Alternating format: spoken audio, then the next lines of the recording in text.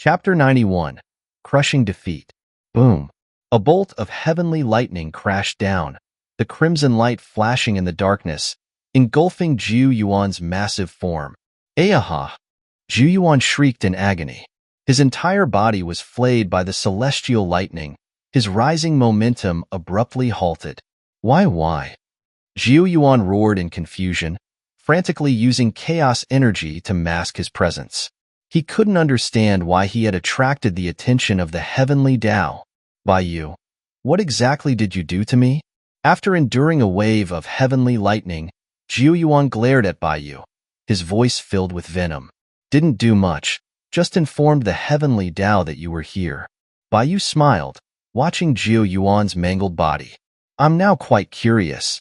Just how many waves of divine tribulation can your demonic body withstand? You despicable wretch. Face me in a duel if you dare. Zhu Yuan glared at Baiyu, but dared not expose his body again, rapidly retreating into the chaos he had created. Naive. Baiyu saw Zhu Yuan disappear into the darkness, a flicker of amusement crossing his eyes. He snapped his fingers again. Snap. Boom. A bolt of purple lightning sliced through the chaos, striking Zhu Yuan with pinpoint accuracy, blasting him out of his hiding place. Useless. You are still within the three realms. Even if you simulate chaos, you remain under the heavenly Tao's control. There is no escape here.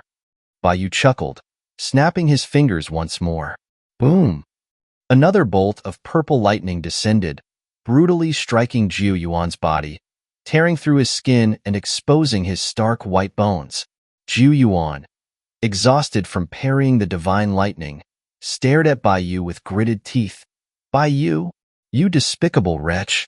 If it weren't for the heavenly Tao aiding you, I would have killed you 1,000 times over. I'm right here. Come and kill me then. Baiyu taunted Zhu Yuan, and then snapped his fingers again. Snap. Hearing the snap, Zhu Yuan's expression flickered. He immediately cradled his head, preparing to resist the incoming thunder with all his strength. However, Zhu Yuan waited for a long time, and the sky remained calm. No heavenly lightning descended. It's gone? Zhu Yuan, seeing that there was no lightning falling, couldn't help but breathe a sigh of relief, a sinister grin forming on his lips. He said to Baiyu, Baiyu, it seems your divine power has failed. Now that the heavenly Tao can't find me, you'll die. With that, Zhu Yuan transformed into a streak of black light, charging towards Baiyu. Boom! Yet, just as Zhu Yuan's claws were about to make contact with Baiyu, a bolt of purple lightning suddenly plummeted from the void, smashing into Zhu Yuan. Zhu Yuan was like a roasted bird, plummeting from the sky, crashing heavily into the ruins of the temple. The amusement in Baiyu's eyes intensified. He descended from the sky, looking down at Zhu Yuan sprawled in the ruins. He didn't hesitate to ridicule him. Oh dear. It seems the heavenly Tao's lightning strike was a bit delayed. You bastard. Zhu Yuan said weakly, struggling to his feet, asking Baiyu, What did you do? How can you control the heavenly Tao? Why don't you take a guess?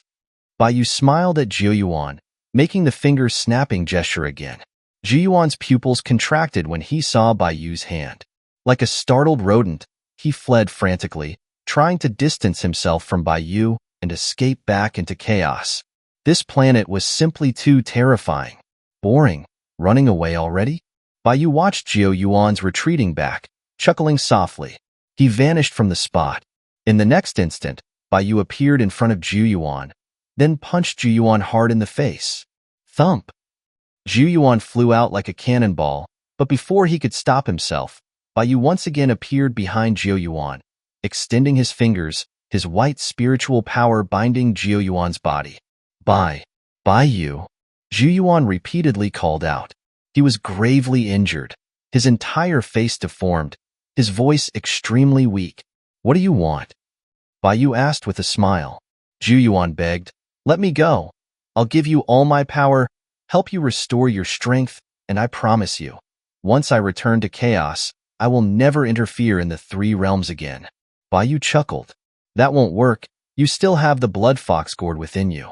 I need to kill you to reforge the blood fox gourd. Zhu Yuan, that's just an ordinary treasure. My power far surpasses the blood fox gourd by 1,000-fold. Why do you fixate on that worthless piece of junk? Who exactly is that fox to you? No one important. I just owe her a favor, and I need to use the blood fox gourd to repay it. Bai chuckled. It just so happens that fulfilling this favor requires your life. Hearing Bai Yu's words, Zhu Yuan's expression twisted into a grotesque mask. He roared, Bai Yu, do you really want to go down with me? What? Do you still have some tricks up your sleeve? Bai Yu raised an eyebrow, unconcerned by Zhu Yuan's fury. You forced my hand. Zhu Yuan roared. His body began to swell rapidly. A large number of vengeful spirits flew out from his body, swirling around him, forming a vortex of souls. Bai Yu. In the 2,000 years I was sealed, I absorbed millions of vengeful spirits and accumulated boundless resentment. If you insist on forcing me to the brink, I will detonate these million resentful spirits and make all of China buried with me. I will turn this place into hell. Zhu Yuan roared. His body inflated into a sphere, and then he opened his bloody maw, sucking all the resentful spirits into his stomach. At that moment, the wind howled ferociously. Across the entire city of Yungue, people could see a massive dark cloud massing over the Pan Shui mountain range. A chilling aura permeated towards the city. The armed helicopters sent to the mountain range by the security department malfunctioned and plummeted from the sky. In an instant, the entire city of Yungue and the higher-ups in China were in a state of chaos. Ordinary people might not know, but anyone with a bit of knowledge could sense the chilling aura emanating from Pan Shui Mountain. They were aware that, if the energy amassed above Pan Shui Mountain exploded, the entire city of Yungue would be turned into a dead city in an instant, and China would suffer immense consequences. What Zhu Yuan was doing was a disaster comparable to a nuclear winter for China. However, Bai Yu, who was at the center of the vortex, showed no change in expression. He calmly watched Zhu Yuan release and absorb the vengeful souls, seemingly not planning to stop Zhu Yuan's actions. Seeing that Bai Yu was unmoved, Zhu Yuan was somewhat flustered. He exclaimed, Bai Yu, are you really going to perish with me? He didn't want to die. He was only doing this to force Bai Yu to back down. But it seemed, Bai Yu didn't buy it. I think you've got something wrong. Bai Yu grabbed Zhu Yuan's head and chuckled. Even if you amplify your crude tricks tenfold, you won't be able to hurt me even a tiny bit. Your every action right now, in my eyes, is no different from a clown. A clown? Zhu Yuan's pupils shrank. His face twisted in a grotesque expression. His pride had been utterly shattered. Bai Yu's words were like the final straw, completely breaking his psychological threshold. Bai Yu, let's die together. Chapter 92. The Fall of the Sky Demon. Zhu Yuan roared, igniting all the vengeful spirits within him. The vengeful spirits shrieked in terror, then rapidly combusted, generating an immense surge of power within Zhu Yuan's body.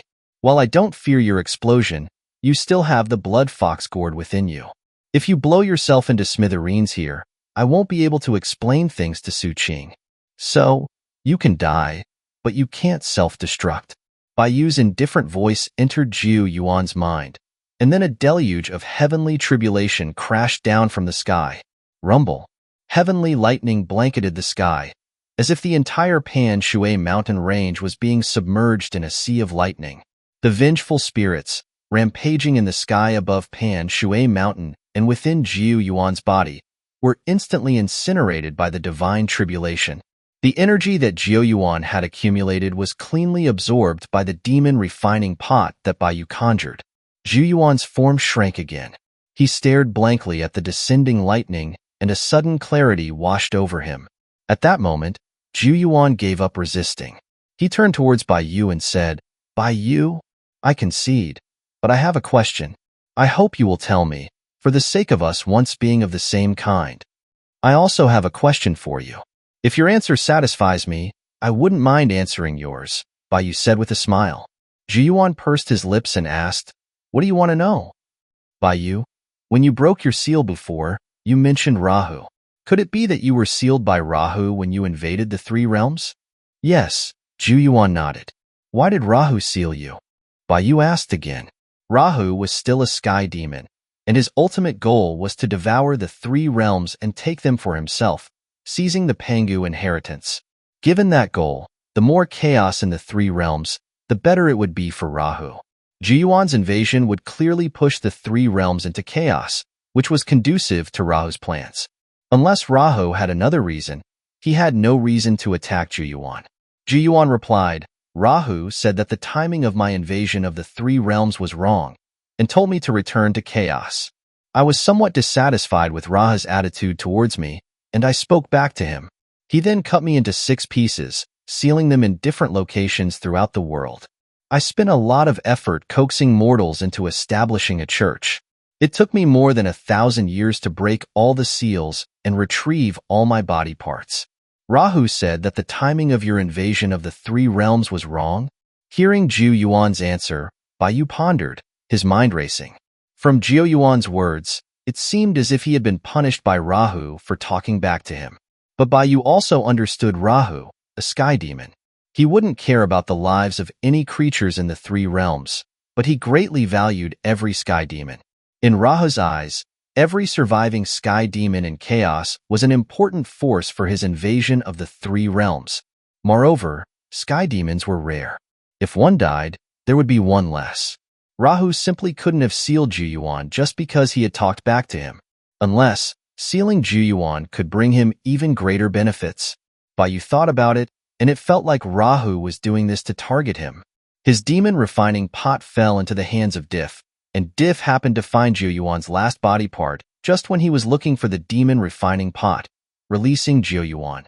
It was hard for Bai to believe that Rahu didn't arrange this deliberately. Ever since Rahu was defeated by the ancestor Hongjun, Rahu had not made any major moves for many years. Now that Rahu was acting so frequently, it seemed like he was preparing to act again. Thinking of this, Bai's gaze sharpened slightly. If I'm right about this, then I need to recover my strength as soon as possible. Otherwise, when the world is in chaos, I won't even be able to protect Xiao1 and Xiaoya. Bai, I've told you everything you wanted to know. Now it's your turn to answer me, right? Zhu Yuan's voice broke into Bai's thoughts. Bai looked at Zhu Yuan and asked, What do you want to know? Zhu Yuan took a deep breath and said in a low voice, These heavenly Tao tribulations, is it truly the power of the heavenly Tao? Or, is it your power? Bai was taken aback for a moment, then chuckled. Looks like you already know. After all, you're a sky demon. You've got some sharp eyes. So, what's the answer? Zhu Yuan continued to ask Bai. Although he had already guessed in his heart, he still wanted to hear it from Bai himself. Guesses were, after all, just guesses. Only by hearing it from Bai would he be satisfied. Actually, it's both, Bai chuckled. Both, is it? Hearing Bai's answer, a trace of relief appeared in Zhu Yuan's eyes. Before, when we were in chaos, I never understood why you, as one of the 7 great demon gods, were willing to give up your demonic body, abandon all your power, and become a creature in the three realms. Now, it seems I understand. Your choice was the right one. Sky demons are born at their peak, while humans, though weak, have infinite potential in their future. Bai, I have one last question. What is it? Is your current full power greater than when you were a sky demon? Bai chuckled. Are you referring to after I recover my strength? Or are you referring to now? Zhu Yuan, now. Bai, I'm still a little short. Hearing Bai's words, Zhu Yuan's whole body trembled. Then he smiled wistfully. Ha ha ha. I understand. I'm afraid the old bastards hiding in chaos will regret breaking with you so much in the future. Bai, I have no more questions. Kill me. If I, this sky demon, have a next life, I want to try being a human. As Zhu Yuan spoke, his body began to blur. The blood fox gourd flew out from his chest. Bai, I've poured all my power into this blood fox gourd. It should be enough to help you repay that favor, right? Bai took the blood fox gourd, sensing the powerful and pure energy surging inside, and said with a smile, It's enough. With that, Bai raised his hand, spread his 5 fingers slightly, and said, "Originally, I should have killed you 2,000 years ago. Although it's 2,000 years late, this is perhaps also a kind of fate. Zhu, do you have any last words?" Zhu smiled. "Now, I just want to see your fight with Rahu one more time. It's a pity I don't have the chance. Oh well, I can figure out the result of the battle anyway. I have no last words. Farewell."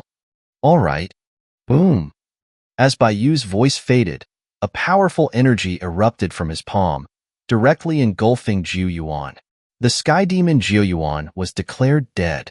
"It's over," Bayu whispered softly, watching the trace of a faint soul that had dissipated into the world, talking to himself. "I also want to see, as a human. How far can you go in the future?" "Master Bai." At this moment, Su Qing's voice came from behind. Bayu turned around and saw Su Qing flying towards him. "Master Bai, have you already dealt with the sky demon Zhu?" Su Qing could not sense even a trace of the sky demon Zhu's presence in the world, and she could not help but ask Bayu in shock. Dealt with him?" Bayu nodded slightly. "Oh right, this is the blood fox gourd I promised you." "Thank you, Master Bai." Su Qing took the blood fox gourd that Bayu tossed over. Then, sensing the terrifying energy contained within the blood fox gourd, her pupils shrank slightly. "Master Bai?" She looked at Bayu in shock and said in a trembling voice, This is the blood fox gourd?" Chapter 93, Bayu's Little Fangirl. At this moment, Su Qing was a little bewildered. The energy contained within the blood fox gourd was now more than 1,000 times stronger than before. She even had a premonition that if she used all the energy within to condense the fox ancestor's blood essence, she could even recreate the fox ancestor, restoring the glory of her Qingqiu fox clan. Thinking of this, Su Qing suddenly felt that the blood fox gourd was too hot to handle. She quickly returned it to Bayu and stammered, "My Master Bai, this is too precious. I dare not take it." The energy within was willingly infused by Zhu. "Anyway, since I killed him, the energy would be wasted. It's better to put it in the blood fox gourd, so it can be put to good use." Bayu chuckled, pushing the blood fox gourd back to her. Su Qing said, "Master Bai, you can also absorb the energy of sky demons, right? Such immense power must be greatly beneficial to you." Bayu shook his head. "The power of sky demons is useless to me. This energy is for you. That way, I'll have repaid the favor I owed you.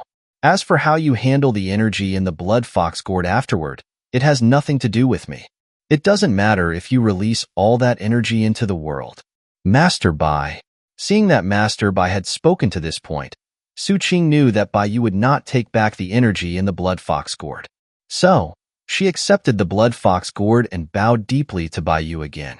"Master Bai's great kindness, the Qingqiu fox clan will never forget." Bayu smiled, without saying anything, and flew towards the ground. Su Qing followed closely behind. "Senior Bai." Bayu had just returned to the front of the temple ruins when Wang Ho, with Chu Quan, jogged up to him, greeting him.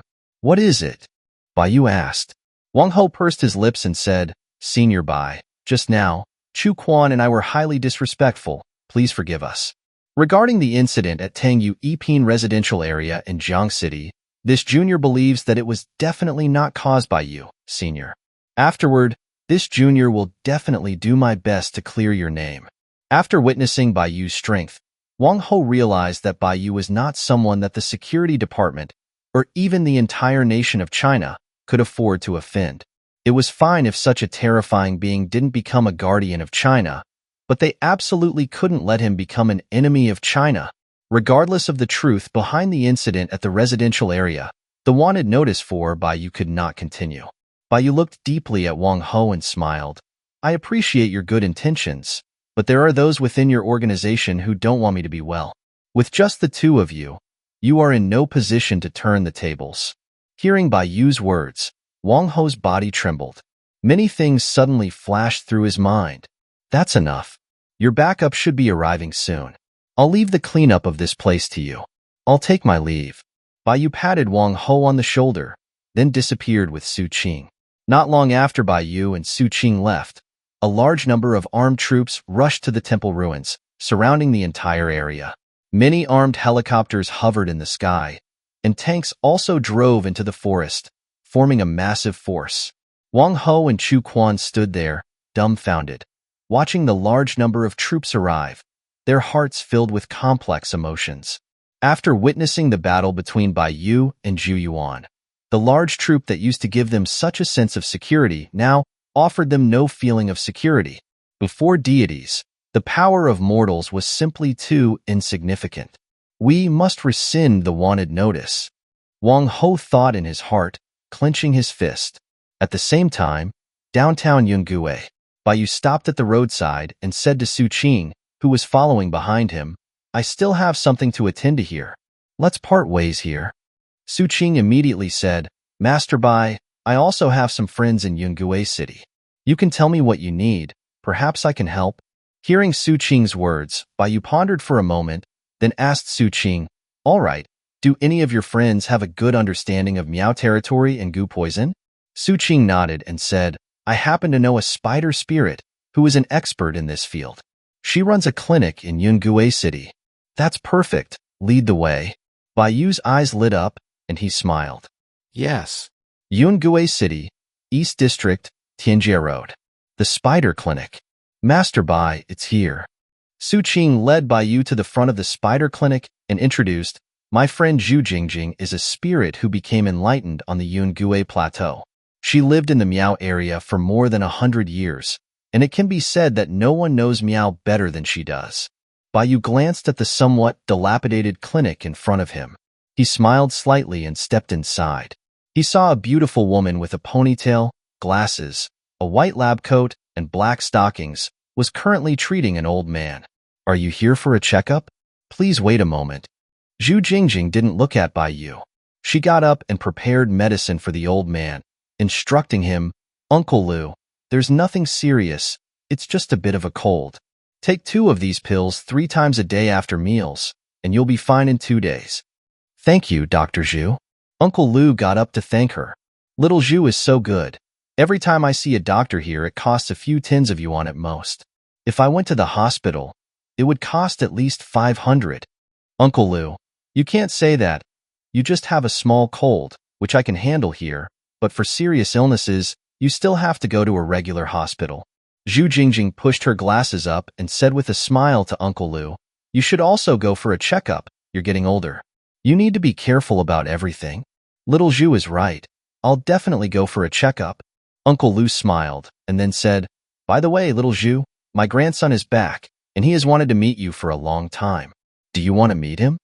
Uncle Lu, I'm really busy. Let's talk about blind dates next time. Zhu Jingjing smiled and declined. Uncle Lu sighed, AI, you girl, everything about you is good, but you don't care about your lifelong affairs. How old are you already? Aren't you even thinking about dating?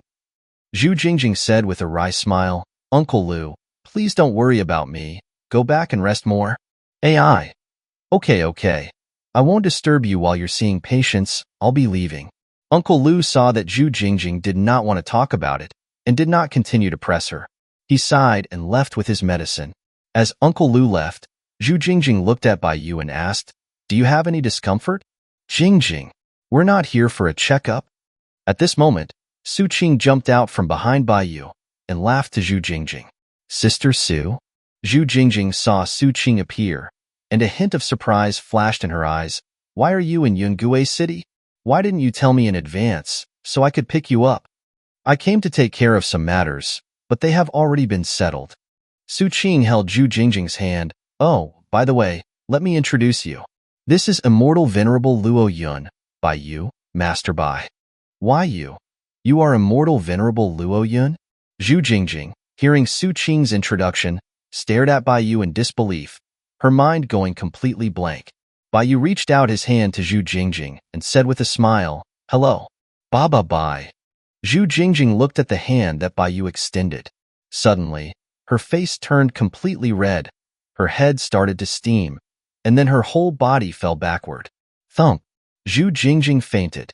This? Bai Yu, seeing Zhu Jingjing suddenly fall to the ground, couldn't help but look at Su Qing, puzzled. Am I that terrifying? Su Qing scratched her head awkwardly and smiled at Bai Yu, Master Bai. I forgot to tell you. She is your little fangirl. Chapter 94. The Past of the Nether Poison. On the clinic bed, Zhu Jingjing slowly woke up and saw Su Qing taking care of her by the side. Sister Su. Zhu Jingjing saw Su Qing. What happened to me just now? Su Qing smiled. Don't tell me you've already forgotten everything that just happened. Zhu Jingjing patted her head. I remember. I dreamed that immortal venerable Luo Yin came to see me as a patient. Then I was so excited. I don't remember anything else. Sister Su. It seems I've been thinking about immortal venerable Luo Yin too much. I actually mistook a patient for Master Bai. It seems you really forgot everything. Su Qing rubbed her forehead. You weren't dreaming just now. Master Bai really came. Immortal venerable Luo Yun really came? Zhu Jingjing sat up in shock, her blood pressure spiking again. Hey. Jingjing, calm down. You can't faint again. Su Qing quickly grabbed Zhu Jingjing's shoulders, shaking her vigorously. Stop. I've calmed down already. I feel like throwing up. Zhu Jingjing quickly told Su Qing to stop, then straightened her glasses. She looked at Baiyu, who was sitting in the clinic, her eyes glazed over with infatuation. Master Bai is so handsome. He is indeed the perfect idol I've been pursuing. If only I could marry him. What are you thinking? Master Bai is already married, and he even has a daughter. Su Qing mercilessly threw a bucket of cold water on Zhu Jingjing. Married men are even more charming. Zhu Jingjing's heart beat faster. Su Qing's expression changed slightly, and she quickly whispered to Zhu Jingjing, Jingjing, I'm warning you. That's Master Bai.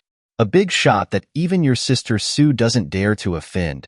You absolutely cannot do anything out of line. Otherwise, I won't be able to protect you. Don't worry. I'm just fantasizing.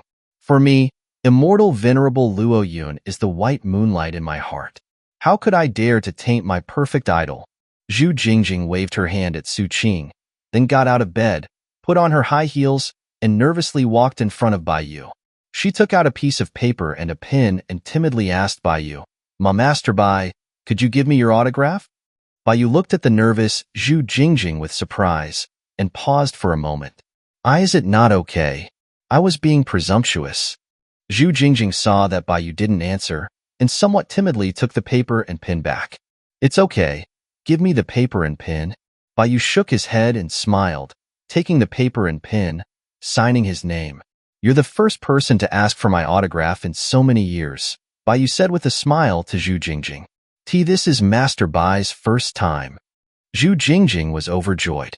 She held Baiyu's autograph tightly to her chest, as if it was a treasure, and excitedly said, When I get home, I will definitely frame this autograph. Seeing Zhu Jingjing's reaction, Baiyu shook his head again and smiled, and couldn't help but ask, Why do you admire me so much? Master Bai, you probably don't know this, but 100 years ago, when you destroyed the Five Colors sect, you also saved me, who was imprisoned by the Five Colors sect. Ever since then, I have been especially admiring you, Master Bai. Zhu Jingjing's eyes were watery, as she looked at Baiyu with admiration. Since then, I vowed to cultivate diligently, and one day become an immortal, and then find Master Bai to repay your life-saving grace. However, my talent was too poor. In 100 years, my cultivation hasn't improved much, and becoming an immortal seems like a distant dream. So, I started practicing medicine, hoping to accumulate some merit. That way, perhaps it will be easier to become an immortal. Baiyu sighed. I didn't expect that there would be such a connection between you and me. Su Qing also exclaimed, Jingjing, I didn't even know that you had been saved by Master Bai. Why have you never told me about this? Zhu Jingjing said proudly, Those are my beautiful memories with Master Bai. How can I easily tell you? You little rascal. Su Qing was speechless at Zhu Jingjing's answer, shaking her head repeatedly. However, Su Qing didn't forget the main purpose of the visit. She then said to Zhu Jingjing, Jingjing, let's not talk about that. Aren't you very familiar with the Miao area? Master Bai is going to the Miao area for some business. Can you act as a guide? Of course. I can agree to all of Master Bai's requests. It's more than just being a guide. Zhu Jingjing agreed without hesitation. For her, Being able to be with Bai Yu was something she wouldn't even dare dream of. Su Qing, seeing Zhu Jingjing's excited appearance, was very doubtful about whether Zhu Jingjing would be able to control herself. However, she could not remind Zhu Jingjing at this time. She said to Bai Yu, "Master Bai, Jingjing is an excellent guide, but her temperament is a bit impulsive and she might do some unconventional things at times. So, please be more tolerant of her." "It's all right. I quite like Jingjing's personality." Bai Yu chuckled. "Oh, Master Bai said he likes me." Zhu Jingjing covered her mouth in surprise, her face turning red again, and excitedly looked at Su Qing. "Sister Su, did you hear that? Master Bai just said that he likes me." "I heard it." Su Qing was speechless by Zhu Jingjing and responded wearily. She was now regretting bringing Bai Yu to see Zhu Jingjing. Fortunately, Bai Yu's temper was usually quite mild and he wouldn't get angry easily. Otherwise, if it was someone with a strange temper, a serious incident would probably have happened by now. Bai Yu did not care about this and asked Zhu Jingjing, "Jingjing, do you know about the nether poison?" "The nether poison?" Hearing Bai Yu's words, Zhu Jingjing's expression instantly turned serious. Seeing that Zhu Jingjing's expression had turned serious, Bai Yu also thought that there was hope and continued to ask, "You know about this poison?" "Yes, Master Bai." Zhu Jingjing nodded solemnly. "A few years ago, when I worked as a barefoot doctor in the Miao area, many villages were struck by a plague. Many villagers turned into monsters and started eating people. I tried my best to subdue a mutated villager and extracted some toxins from his body. Then, in order to find a method to treat the toxin, I searched through the classics. In the end, I only learned that the toxin was called the nether poison, but I didn't find a treatment.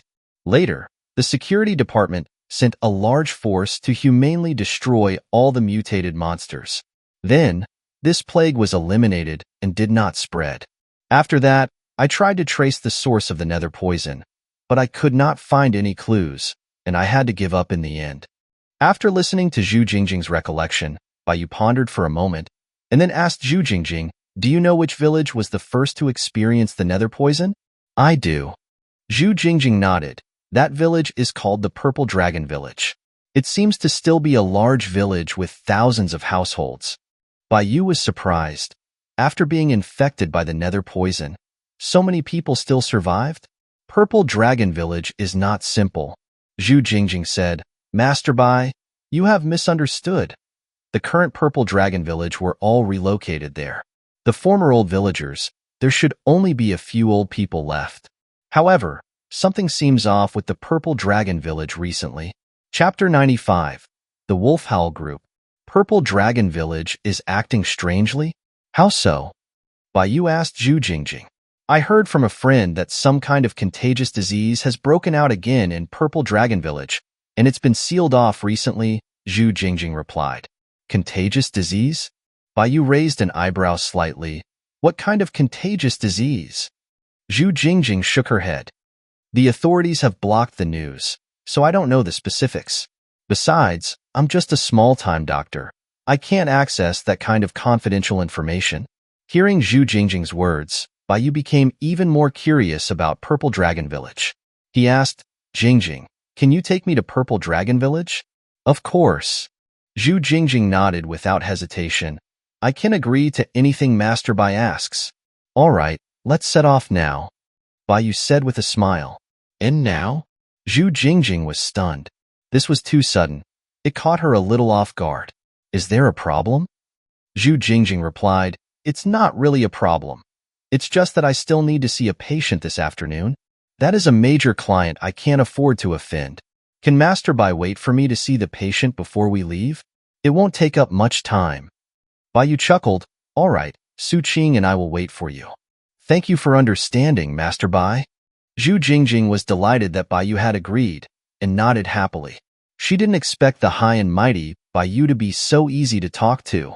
Then, Zhu Jingjing seemed to have thought of something else and asked Bai Yu, "Master Bai, could you please do me a favor? This afternoon, will you and Sister Su come with me?" Su Qing asked, "Jingjing, why do you need Master Bai to come with you when you're going to treat a patient?" "Master Bai isn't a doctor, and I can't help much either," Zhu Jingjing said with concern. "The main reason is that the patient is the son of a big demon, and his illness is rather troublesome. I might not be able to cure him. I'm worried I won't be able to return. Su Qing said in annoyance. So, you want Master Bai to be your bodyguard? Where did you get the audacity for that? Zhu Jingjing put her hands together and looked at Baiyu expectantly, pleading, Master Bai, please, can you? Baiyu saw the expectant look on Zhu Jingjing's face. He shook his head and smiled and agreed, okay, I'll go with you. If any small fry dares to cause you trouble, I'll deal with them. Yay, I knew you were the best, Master Bai. Zhu Jingjing jumped up excitedly. Master Bai, please wait a moment. I'll go prepare my medicine kit. Saying that, Zhu Jingjing went inside the clinic, rummaging around. Not long after, a black sedan stopped in front of the clinic. A man in black, wearing sunglasses, got out of the car, went into the clinic, and said loudly, Dr. Zhu, the master asked me to come and pick you up. Coming. Zhu Jingjing came out of the back room, carrying her medicine kit. She said to Baiyu and Su Qing, Master Bai, Sister Su, let's go. The man in black glanced at Baiyu and Su Qing, then said to Zhu Jingjing, Dr. Zhu, the master only invited you. Zhu Jingjing said firmly, Yu Zhan, these two are my assistants.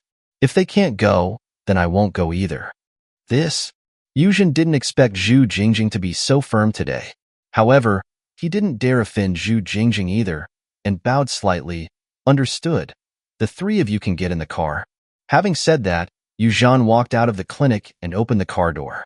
Su Qing saw that the arrogant Yu Zhan was so respectful to Zhu Jingjing and couldn't help but praise Zhu Jingjing. Wow, Jingjing, I didn't expect you to be doing so well now. The first time she met Zhu Jingjing was still a helpless little sprite, barely surviving in the Miao area, and she didn't even dare to speak in front of strangers. Unexpectedly, Zhu Jingjing had reached such a social status. Sister Su, please don't tease me. They're just being polite because they think I can cure illnesses. If I can't, who knows if I'll even survive? Zhu Jingjing scratched her head and said with a smile. Baiyu asked curiously, It's already the 21st century, and there are still such evil forces. If a doctor can't cure someone, they will kill them? Zhu Jingjing glanced at Yu Zhan outside the clinic and whispered, Master Bai, they're from the Wolf Howl group. The boss behind them is the Wolf King Demon. In this city of Yungue, even the Exorcist Association and the security department are unwilling to offend them. Su Qing explained to Baiyu, Master Bai, the Wolf Howl group is quite powerful in the southwest region, and they've taken root in Yungue City for hundreds of years. They're deeply entrenched and they're real local tyrants. A big reason why Qingqiu capital can't develop in the southwest region is because of their obstruction. It seems that this force is not simple. Baiyu nodded slightly. Jingjing, you were right to bring us along. Now that Zhu Jingjing was Baiyu's important guide, Baiyu naturally didn't want anything to happen to Zhu Jingjing. Don't worry, with me here, I won't let anything happen to you. Let's get in the car first. Yes, with Master Bai here, I'm not afraid of anything. Sister Su, let's go. With Baiyu accompanying her, Zhu Jingjing was extraordinarily excited. She pulled Su Qing into the car, with Baiyu following behind. Soon, Yu Zhan drove the three of them to the suburbs, to a luxurious villa. However, rather than a villa, it was more like a solid fortress. There were two burly security guards standing at the entrance of the villa, and in the villa courtyard, there were bodyguards with leashed guard dogs, patrolling constantly with weapons. For such a small villa, there were already no less than 20 security personnel on the surface, not to mention the guards hiding in the shadows. Those who didn't know better would probably think this was the residence of a national leader. Dr. Zhu, the master and the young master are waiting inside. Please go quickly. Yu Zhan opened the car door for Zhu Jingjing, saying respectfully. As soon as Zhu Jingjing got out of the car, a female security guard came forward to search her, even checking Zhu Jingjing's medicine kit. AI, it's always so troublesome every time I come here. Do you have to be so strict? Zhu Jingjing seemed to be used to this and habitually raised her arms, letting the security guards search her. When Baiyu and Su Qing got out of the car, two other female security guards approached and were about to search Baiyu and Su Qing as well.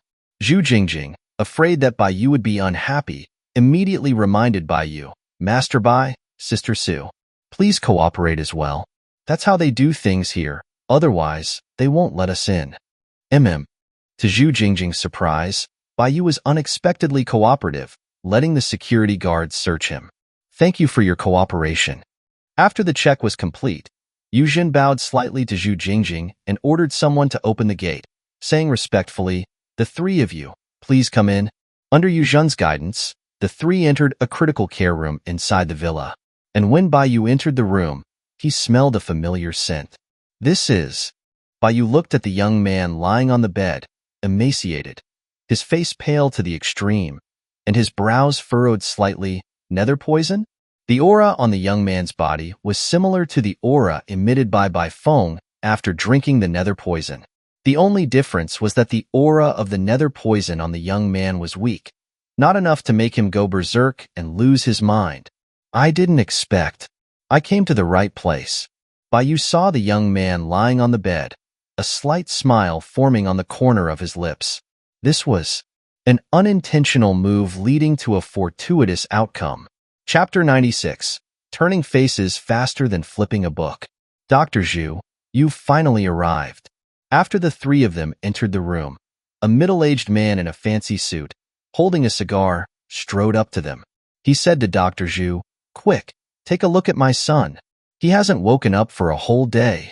The person speaking to Zhu Jingjing was none other than the chairman of the Wolf Howl Group, and also the head of the Wolf Demon Clan, Nangong Yun. And the young man lying on the bed was Nangong Yun's son, Nan Yin. "Mr. Nangong, please don't worry, let me take a look first." Zhu Jingjing comforted Nangong Yun, then went to the bedside of the unconscious Nan Yin with her medicine kit. Bai Yu followed her, but he was stopped by Yu Zhen. "Hey, only Dr. Zhu can go over." Zhu Jingjing saw that Bai Yu had been stopped, and immediately said, "He's my assistant." Yu Zhen looked towards Nangong Yun. Nangong Yun nodded slightly. "I trust Dr. Zhu. Let the young man go." "Yes," Yu Zhen replied respectfully, and let Bai Yu through. Bai Yu walked next to Nan Yin, checking his eyes and mouth. After confirming that he had contracted the nether poison, he asked Zhu Jingjing, "Jingjing, did he have these symptoms the last time you came?" Zhu Jingjing frowned and shook her head. "No. He looked quite healthy last time. Besides, how does he seem like he's been poisoned?" Speaking of which, Zhu Jingjing looked at Nangong Yun and asked, "Mr. Nangong, has young Master Nan come into contact with anything strange in these past few days?" When Zhu Jingjing asked this, Nangong Yun's eyes flickered slightly, but he shook his head. "No. Ever since Dr. Zhu left, Nyener has been very well taken care of. He couldn't possibly have come into contact with anything strange." "No? That's strange. Then how did he get poisoned?" Zhu Jingjing frowned. Looking at Nan Yin on the bed, she was baffled. Bai Yu, however, noticed the subtle change in Nangong Yun's expression and bluntly said, "You're lying." "Master Bai?" Zhu Jingjing was stunned, staring blankly at Bai Yu.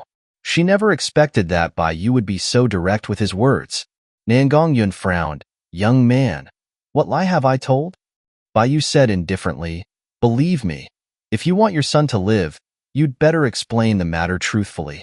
Otherwise, you won't make it past tonight, and you will have to kill your son yourself, or your son will kill you." "What did you say?" Nangong Yun's expression immediately turned gloomy.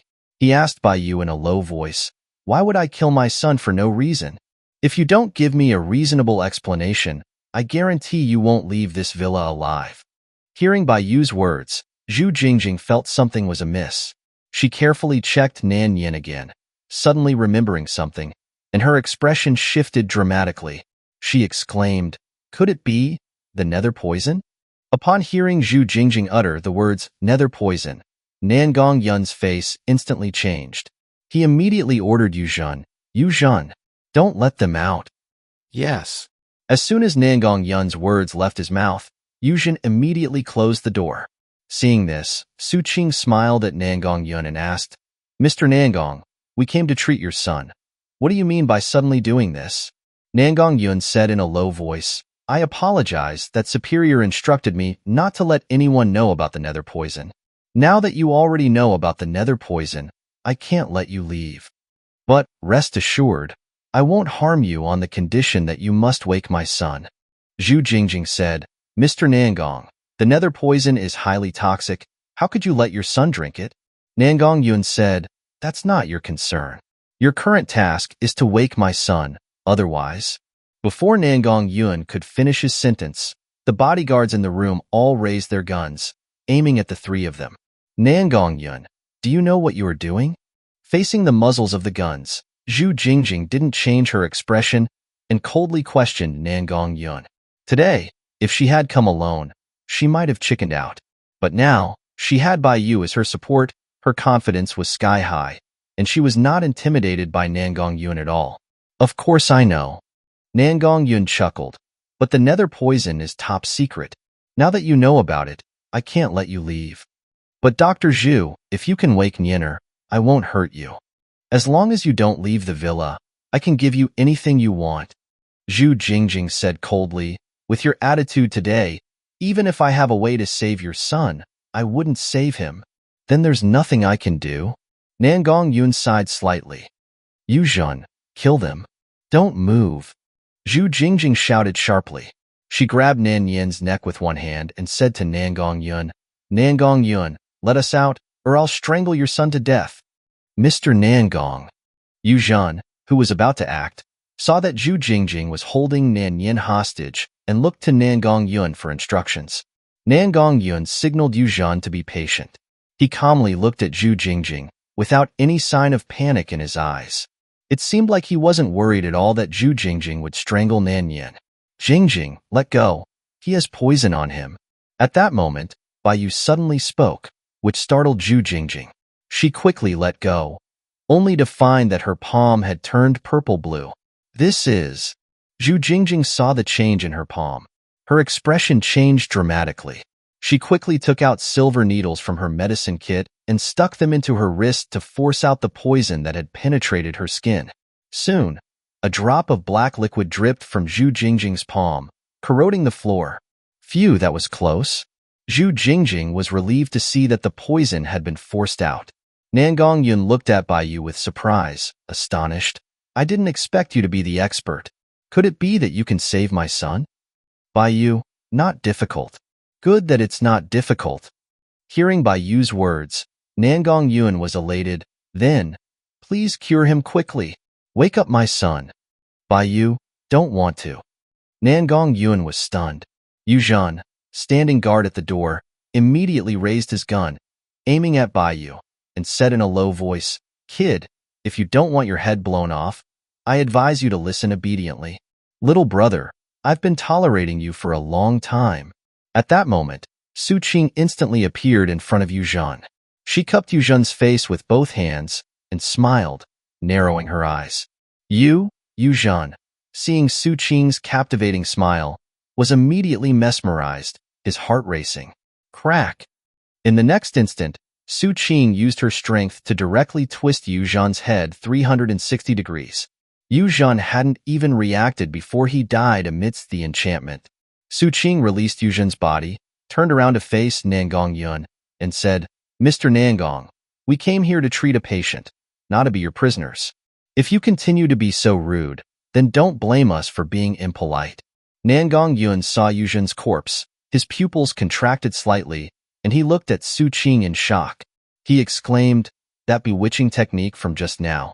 You are from the Xianxia Fox clan? You didn't know? Su Qing smiled at Nangong Yun. Then let me introduce myself. I am Su Qing, the chairman of the Xianxia group. And that person, Su Qing looked towards Bai Yu, is Immortal Venerable Luo Yun. Nangong Yun trembled. Chapter 97. Mutation. Immortal. Immortal Venerable Luo Yun? Nangong Yun looked stiffly at Bai Yu, a fine layer of cold sweat immediately forming on his forehead. As a Wolf King demon, although he had never met Bai Yu, he had heard of Bai Yu's name. The former #1 war god of the immortal realm, a being feared by the three realms. Even if he had been imprisoned in the nether prison and his strength had declined, he was still not someone that an ordinary demon could mess with. Compared to the immortal venerable Luo Yun Bai Yu, they, the Wolf Demon Clan, were probably not much different from a pile of trash. And no, impossible. He can't be Bai Yu. Nangong Yun was still unable to accept reality. He retreated step after step, glaring at Su Qing and saying, You must be bluffing. He can't be by you. Whether or not he's master by, you can just try it yourself, right? Su Qing smiled at Nangong Yun. Mr. Nangong, don't forget. You are the Wolf King demon, aren't you? You must be bluffing. Nangong Yun's forehead veins were popping, gray hair growing on his entire body, and his 10 fingers transforming into sharp claws. Sure. His physique quickly grew larger. His suit was torn apart by his massive size. Today, none of you will leave. Nangong Yun breathed heavily, staring intently at Bai Yu, and said in a low voice, I don't believe you are Bai Yu. Let me reveal your true face. Nangong Yun let out a roar, stomped his feet, and charged fiercely towards Bai Yu. I haven't even pretended. How can you reveal my true face? Bai Yu smiled slightly at Nangong Yun, then flicked his finger. Bang! Nangong Yun's massive body flew out like a cannonball, smashing through the wall and rolling outside the villa. The other bodyguards in the room were all dumbfounded at this scene, their jaws almost dropping to the ground. What had just happened? Impossible. Nangong Yun struggled to get up from the ground. He looked up and saw that Bai Yu was already standing at the gap in the wall, looking down at him. Bai. After realizing the vast difference in their power, Nangong Yun knew that what Su Qing had said was true. No matter how weak he was still a Wolf King demon. His strength was among the top ranks in the southwest region. Looking at the entire country of China, both in the human and demon realms, there was no one who could flick him away with a single finger. Since Bai Yu could do this, it meant that Bai Yu was an upper immortal from the immortal realm, and the upper immortals would not bother using someone else's name. Nangong Yun realized the truth, but his fear made it difficult for him to face reality. Something must have gone wrong. How could I have provoked Bai Yu?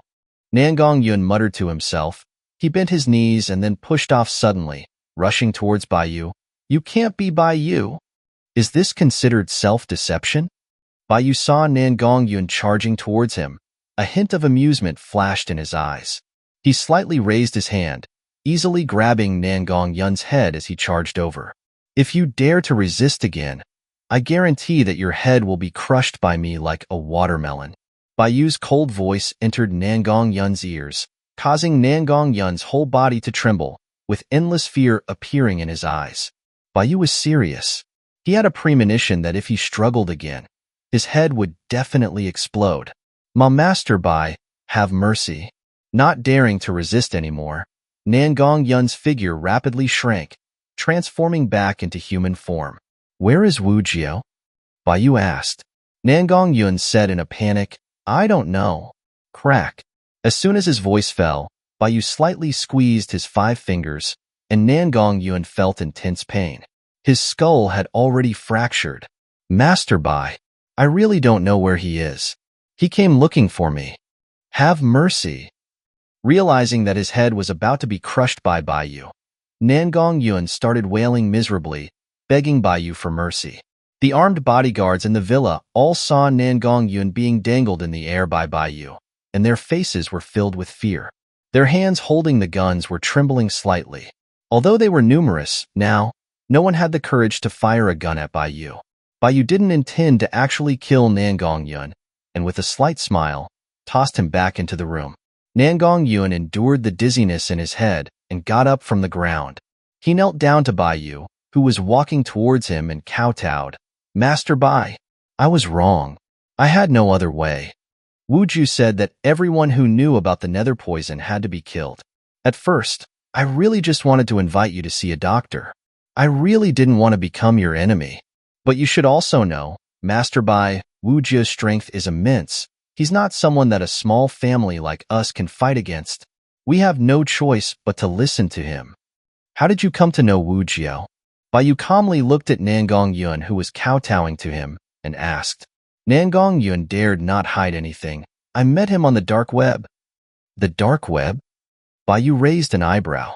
Nangong Yun cried, Why yes, because my son had a strange illness. I sought famous doctors everywhere, but I couldn't find a way to cure him. Dr. Zhu was only able to alleviate my son's condition. In desperation, I went to the dark web, trying to find some unorthodox methods to save my son, and then Wu Jiao contacted me. Wu Ju said that the nether poison could not only cure my son, but also allow him to gain immense power. I believed Wu Ju's words, so I let my son drink the nether poison. As a result, after my son drank the nether poison, he fell into a coma, and I couldn't contact Wu Ju anymore. So that's why I contacted Dr. Zhu again. Originally, if you hadn't recognized the nether poison, I wouldn't have done anything. But, at this point, Nangong Yun couldn't explain anymore and started crying uncontrollably. He was full of regret. Master Bai, Sister Su, Dr. Zhu, I was desperate. I really didn't have any other way. Su Qing's beautiful eyes did not show a hint of sympathy, and she smiled at Nangong Yun. You are a clan leader. At least you should know that the nether poison is highly toxic even if you haven't heard of it before. Are you really so stupid that you believed it could save your son? Wu Ju once demonstrated in front of me.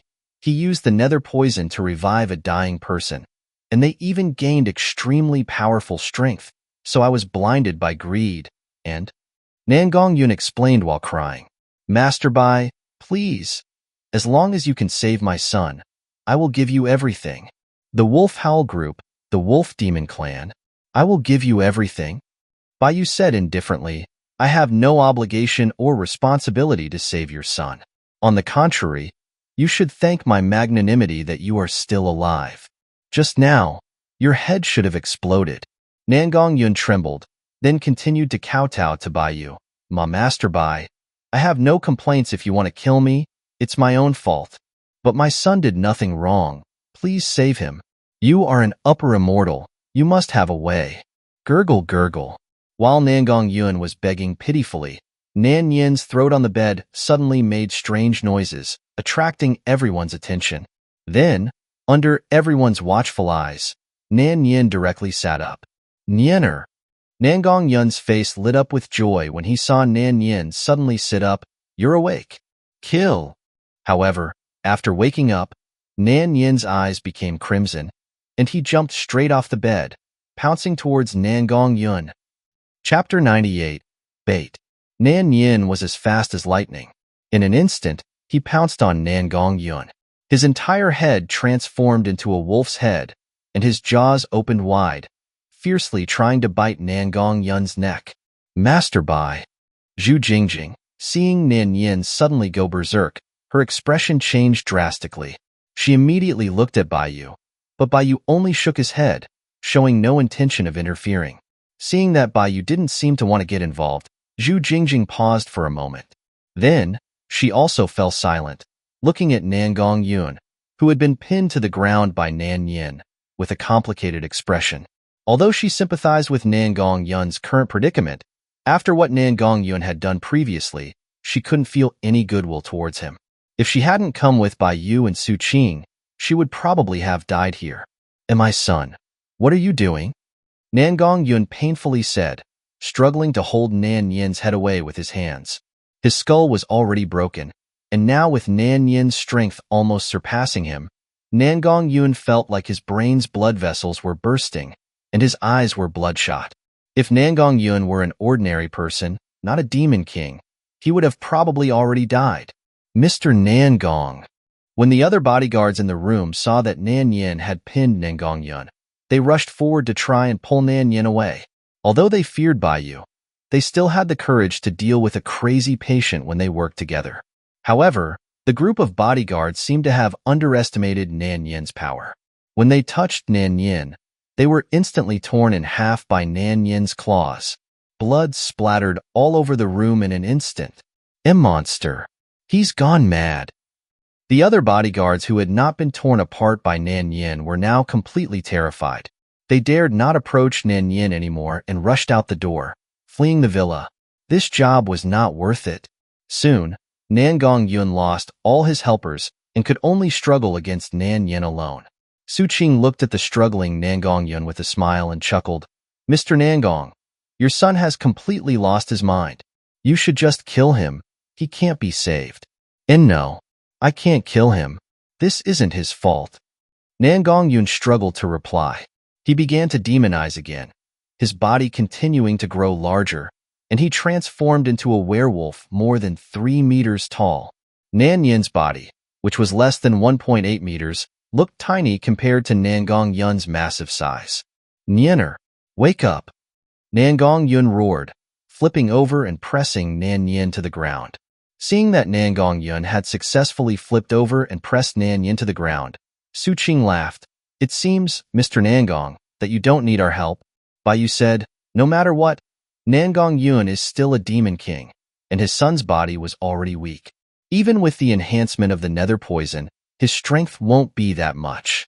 It's normal for him to be suppressed by Nangong Yun.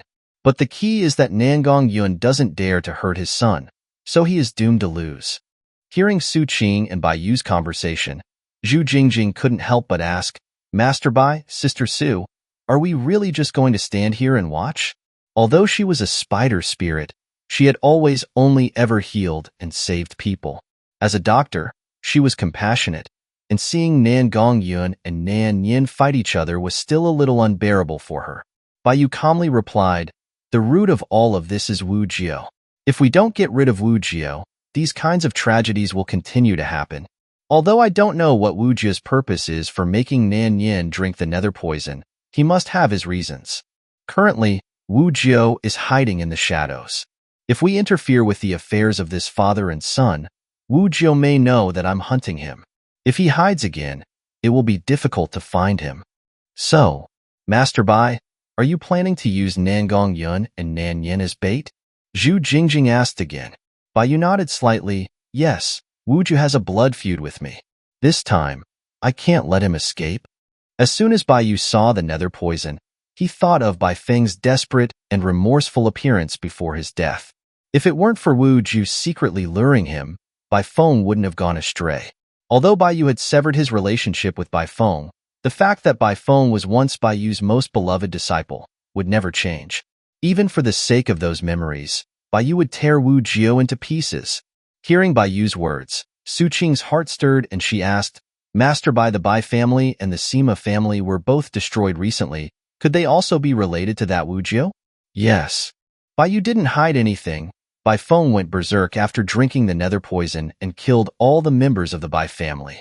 The Sima family colluded with Wu Jiao, so I destroyed the Sima family. I see. No wonder the Bai family and the Sima family were annihilated in one night. So, there was this reason behind it. Hearing Baiyu's answer, Su Qing understood everything. Actually, the destruction of the Bai and Sima families had long been a hot topic in the cultivator circles both domestically and abroad. Everyone was speculating about the real reason for the destruction of the two top families. But everything had happened too suddenly, and the authorities had long blocked the news and were secretly investigating the incident for the sake of social stability. Therefore, even though there was much discussion outside, no one knew the truth. Master Baiyu. After hearing Baiyu's words, Zhu Jingjing's gaze towards Baiyu also became complicated. She never imagined that the seemingly calm and collected immortal venerable Luo Yun had such a story behind him. Bang! While the three of them were chatting, Nangong Yun, who was soft-hearted, was kicked away again by Nan Yin. He smashed directly through the ceiling and flew out of the villa. Kill! Nan Yin roared again, then shot up like a cannonball, directly biting Nangong Yun's arm in midair, tearing off a large piece of meat from Nangong Yun's arm. Eewa! Nangong Yun screamed miserably, scarlet blood falling like rain. Nangong Yun is done for, Baiyu said indifferently, but this is what he deserves. Let's leave this place. Zhu Jingjing asked, are we leaving now? Wu Jiao or Wu Jia's people are very likely to come and deal with the aftermath. If we stay here, we might scare away our guests. Let's wait outside. The bait has been set. Now we just need to wait for them to take the hook. As Baiyu spoke, he walked out of the villa, no longer paying attention to the fight in the sky. Master Bai. Zhu Jingjing looked at Baiyu's back, her expression even more complicated. Su Qing patted the pensive Zhu Jingjing on the shoulder and smiled. Jingjing, don't look at Master Bai as so indifferent. He is actually a very kind person. Kind person, is he? Zhu Jingjing smiled wryly. After experiencing what had just happened, she really couldn't agree with Su Qing's words. Seeing Zhu Jingjing looking dazed, Su Qing covered her mouth and laughed. Jingjing, to prevent your image of Master Bai from being shattered, How about we make a bet? What bet? Zhu Jingjing asked in confusion. Su Qing glanced at Nangong Yun and Nan Yin, who were still entangled in the sky, and smiled at Zhu Jingjing. I can't guarantee Nangong Yun, but Nan Yin, I bet that after all this is over, Master Bai will definitely save him. He will not die. Zhu Jingjing was stunned. Chapter 99. Purple Dragon Village. Inside the Nangong family's villa, Nangong Yun was covered in wounds. He had completely demonized, his body as hard as iron. But under Nan Yin's relentless attacks, there was not a single part of him that was intact, and he was covered in blood. Why? Nangong Yun looked at his berserk son in pain, his eyes full of tears. What evil have I committed? Son, wake up. Nangong Yun cried bitterly, regretting everything he had done. However, Nan Yin now only had violence in his eyes. He couldn't hear Nangong Yun's words at all, and without hesitation, he opened his bloody maw, trying to bite Nangong Yun. Thump! Just as Nan Yin was about to bite off Nangong Yun's head, a pebble hit Nan Yin's head hard, sending Nan Yin flying. Ayaya. It seems that this experiment has failed again. I didn't expect that after drinking the modified version of the nether poison, this guy would still become unrecognizable. At this time, two black-robed figures, one tall and one short, walked into the villa. They saw the wounded Nangong Yun and clicked their tongues in admiration. Roar! After being hit by the pebble, Nan Yin quickly got up. He roared at the two black-robed figures, then rushed at them with great speed. The shorter black-robed figure showed no change in expression as he saw Nan Yin charge over. He said to the taller black-robed figure, Ah Zhuang, take him down. Be careful not to harm his life. Master Zhu still needs the experimental data on the 9 nether. Okay. The taller black-robed figure said indifferently, then clenched his fist the size of a sand pot and punched Nan Yin hard. Bang! Nan Yin flew out like a cannonball, directly smashing into the villa, causing the entire villa to collapse. Enyiner. Seeing Nan Yin being hit away by the black-robed figure, Nangong Yun struggled to get up from the ground. He looked at the two black-robed figures and asked weakly, You, who are you? The shorter black-robed figure said with a smile, We are just scientists. Scientists? Nangong Yun smiled miserably, then his eyes flashed with murderous intent.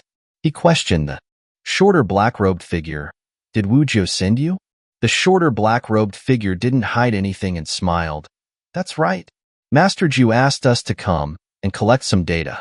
According to the amount of the nether poison that Nan Yin drank, he should mutate around this time. We came just in time. You bastards!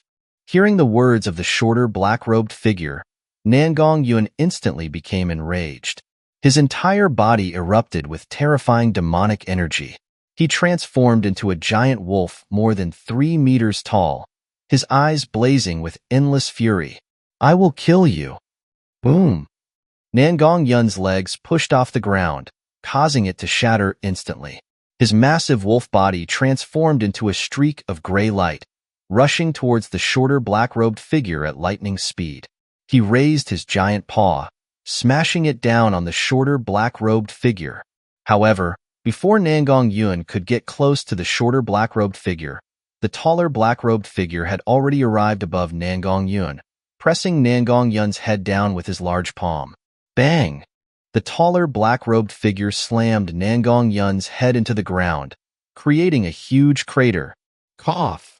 Nangong Yun spat out a mouthful of blood, his head spinning, his consciousness starting to become blurred. His skull had been completely shattered. Ah Zhuang, he is useless, kill him, the shorter black-robed figure said mercilessly, looking at Nangong Yun pinned to the ground with amusement. Okay. The taller black-robed figure responded indifferently, raised his fist, and smashed it down, directly exploding Nangong Yun's head. Blood splattered all over the taller black-robed figure. A generation of Wolf Demon King had fallen at that moment, and the taller black-robed figure tossed Nangong Yun's headless corpse away as if he had killed a piece of trash. He slowly walked to the ruins of the villa and dragged the unconscious Nan Yin out, throwing him over his shoulder. Ah Zhuang, let's go back. The shorter black-robed figure chuckled and, completely unconcerned with the dead Nangong Yun, turned and left the yard, entering a van parked at the entrance. The taller black-robed figure followed closely, tossed Nan Yin into the trunk, and then drove out of the city, heading towards the south. However, as they left, the two of them didn't notice that high above in the sky, there were 3 pairs of eyes staring at them. Zhu Jingjing looked at the 2 black-robed figures leaving with Nan Yin with a complicated expression and couldn't help but ask Bai Yu, "Master Bai, should we follow them now?" "Yes, they are Wu Jia's people. If we follow them, we should be able to find Wu Jia." Bai Yu nodded slightly and started following the 2 black-robed figures. In the evening, the 2 black-robed figures drove into a mountain. Following the black-robed figures, Zhu Jingjing frowned slightly after seeing the familiar mountains around her and couldn't help but say to Bai Yu, "Master Bai, judging by the path they're taking, they should be heading to Purple Dragon Village." Su Qing said, "Does that mean that Purple Dragon Village is Wu Jia's base?" Zhu Jingjing nodded slightly. "That's possible. Something has also been strange with Purple Dragon Village recently. If Wu Jia is really using living people for experiments there, then everything makes sense. Purple Dragon Village, is it?" Bai Yu pondered for a moment and then said to Su Qing and Zhu Jingjing, "The 2 of you can stop here. I'll go to Purple Dragon Village alone." Zhu Jingjing was taken aback. "Master Bai, do you not need us to guide you anymore?" Bai Yu shook his head. "No need. There are not many villages in these mountains. It won't be difficult for me to find Purple Dragon Village. Besides, Wu Jia is a descendant of the Wu clan and is skilled in goo poison. The 2 of you don't have experience in dealing with those things. If you go there rashly, you might lose your lives." "Master Bai, I also understand goo techniques, so?" "Jingjing, just listen to Master Bai." Zhu Jingjing still wanted to help, but was interrupted by Su Qing. Then, Su Qing asked Bai Yu, "Master Bai, if we are not following you to Purple Dragon Village, do you have any other orders?" "Yes." Bai Yu nodded slightly. "You 2 should go to the Wolf Demon Clan and check how many wolves have drunk the nether poison. Wu Jia shouldn't have used just one person for experiments. Gather all those who have been poisoned together and don't let them run amok. Also, remind the security department to be more vigilant recently. The spread of the nether poison would not be good for anyone." "Okay, we'll do everything according to your orders, Master Bai." Su Qing bowed slightly to Bai Yu and then left with Zhu Jingjing. After Su Qing and Zhu Jingjing had both left, Bai Yu looked at the van that had driven into the depths of the mountains, and his eyes became deep and intense. "Wu Jia, if you really are in Purple Dragon Village, you can start praying to heaven now to see who can still protect you. However, I'm afraid that even if your Wu ancestor comes back to life, he won't be able to protect you." Bai Yu muttered to himself, then transformed into a gust of wind, directly passing the van that was driving on the mountain road and flew towards the Purple Dragon Village deep in the mountains. Chapter 100. Horrific Experiments. Miao Territory, Purple Dragon Village. This was a village isolated from the outside world. The villagers still lived by hunting and gathering medicinal herbs. Even the mountain roads had only been built in recent years, and electricity had been available for less than a decade. In the 21st century, to the villagers of Purple Dragon Village, even televisions were novelty items, with only the village chief's family owning one. However, it was precisely because Purple Dragon Village had so little contact with the outside world that the village had a natural sense of isolation. No matter what happened in the village, it was difficult for the outside world to know. Bai Yu landed on a tree, looking at the deathly silent Purple Dragon Village ahead, his eyelids slightly drooping. The air is heavy with death. It seems there are not many living people left in this village. I don't sense Wu Jia's presence. Is he not in the village? But deep in the village, the demonic and immortal energies are mixed. That's strange. Bai Yu carefully sensed the situation in the village and found that most of the villagers had taken the nether poison and had turned into walking corpses. However, the villagers of Purple Dragon Village who had taken the nether poison did not go berserk like Nan Yin, but rather wandered around the village aimlessly, like slow-moving zombies. In addition to the walking corpse-like villagers, there was also a group of black-robed figures wearing gas masks, holding documents, and continuously recording data. While Bai Yu was observing the situation in Purple Dragon Village, The two black-robed figures who had taken Nan Yin also parked the van in front of Purple Dragon Village.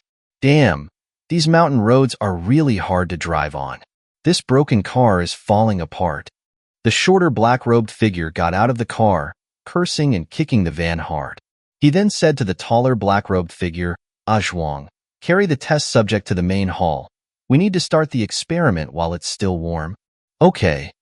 The taller black-robed figure replied indifferently, put Nan Yin over his shoulder, and walked straight into Purple Dragon Village. Seeing this, Baiyu immediately hid his figure and followed the two black-robed figures. After entering the village, the two black-robed figures walked straight towards the depths of the village. Along the way, the black-robed figures recording data in the village would put down their work and salute the two black-robed figures upon seeing them. Based on this alone, Baiyu could determine that the two black-robed figures had a very high status in Purple Dragon Village and probably had a close relationship with Wu Jiu. Not long after, Baiyu followed the two black-robed figures to the meeting hall of Purple Dragon Village and discovered that many strange instruments had been placed in the hall. And in the hall, there were also many beds, on which many living beings were bound. Humans, demons, and even earth immortals. All kinds of living beings were there. The living beings lying in the hall varied in strength, but they all had one thing in common. They had all taken the nether poison. Even earth immortals have been captured for experiments. It seems that Wu Jiu's strength isn't as simple as I had imagined. Does he have other people behind him? Baiyu frowned slightly as he saw the earth immortal with the strong aura lying in the hall. After entering the hall, the taller black-robed figure placed Nan Yin on a bed with a number on it and used iron rings to bind Nan Yin. He then pulled a tube from a square machine next to the bed, pierced Nan Yin's wrist, and started drawing blood. Nan Yin felt his blood flowing away and gradually regained consciousness, opening his eyes. Who are you? Where is this? When Nan Yin woke up, he saw that he was tied to a bed and that a strange, burly man was drawing his blood. Fear filled his eyes. Yo, the young master has woken up? The shorter black-robed figure, seeing Nan Yin wake up, smiled. His mind is quite clear.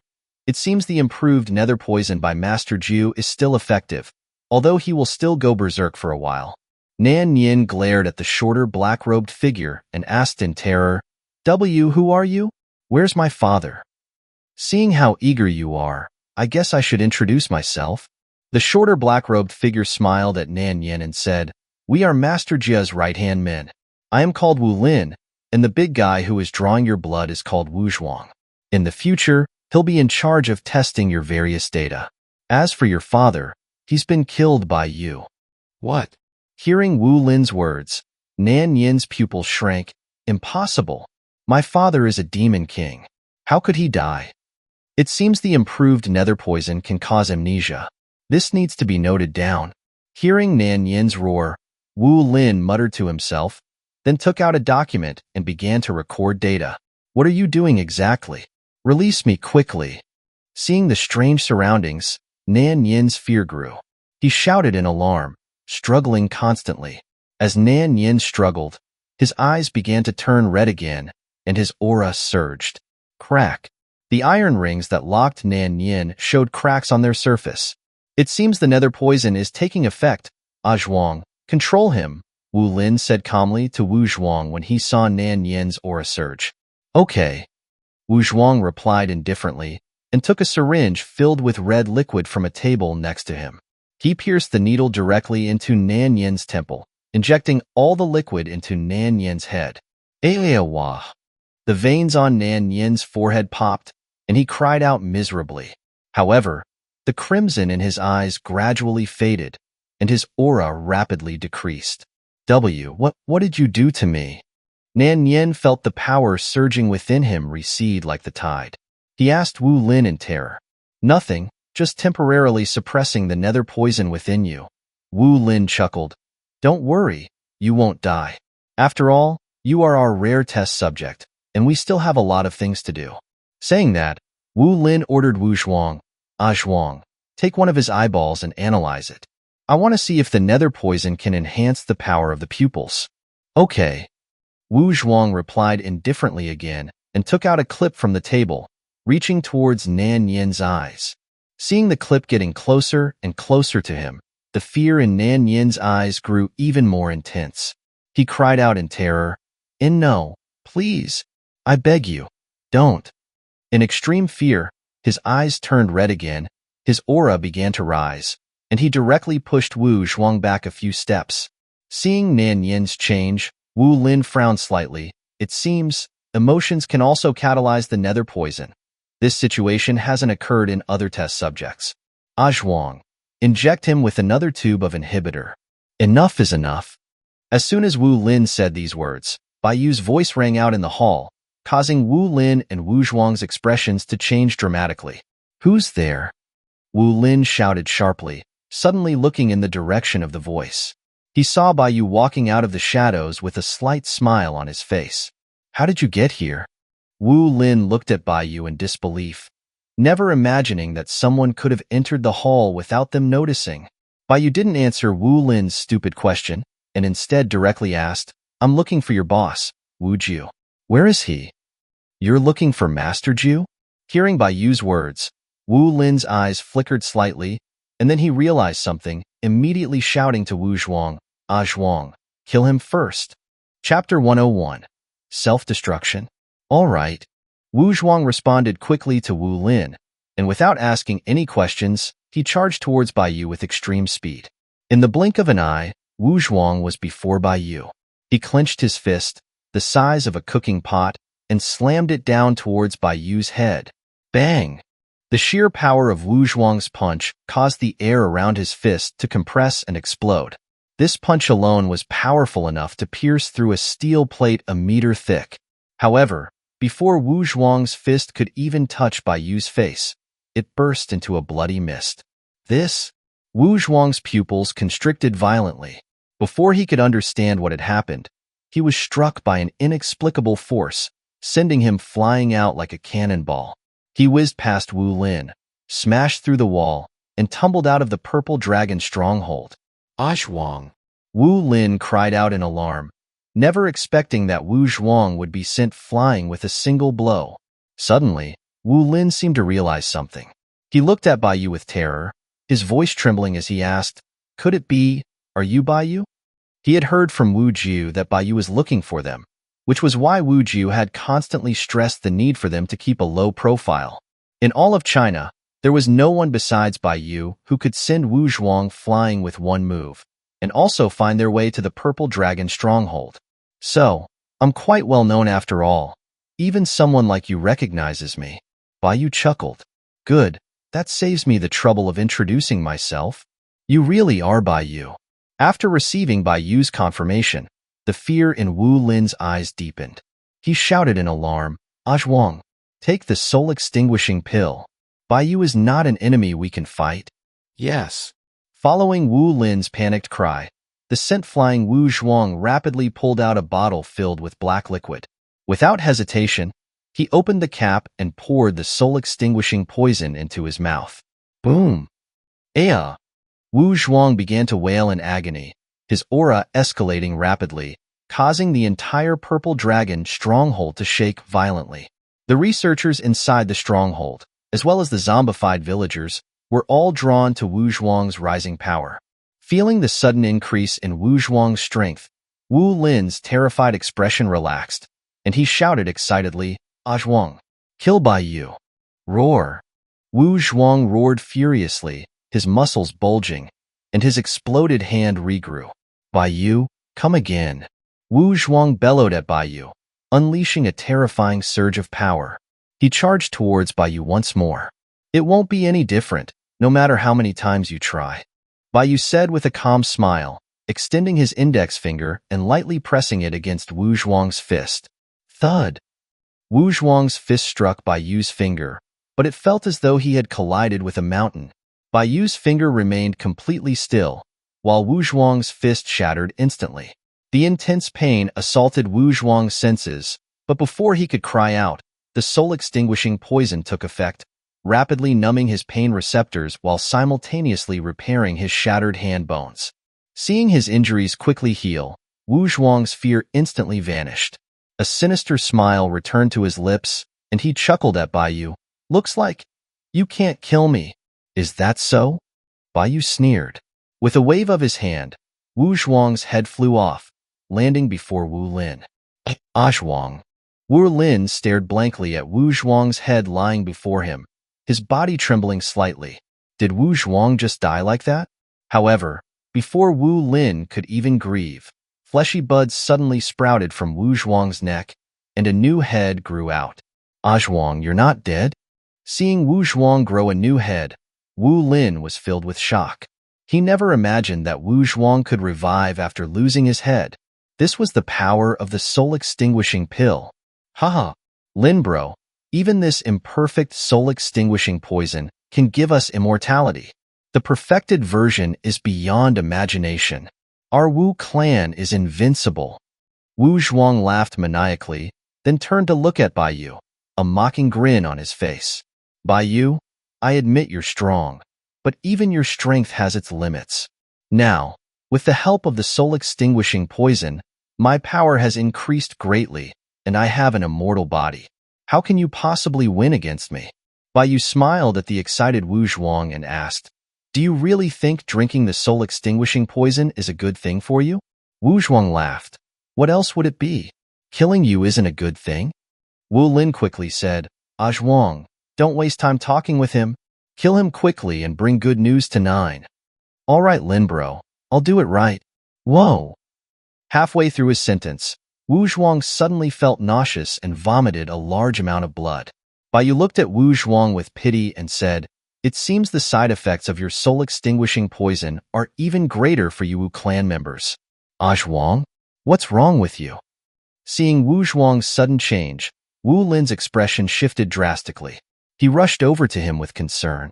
Wu Zhuang suddenly knelt down, clutching his head tightly, and said with difficulty, Lin bro, run away.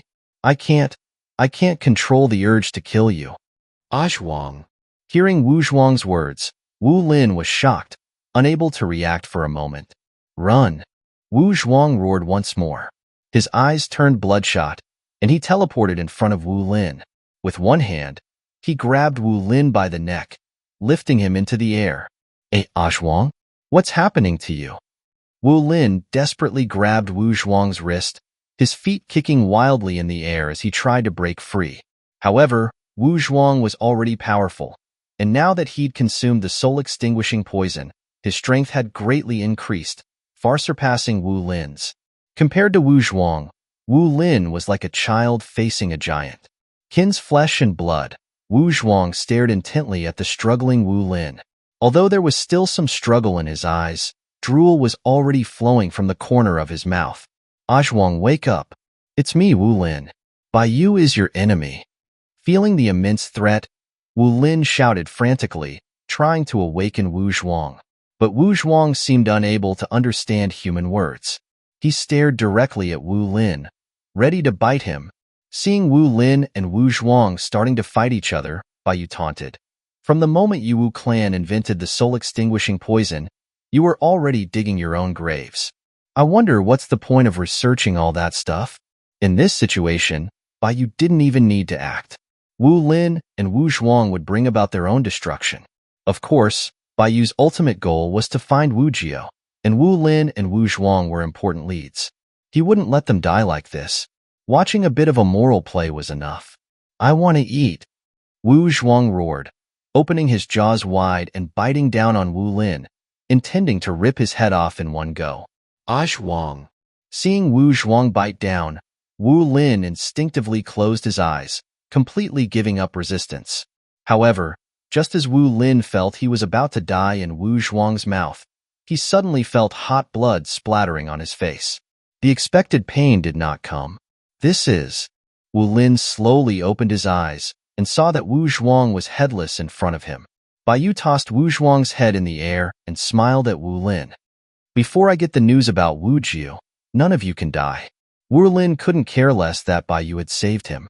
He quickly broke free from Wu Zhuang's grip, retreated, and took out a bottle of soul-extinguishing poison, ready to pour it down his throat. In this situation, he could only survive by drinking the soul-extinguishing poison for added strength. As for losing his mind, He couldn't worry about that anymore. However, just as Wu Lin opened the bottle, the hand holding the soul-extinguishing poison flew away. Blood splattered, and the soul-extinguishing poison spilled all over the floor. Damn it! Looking at the spilled soul-extinguishing poison, Wu Lin immediately suppressed the excruciating pain in his severed hand and fled towards the hall. This sudden series of changes completely destroyed his desire to fight. However, before Wu Lin could escape the hall, he felt himself pulled back by a powerful force and tumbled back next to Wu Zhuang. At that moment, fleshy buds sprouted from Wu Zhuang's neck once more, and a new head grew out. Zhuang. Seeing Wu Zhuang's head grow back and remembering Wu Zhuang's mad state, the fear in Wu Lin's eyes deepened. But before Wu Lin could get up, he saw a foot stomp on Wu Zhuang's head, crushing it to pieces once more. Blood splattered everywhere.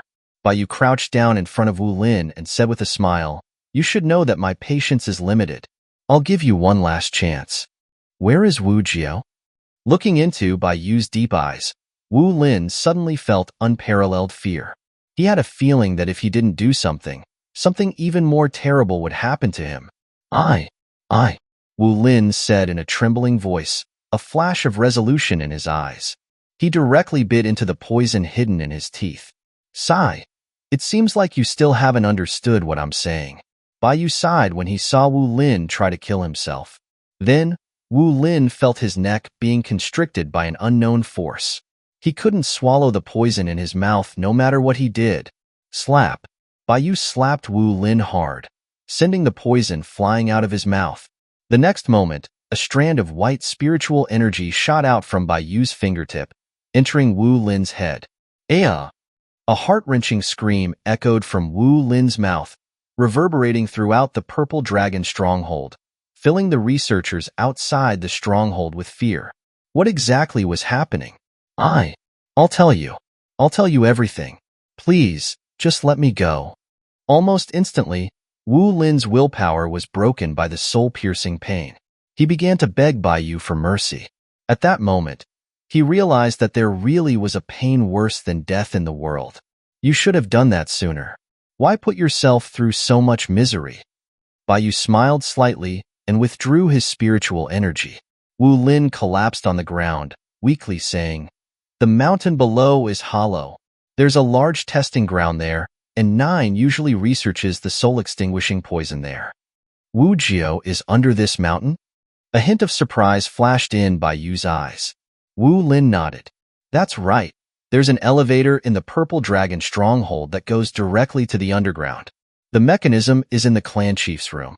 Hearing Wu Lin's words, Baiyu smiled slightly, picked up the exhausted Wu Lin, and said, "Lead the way.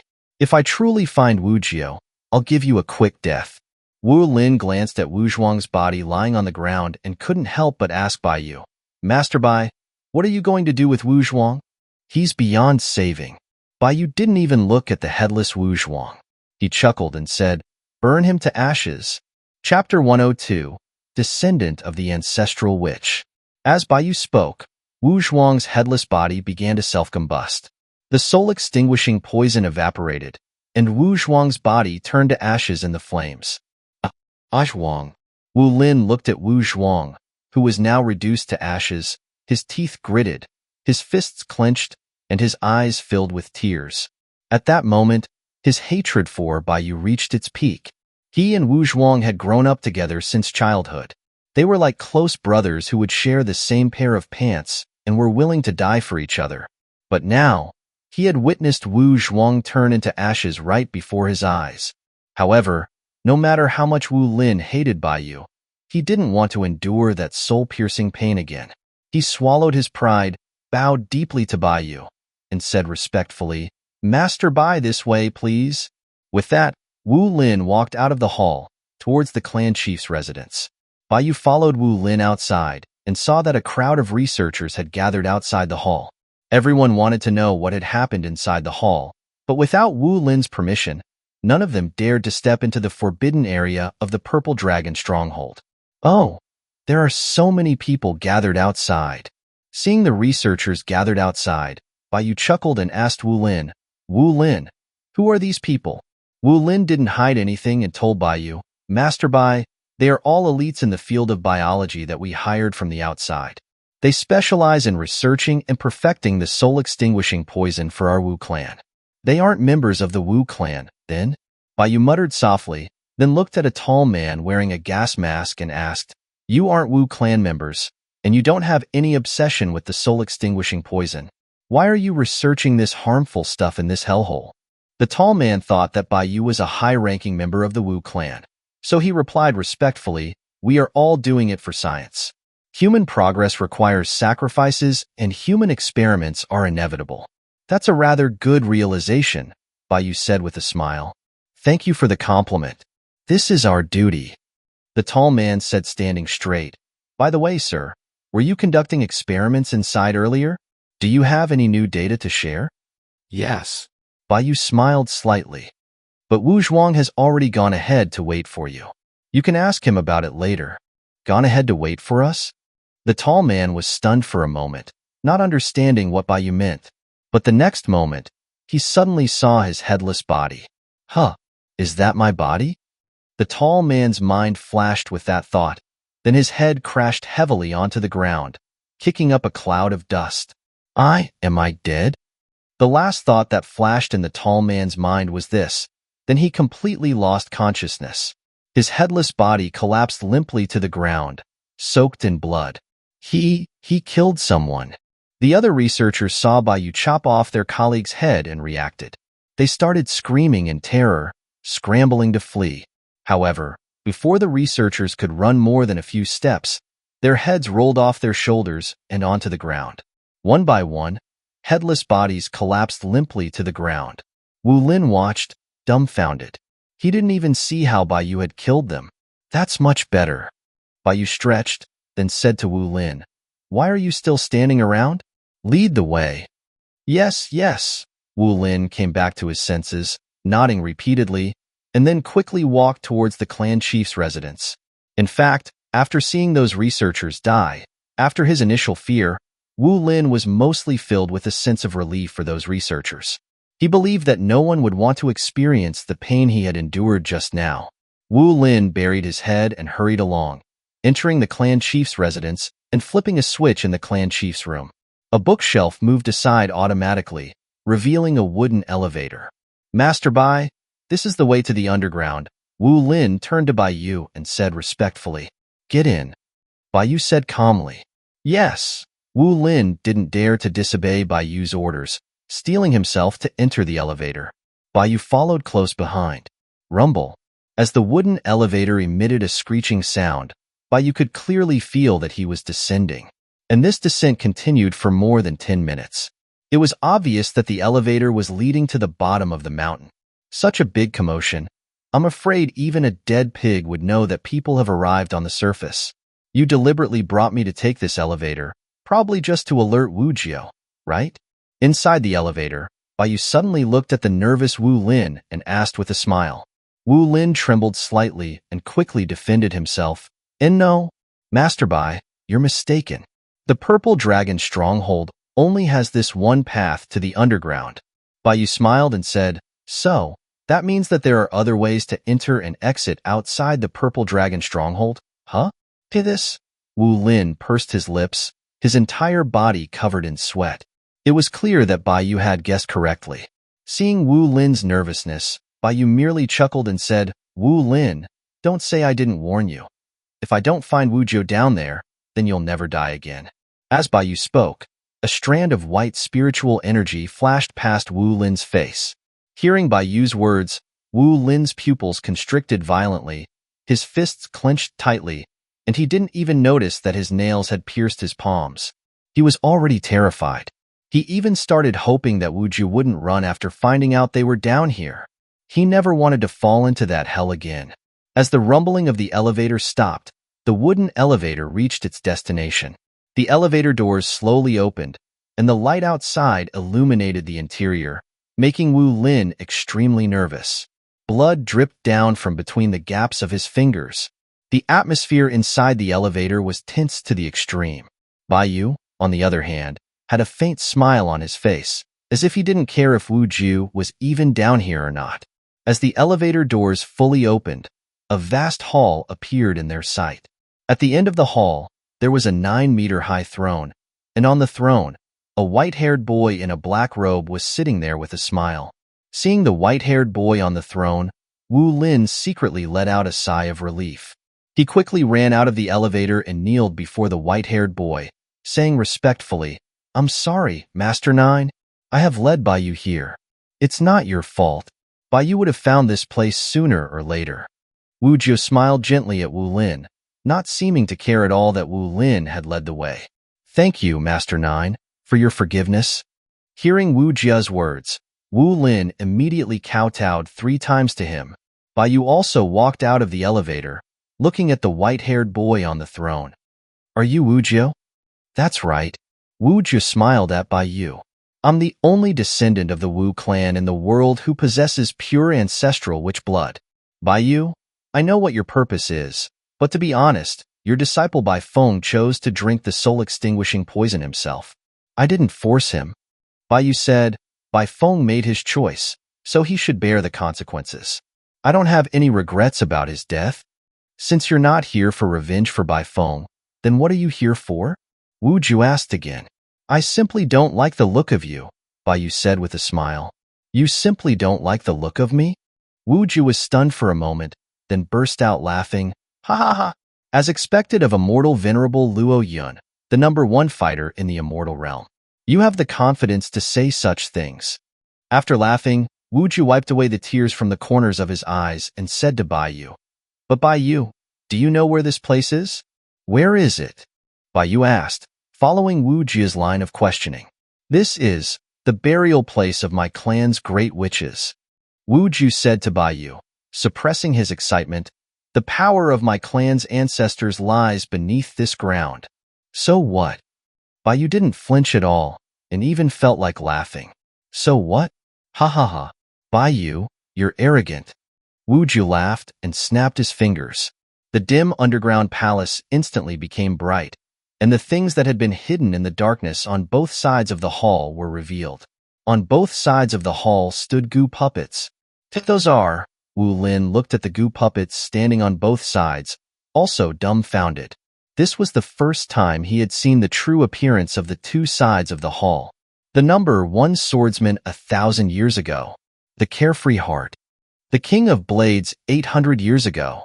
Merciless. The #1 scattered immortal 500 years ago. Taoist charming moon.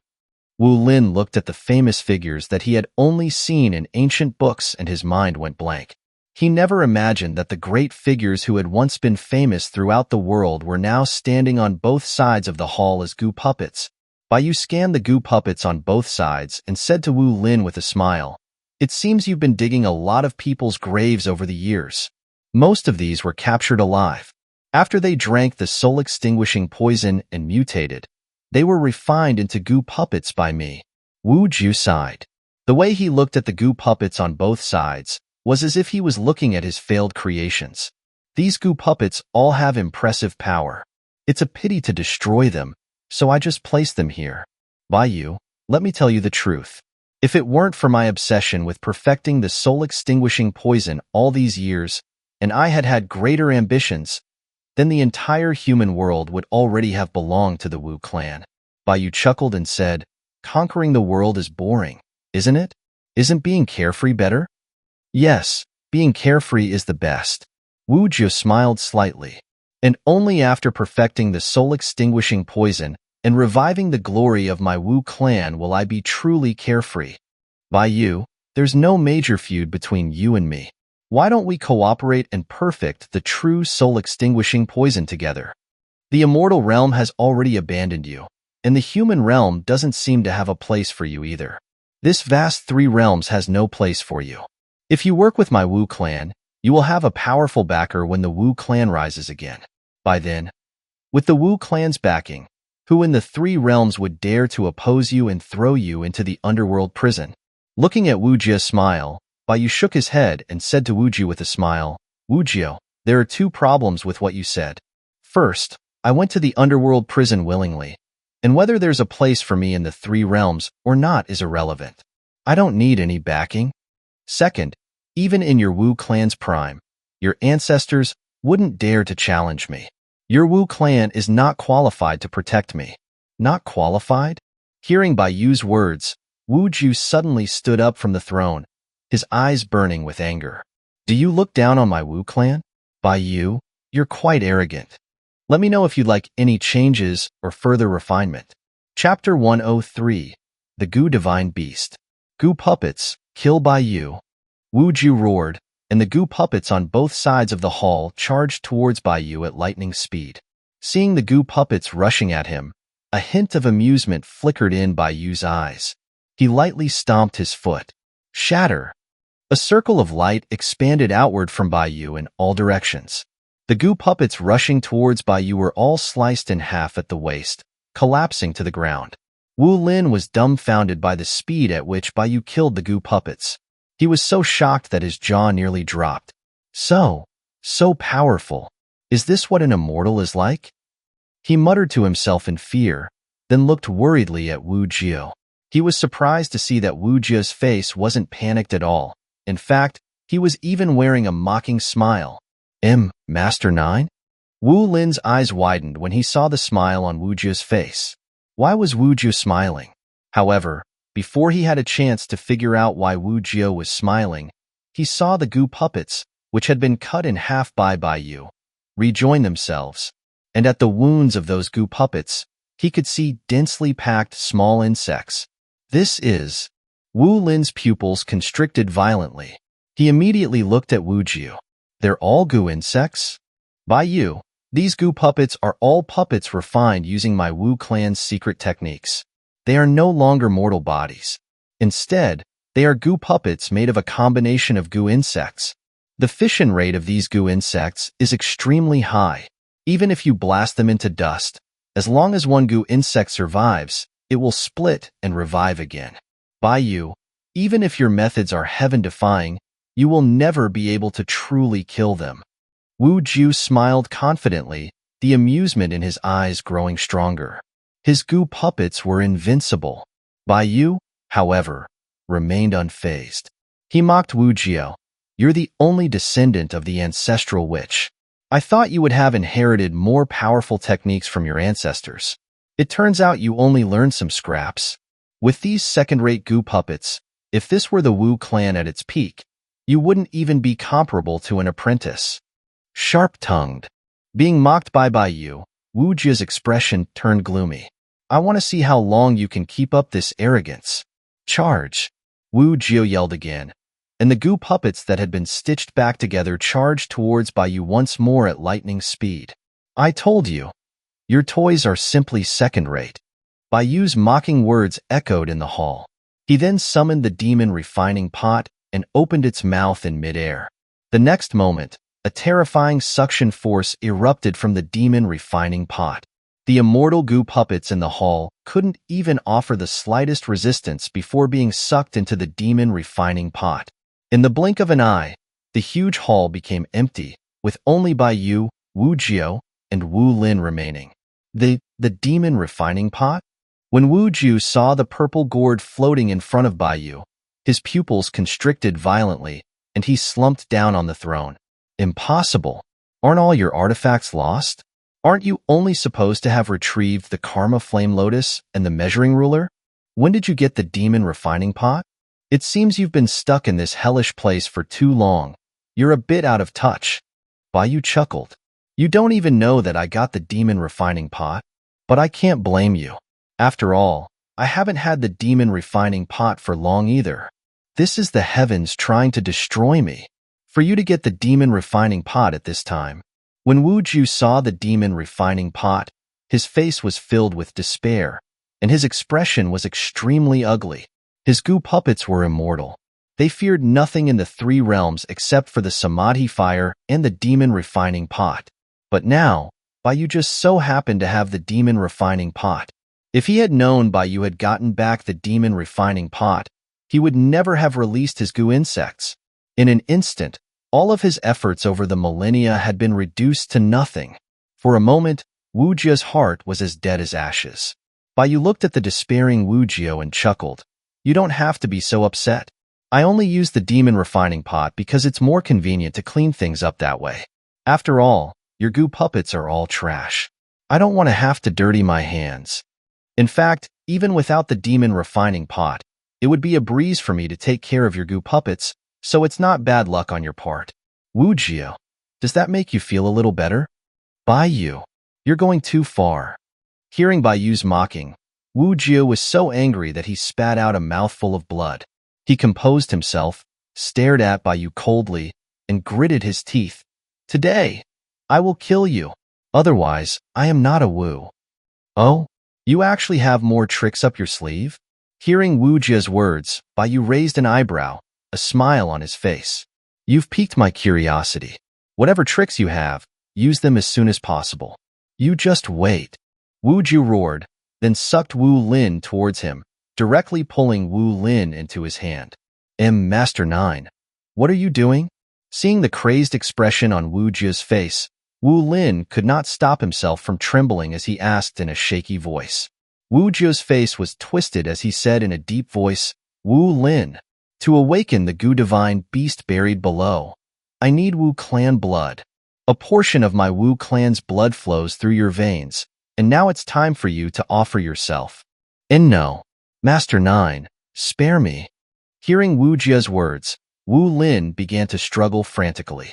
He never expected to die at Wu Jia's hands. However, Wu Jia's strength was far greater than that of Wu Zhuang after drinking the soul-extinguishing poison. Wu Lin's struggle was meaningless.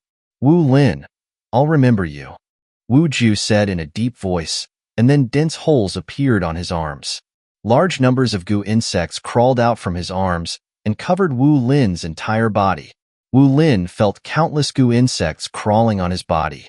The fear in his eyes grew more intense as he pleaded, Master 9. No, please, spare.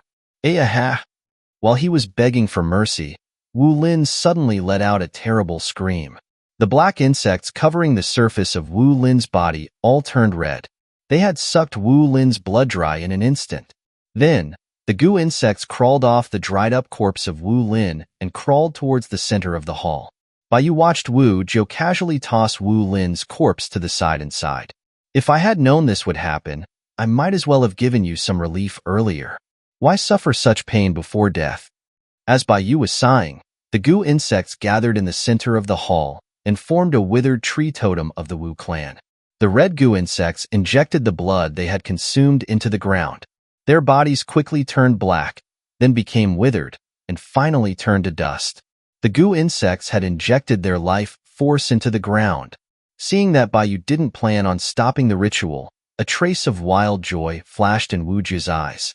He said in a low voice, Bai Yu, your arrogance will destroy everything. Let me show you how powerful the Gu divine beast, which has been sleeping since the ancient prehistoric era, and which my clan has worshipped for generations, is. A look of madness appeared in Wu Jiu's eyes. He kneeled in the middle of the hall, raised both his arms, and called out, Divine beast sleeping under the earth, please heed the call of the Wu clan descendant. Someone has trespassed into your territory and is wantonly slaughtering the Wu clan that you protect. Please awaken and punish the intruders. Rumble. As Wu Jiu's voice echoed, the entire hall began to shake violently. The mountain trembled, and even the southwestern region of China felt the tremors. Who dares to summon this sovereign? A deep voice came from the earth, as if the history books of time were being turned, and an ancient aura surged from the ground. Seeing that the Gu divine beast had truly awakened, Wu Jiu's face was filled with ecstasy. He immediately kowtowed towards the center of the hall, shouting, I am your descendant, Wu Jiu. I beg the Gu divine beast to protect me. Although Wu Jiu was a descendant of the ancestral witch and had received a large amount of the ancestral witch's inheritance, the reality was that the majority of the Wu clan's inheritance had been lost in the river of time. Wu Jiu had only inherited less than a tenth of it. Although Wu Jiu knew that an ancient divine beast was sleeping below, he was not actually sure if Wu clan blood could awaken that ancient divine beast.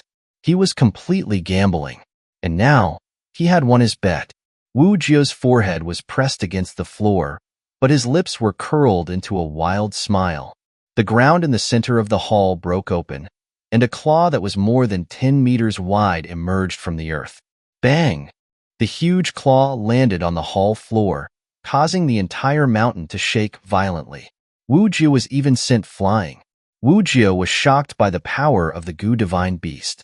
He quickly looked up and saw a giant monster similar to a giant ape standing up from the earth. It had a pair of wings on its back, was covered in black scales, had a sharp horn on its forehead, and its eyes were as large as the sun, moon, and stars. The Gu divine beast's head had already reached the top of the hall, which was 100 meters high, but its lower body was still not visible. This is the Gu divine beast, the protector of our ancestors. It's so powerful. Wu Jiao stared blankly at the majestic Gu divine beast, feeling a sense of worship from the bottom of his heart. In front of the Gu divine beast, he felt like a small boat in the vast ocean, a grain of dust in the universe, so incredibly insignificant. The Gu divine beast woke up and looked at Wu Jiao, who was kneeling in the hall. In a voice like muffled thunder, it asked, "Was it you who used the blood of the Wu clan to awaken this sovereign?" "Why, yes, I am the only descendant of the ancestral witch. I beg the Gu divine beast to protect me," Wu Jiu said quickly. "So the Wu clan has declined to this point. You're the only one left, and you're so weak. It's all because of the soul-extinguishing poison." The Gu divine beast sighed, reminiscing about its experiences in ancient times. Back then, how glorious was the Wu clan. Everything from the past was so distant, yet it seemed like it had happened just yesterday. Wu Jiao kowtowed to the Gu divine beast and said, "Gu divine beast, I will definitely revive the might of the Wu clan, but now a powerful intruder is threatening my life, and I am no match for him. Gu divine beast, I beg you to help me eliminate the intruder." The Gu divine beast nodded. This sovereign once promised your great witches to protect your clan. Since you, the last one, are in danger, it is my duty to protect you. Who is threatening your life? This sovereign will help you get rid of them. Thank you, Gu divine beast. I am eternally grateful. Hearing the Gu divine beast's words, Wu Jia's heart filled with joy. He immediately pointed to Bai Yu, who was on the other side of the hall, and said with a sinister look, "Gu divine beast, it's him." The Gu divine beast looked in the direction Wu Jiu pointed. When it saw the smiling Bai Yu, its pupils constricted, and it trembled all over. "Master Bai?" Seeing Bai Yu, the Gu divine beast immediately turned around and kneeled before Bai Yu, forcing a smile on its face, and asked, "Master Bai, how did you end up here?" Bai Yu looked at the Gu divine beast and said with a smile, "So, the Gu divine beast that Wu Jiu spoke of is actually you, Little Black." Little Black? When Wu Jiu heard Bai Yu's words, he was instantly petrified. Bai Yu actually called the Gu divine beast Little Black? What was going on? Chapter 104. Soul-Extinguishing Essence. The atmosphere in the hall suddenly became strange. Wu Jiu knelt on the ground, staring blankly at the Gu divine beast he had painstakingly summoned, his mind completely blank. He would never have imagined that the guardian beast of their Wu clan was actually an acquaintance of Bai Yu, and it seemed that the Gu divine beast had endless reverence for Bai Yu. What was happening right now? Wu Jiu couldn't understand it. Bai Yu looked at the Gu divine beast before him and said with a smile, "Little Black, I remember when I first picked you up, you couldn't even beat a juvenile gorilla, right?" The Gu divine beast scratched its head and chuckled. "It's thanks to Master by rescuing me from that vicious beast and enlightening my roots that I was able to cultivate, and eventually form a contract with the ancestral witch to become the guardian beast of the Wu clan. It's been more than 5 million years since I saved you, right? It's amazing you still remember it," Bai Yu asked with a chuckle. "Master Bai, you are like my own parent. You gave me a second life. How could I dare to forget?" The Gu divine beast replied respectfully. To it, other than the ancestral witch, Bai Yu was the most important person. Although it had not seen Bai Yu for a long time, Bai Yu's reputation was well known during the ancient era. Almost every now and then, news of the great things that Bai Yu had done would spread throughout the 3 realms, destroying demon lords, killing powerful demons, suppressing world-destroying evil gods. These were things that even heavenly immortals couldn't accomplish in their entire lives. But to Bai Yu at that time, they were as simple as eating and drinking. It could be said that a big reason the Heavenly Palace was able to sit firmly as the leader of the three realms was because the Heavenly Palace had a war god like Bai Yu, which made the Western gods shudder.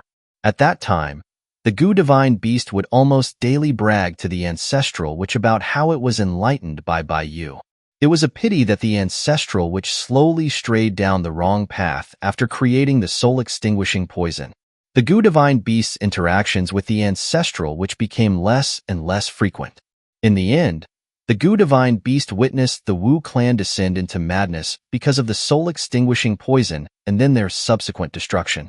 The Gu Divine Beast had witnessed the fall of his closest friend. It ultimately became heartbroken and chose to seal itself under the hall, falling asleep until today. Master Bai, so many years have passed, but you haven't changed at all. The Gu Divine Beast said to Bai Yu, filled with endless emotion. After expressing its feelings, the Gu Divine Beast didn't forget Wu Jia. It asked Bai Yu, by the way, Master Bai, how did the descendant of the Wu clan offend you? Is it a big matter? One of my most beloved disciples betrayed me because of Wu Jia's temptation and ultimately met a tragic end, Bai Yu said lightly, as if the matter had nothing to do with him. Master Bai, when the Gu Divine Beast heard Bai Yu's words, it was completely stunned and didn't know how to reply. Although Bai Yu's tone hadn't changed, and it seemed like he was talking about an ordinary matter, it was able to understand how serious the situation was. No one in this world could save Wu Jia. Not even the Ancestral Witch could if he were alive. The Gu Divine Beast believed that if it dared to say a word in Wu Jia's favor, it would also be destroyed by Bai Yu. Realizing this, the Gu Divine Beast sighed slightly and said to Bai Yu, Master Bai, please accept my condolences. Wu Jia's crimes are unforgivable. Master Bai, you can do whatever you wish with him. Gu Divine Beast? Hearing the Gu Divine Beast give up on him directly, the fear on Wu Jia's face grew more intense. He immediately kowtowed to the Gu Divine Beast, begging, Gu Divine Beast, you are the guardian beast of my Wu clan. You will save me, won't you?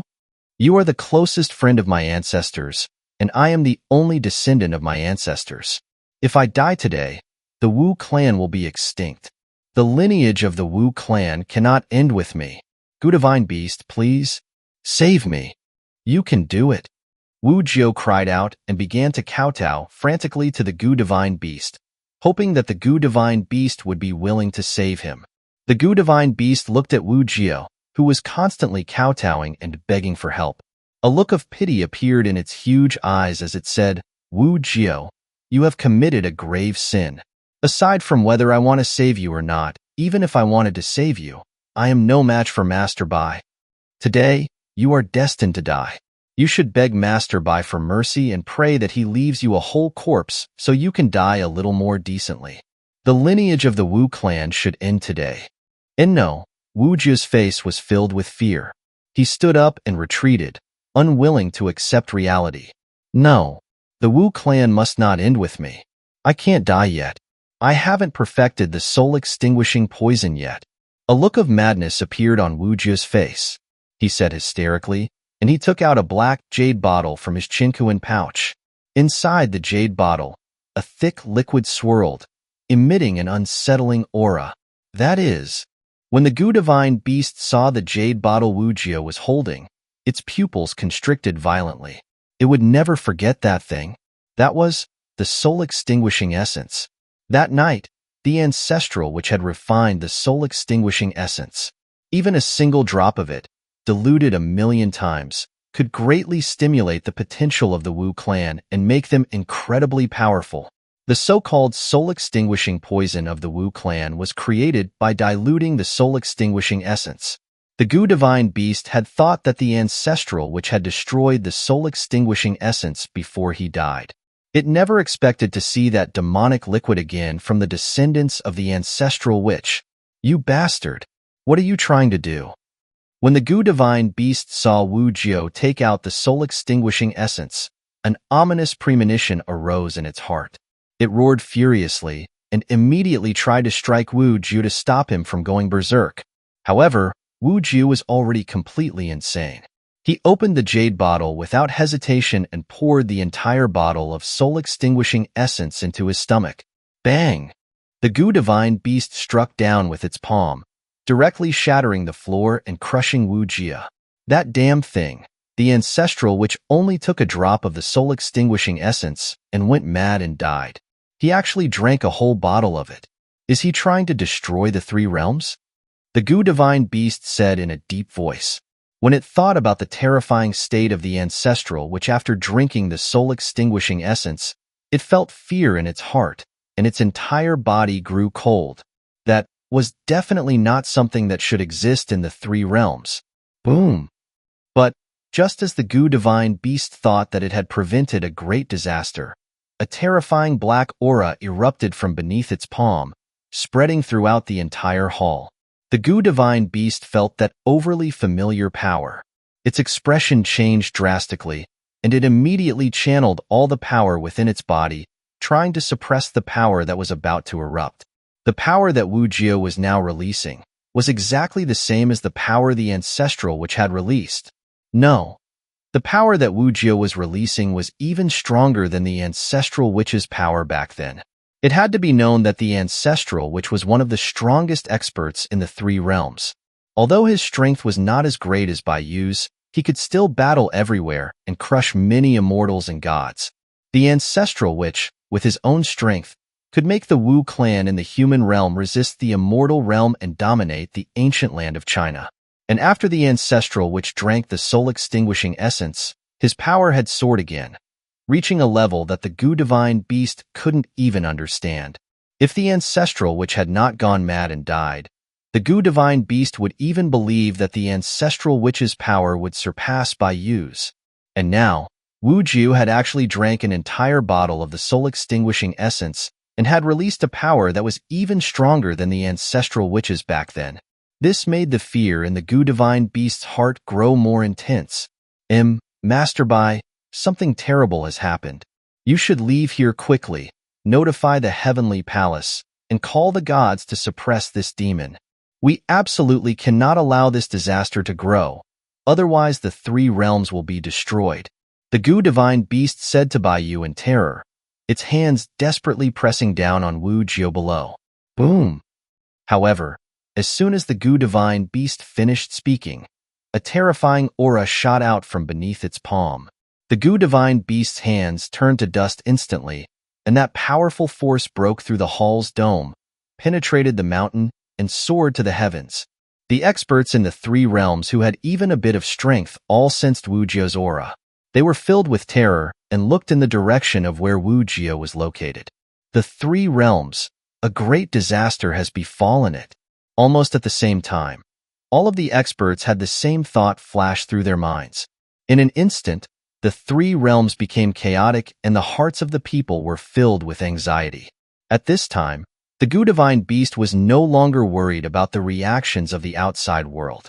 It used its enormous body to block Bai Yu's path, and looking at Wu Jiu who had turned into a pool of black liquid, it said in fear, Master Bai, you should leave first. I will block him for you here. You are the only hope in the three realms to defeat this guy. You must not die here. The goo divine beast could feel the aura of the underworld prison on Bai Yu. It knew that Bai Yu's current strength was definitely not at its peak. In its opinion, even Bai Yu at his peak might not be a match for the current Wu Jiu, let alone the current Bai Yu, whose strength was not at its peak. The current Wu Jiu, no, he shouldn't be called Wu Jiu anymore. He was a monster that shouldn't exist in the three realms. Hee. Wu Jiu let out a sinister laugh. He slowly coalesced into a human form and looked at the huge goo divine beast in front of him with a smile. He grinned, revealing his mouth full of sharp fangs. Eat! Wu Jiu laughed and his head suddenly swelled up like a balloon, becoming huge. He then opened his maw, revealing his dark fangs. The next moment, Wu Jia's maw bit down towards the goo divine beast's head at lightning speed. Chapter 105. The Immortals Wouldn't Know. Master Bai, run. Seeing Wu Jiu bite down at him, the goo divine beast wasn't planning to just sit there and die. It opened its mouth and shot a beam of purple laser at Wu Jiu. However, the laser simply passed right through Wu Jia's head, burning a smooth hole in the hull but doing no damage to Wu Jiu himself.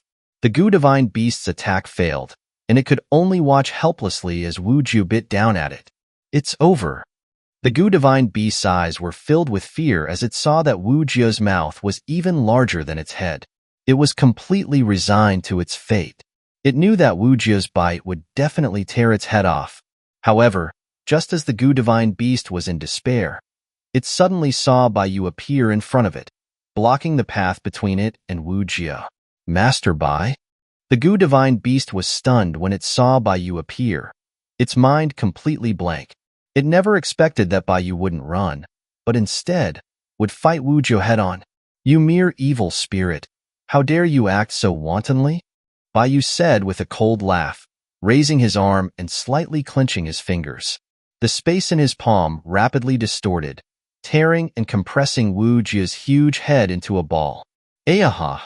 Wu Jiu shrieked, and his head instantly exploded, black liquid splattering everywhere.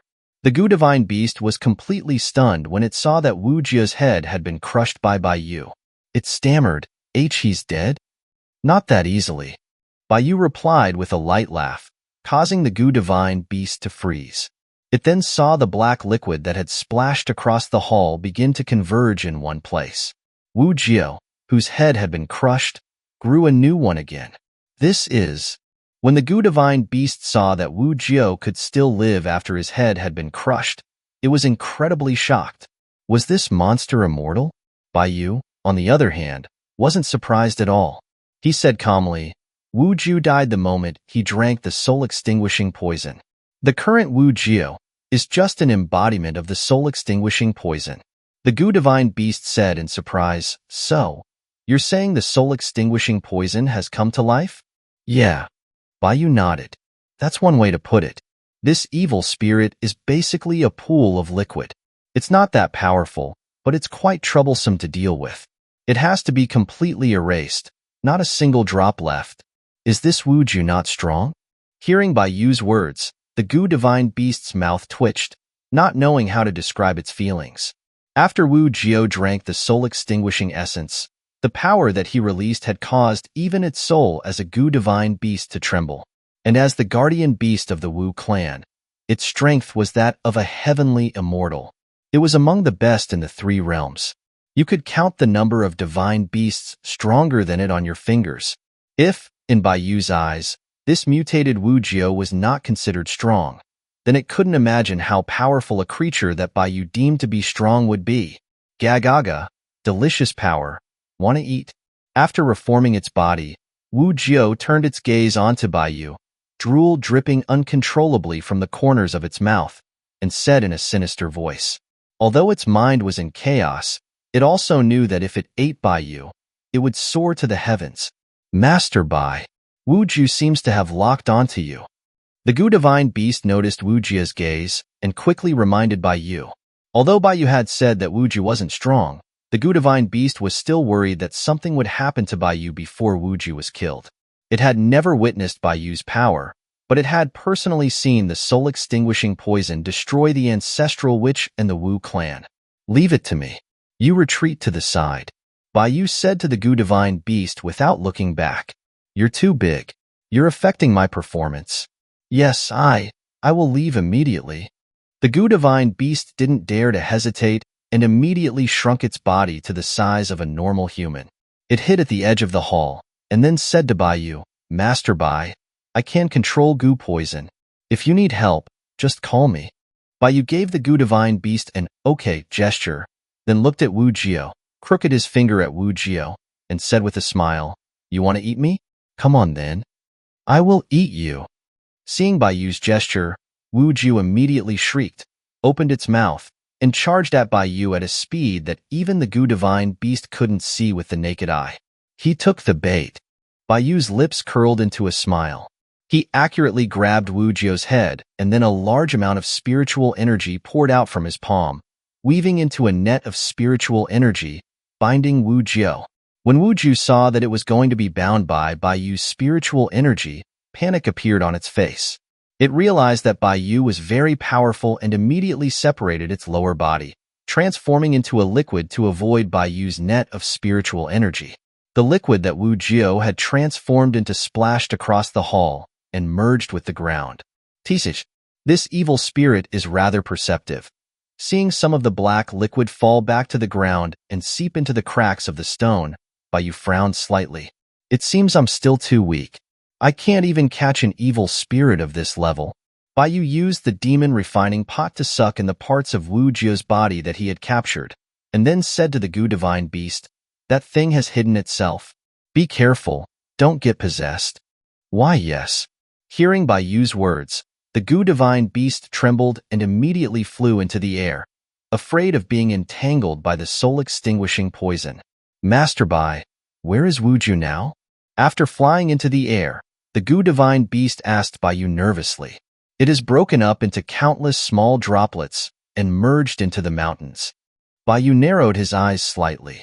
I have to say, this thing is quite smart. It knew it couldn't beat me the moment we met, and it knew to run away. If it really escapes, it will be a terrible disaster for the three realms, perhaps causing the three realms to go straight to its demise. Although Baiyu could easily eliminate the current soul-extinguishing essence, with the nature of the soul-extinguishing essence, it could grow infinitely and split into countless droplets, consuming countless living beings. Given enough time, not a single life would remain in the three realms. The Gu divine beast didn't even dare to think about the consequences of Wu Jiao escaping. It said in a trembling voice, Then what should we do now? Can we still catch it? Baiyu shook his head slightly. There are too many droplets it has split into, and they have merged with the underground rivers. Even I can't guarantee that I will be able to capture them all, but it will take some time for it to escape this mountain. The only thing we can do now is to erase this entire mountain. Erase this mountain? The Gu divine beast was confused, looking at Baiyu in disbelief. The mountain range where the purple dragon stronghold was located had an altitude of over 3,000 meters and a vast area. The Gu divine beast couldn't imagine how much power would be needed to erase an entire mountain. This is the only way for now. If Wu Jiao escapes, the consequences will be even more severe. Baiyu said calmly and randomly waved a spiritual blade towards the dome of the hall, slicing the entire underground palace and mountain in half before flying out himself. The Gu divine beast followed Baiyu closely. Looking at the tall mountain below, it swallowed nervously and asked Baiyu again, Master Bai, are we really going to blast this mountain away? It's not like you're the one doing it. Why are you so scared? Baiyu chuckled, and with a wave of his hand, all the living things on the mountain flew into the air.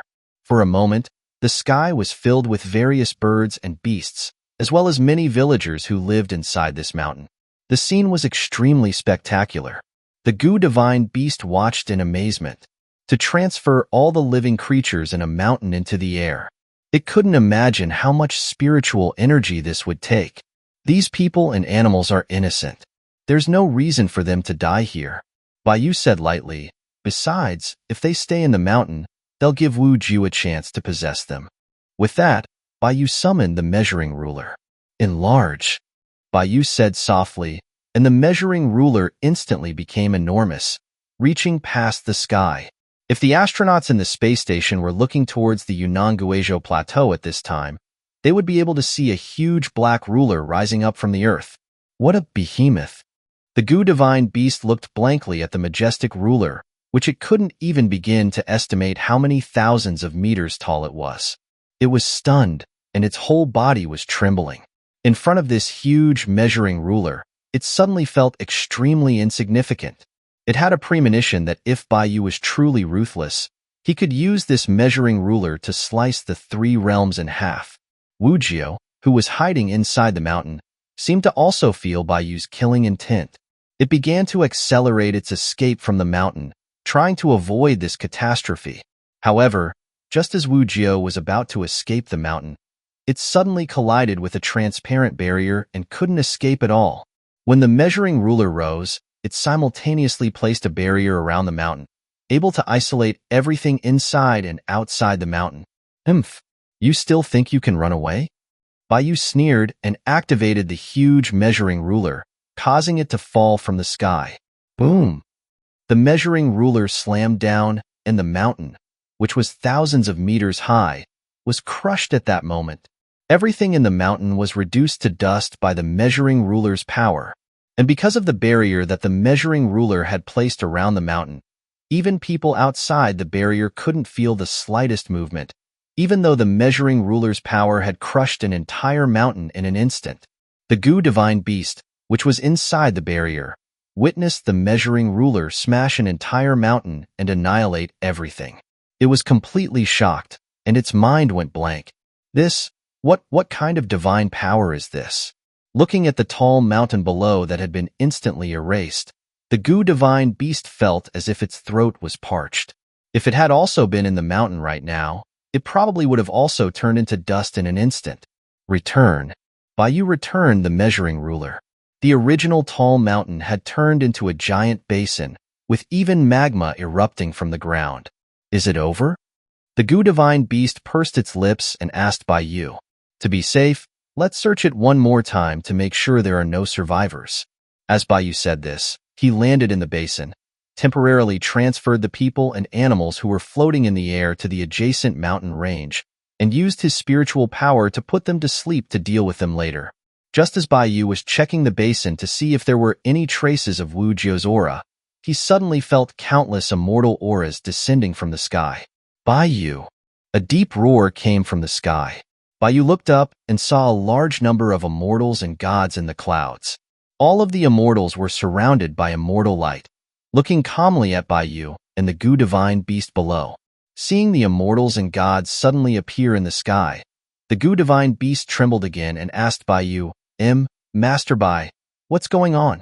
Why are there so many heavenly immortals here?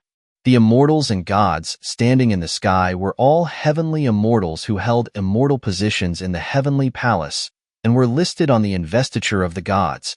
They were at the top of the pyramid in the three realms, the supreme beings who controlled the fate of all living things. They're probably here to question me, Baiyu said with a chuckle, looking at the immortals in the sky.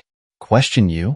The Gu divine beast was stunned for a moment, not understanding what was going on. Question him about what sin? I used the measuring ruler to destroy an entire mountain just now.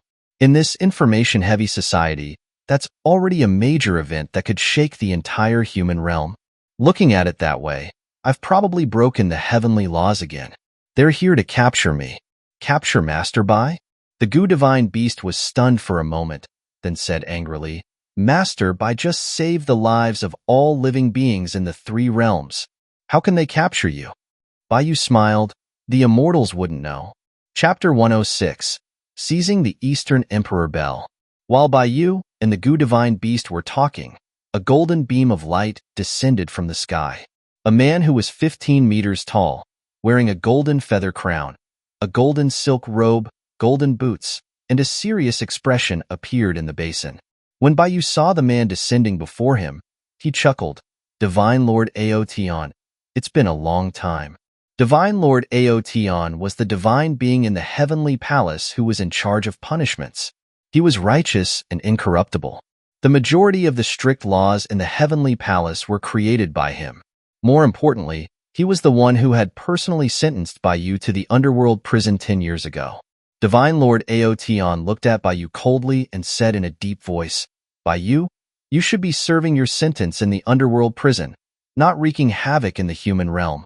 This sovereign personally sent you to the underworld prison 10 days ago. I didn't expect that after just 10 days, you would escape from the underworld prison and cause trouble in the human realm.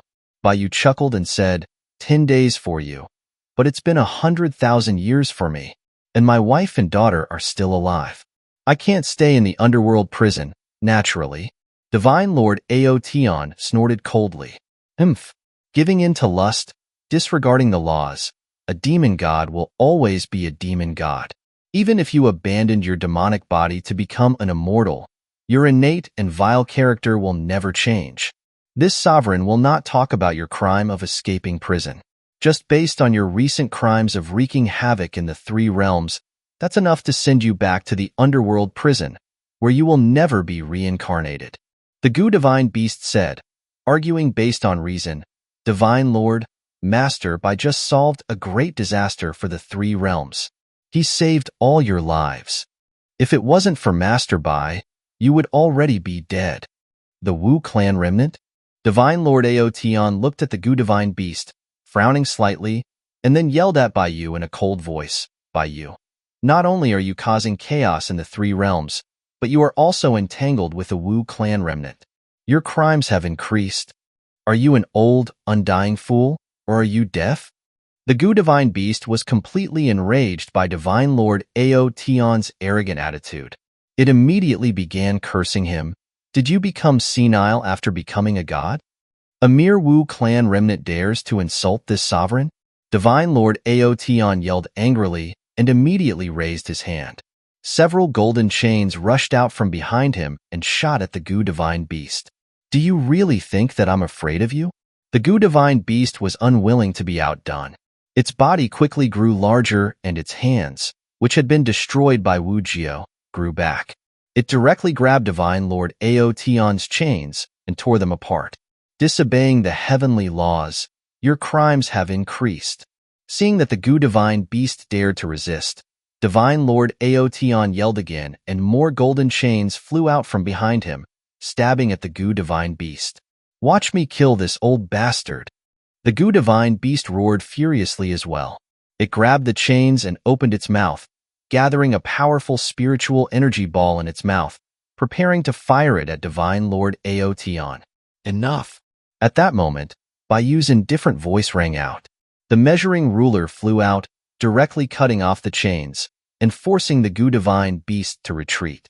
Master Bai? The Gu Divine Beast looked at Bai Yu, confused, not understanding why Bai Yu had stopped it. Even someone else like it could not stand Divine Lord Aotion's arrogant attitude toward Bai Yu. How could Master Bai tolerate it? Bai Yu signaled to the Gu Divine Beast to retreat to the back, and then asked Divine Lord Aotion with a smile, You didn't come down here just to try and recapture me back to the underworld prison, did you? That's natural. You violated the heavenly laws. For you to not be scattered to the winds, but rather be sent to the underworld prison is already a form of mercy from the heavenly emperor. If you continue to be stubborn, this sovereign will have no choice but to scatter your soul to the winds. Divine Lord Aotion said calmly. At that time, even if the heavenly emperor pleads for mercy on your behalf, this sovereign will not spare you. Bai Yu said with a chuckle, Aotion, do you really think that your achievement in sending me to the underworld prison was due to your own abilities? Divine Lord Aotion frowned slightly. If this sovereign didn't personally lead people to capture you, would you have been willing to be bound on your own? Why not? Bai Yu chuckled. Back then, I was simply heartbroken and completely given up on myself. If I had really fought back, even if you had brought 10 times the number of heavenly soldiers back then, you wouldn't have been able to take me down. Arrogant. Hearing Bai Yu's words, Divine Lord Aotion yelled angrily. He made hand seals and a golden bell flew out from his body, rapidly growing in the sky, and slammed down heavily on Bai Yu. Rogue, face your doom. Buzz. The golden bell emitted a soul-shaking sound, and the golden light spread throughout the world, causing the entire world to twist slightly. The Gu Divine Beast looked at the golden bell in the sky with a shocked expression and said in surprise, Is that the Eastern Emperor Bell? That was the legendary artifact of the Eastern Emperor Tai. It was rumored to have the power to destroy the heavens and the earth. The Gu Divine Beast had only heard from the ancestral which that an upper god had used this artifact before to smash an entire continent. But it never expected that the Eastern Emperor Bell was now in the hands of Divine Lord Aotion, and that it would be used to deal with Bai Yu. The pressure emitted by the Eastern Emperor Bell at this time made the Gu Divine Beast's soul tremble uncontrollably. How could it withstand such an artifact with its flesh and blood? Divine Lord Aotion controlled the Eastern Emperor Bell and said to Bai Yu with a cold smile, Bai Yu, you've been in the underworld prison for 100,000 years. You have very little of your original cultivation left. How long do you think you can last under my Eastern Emperor Bell? Bai Yu looked at the Eastern Emperor Bell that was crushing down on him and said to Divine Lord Aotion with a smile, Actually, a long time ago, I already felt that the Eastern Emperor Bell in your hands was a disgrace to its power. However, in the past, Out of consideration for our working relationship, I didn't say anything. Anyone who came to steal your Eastern Emperor bell was conveniently sent away by me. But now, I think that the Eastern Emperor bell shouldn't stay in your hands anymore. Baiyu chuckled and tossed the measuring ruler out. Then, the measuring ruler rapidly grew larger and struck towards the Eastern Emperor bell. Clang! A piercing metal collision echoed through the heavens and earth, and the violent force swept in all directions, blowing away the immortals on the clouds. Even the void was shattered at the point where the Eastern Emperor bell and the measuring ruler collided. PFF. Divine Lord Aotion couldn't withstand the powerful energy generated by the collision of the two great artifacts. He spat out a large mouthful of blood and suffered a serious backlash, his face turning extremely pale. Baiyu teleported in front of Divine Lord Aotion and drew a rune on Divine Lord Aotion's forehead with his fingers, saying with a light laugh, "Aotion, give me the Eastern Emperor bell." When Divine Lord Aotion saw that Baiyu had drawn a rune on his forehead, an ominous premonition immediately arose in his heart. His pupils constricted violently and he cried out in alarm, "What are you trying to do?" However, as soon as Divine Lord Aotion cried out in alarm, he felt a powerful force rush from his forehead into his soul, severing the connection between him and the Eastern Emperor bell. He had lost the Eastern Emperor bell. "Baiyu, what did you do to me?" Divine Lord Aotion roared. But he saw that Baiyu was already next to the Eastern Emperor bell, placing his palm on it. "Eastern Emperor bell, let me be your new master," Baiyu said softly, and the Eastern Emperor bell immediately lit up with a dazzling golden light. Then a golden rune appeared on Baiyu's forehead, and then disappeared. The next moment, the Eastern Emperor bell acknowledged its new master, retracted all of its power, and was taken into Baiyu's body along with the measuring ruler. The world fell into infinite silence. The immortals on the clouds and the goo divine beast in the basin were all dumbfounded. No one there had expected that Baiyu would so easily take away Divine Lord Aotion's artifact, the Eastern Emperor bell. That was the Eastern Emperor bell. It should be known that a large part of the reason that Divine Lord Aotion was able to be in charge of punishments in the Heavenly Palace and instill fear in the immortals was because Divine Lord Aotion possessed the Eastern Emperor bell. The majority of the living beings in the three realms, including the heavenly immortals who were high up in the sky, would have their souls shattered with a single hit of the Eastern Emperor bell. But now, Baiyu not only clashed head-on with Divine Lord Aotion's Eastern Emperor bell, but even seized the Eastern Emperor bell in front of Divine Lord Aotion and made it acknowledge him as its master right there and then. This act was truly... The immortals didn't know how to describe their current feelings. Not only were the immortals and gods who were watching dumbfounded, even Divine Lord Aotion himself was stunned, his mind completely blank. After who knows how long, Divine Lord Aotion finally came back to his senses. Realizing that his artifact had been seized, he became hysterical and roared at Baiyu. "Baiyu, how dare you? How dare you seize this sovereign's Eastern Emperor bell? I've seized it. What can you do about it?" Baiyu said with a chuckle, not giving Divine Lord Aotion any face. "You vile bastard, this sovereign will kill you." Divine Lord Aotion was completely infuriated by Baiyu and immediately charged towards him. "Eastern Emperor bell, go." Baiyu smiled slightly and flicked his finger. The Eastern Emperor bell flew out, growing from small to large, and slammed heavily into Divine Lord Aotion. Clang!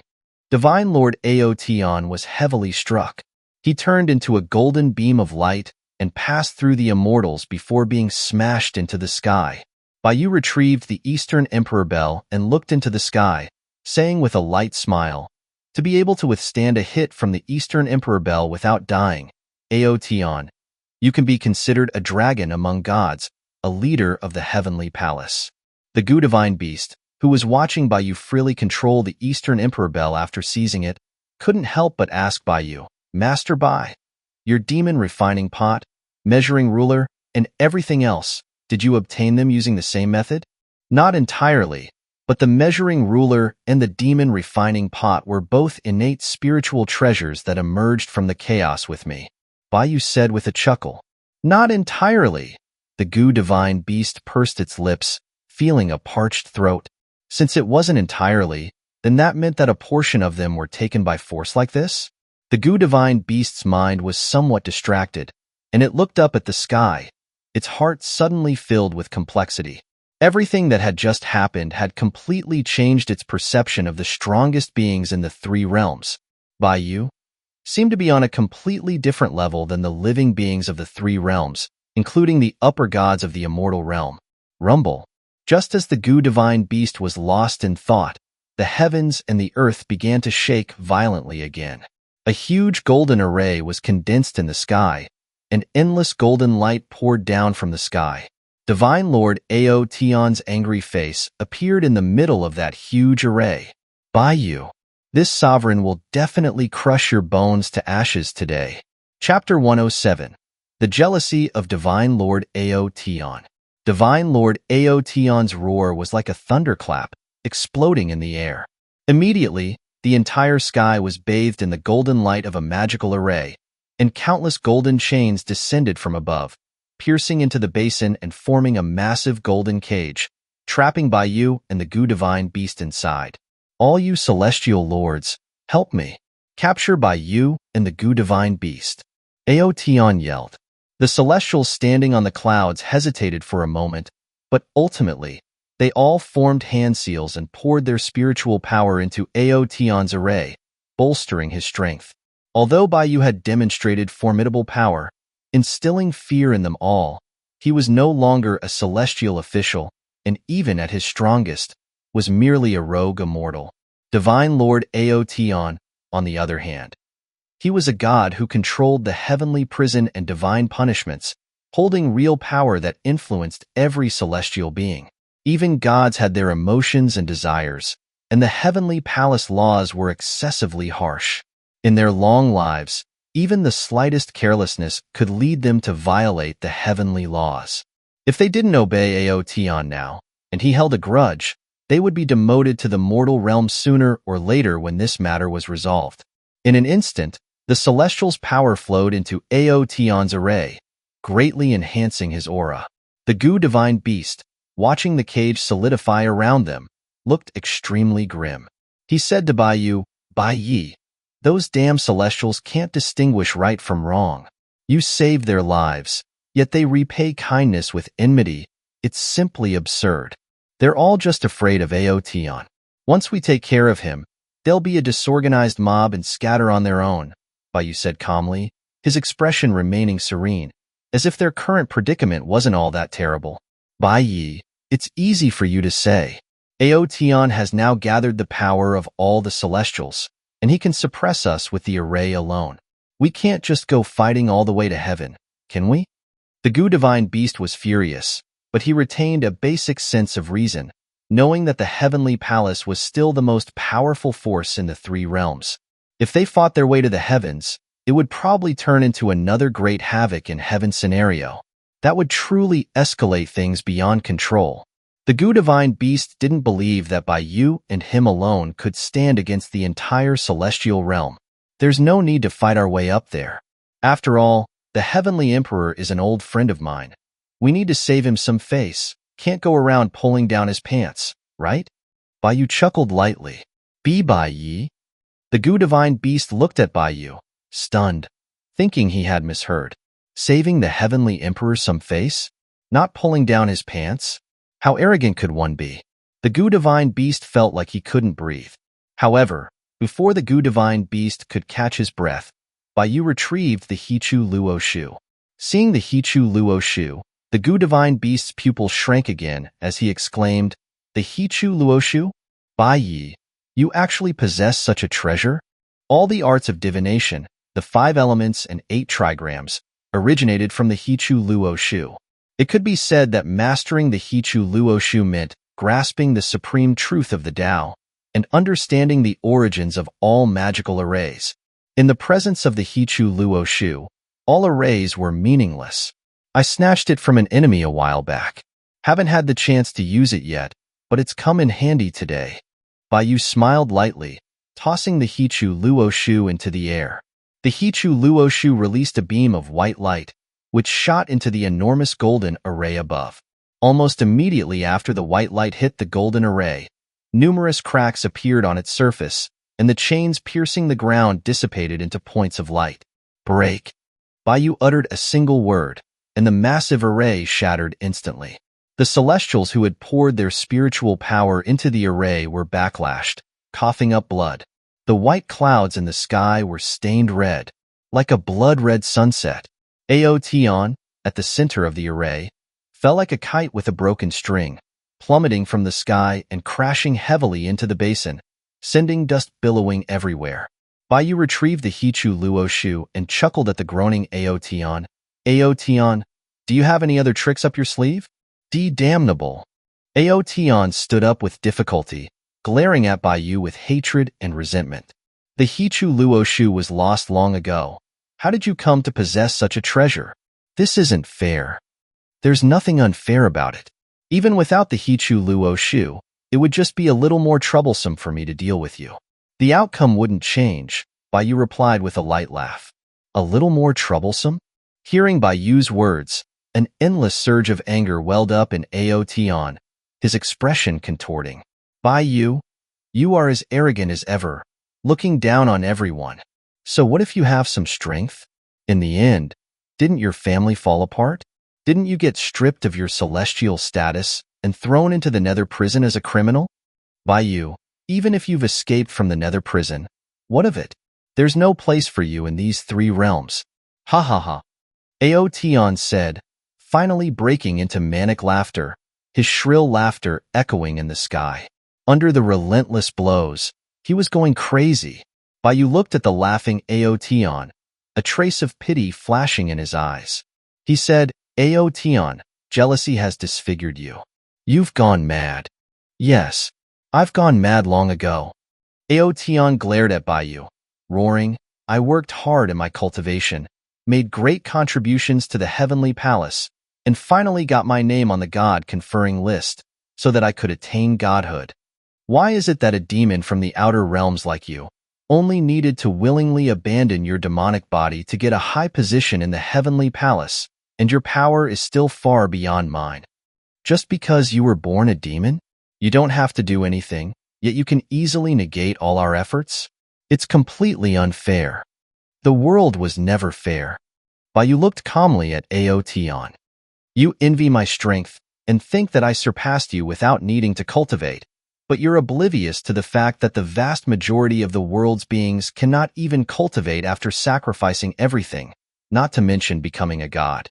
You've already reached the endpoint that countless beings can never achieve in their lives, but you can't see the efforts of the people behind you, only complain that the heavens are unfair to you? You're just greedy.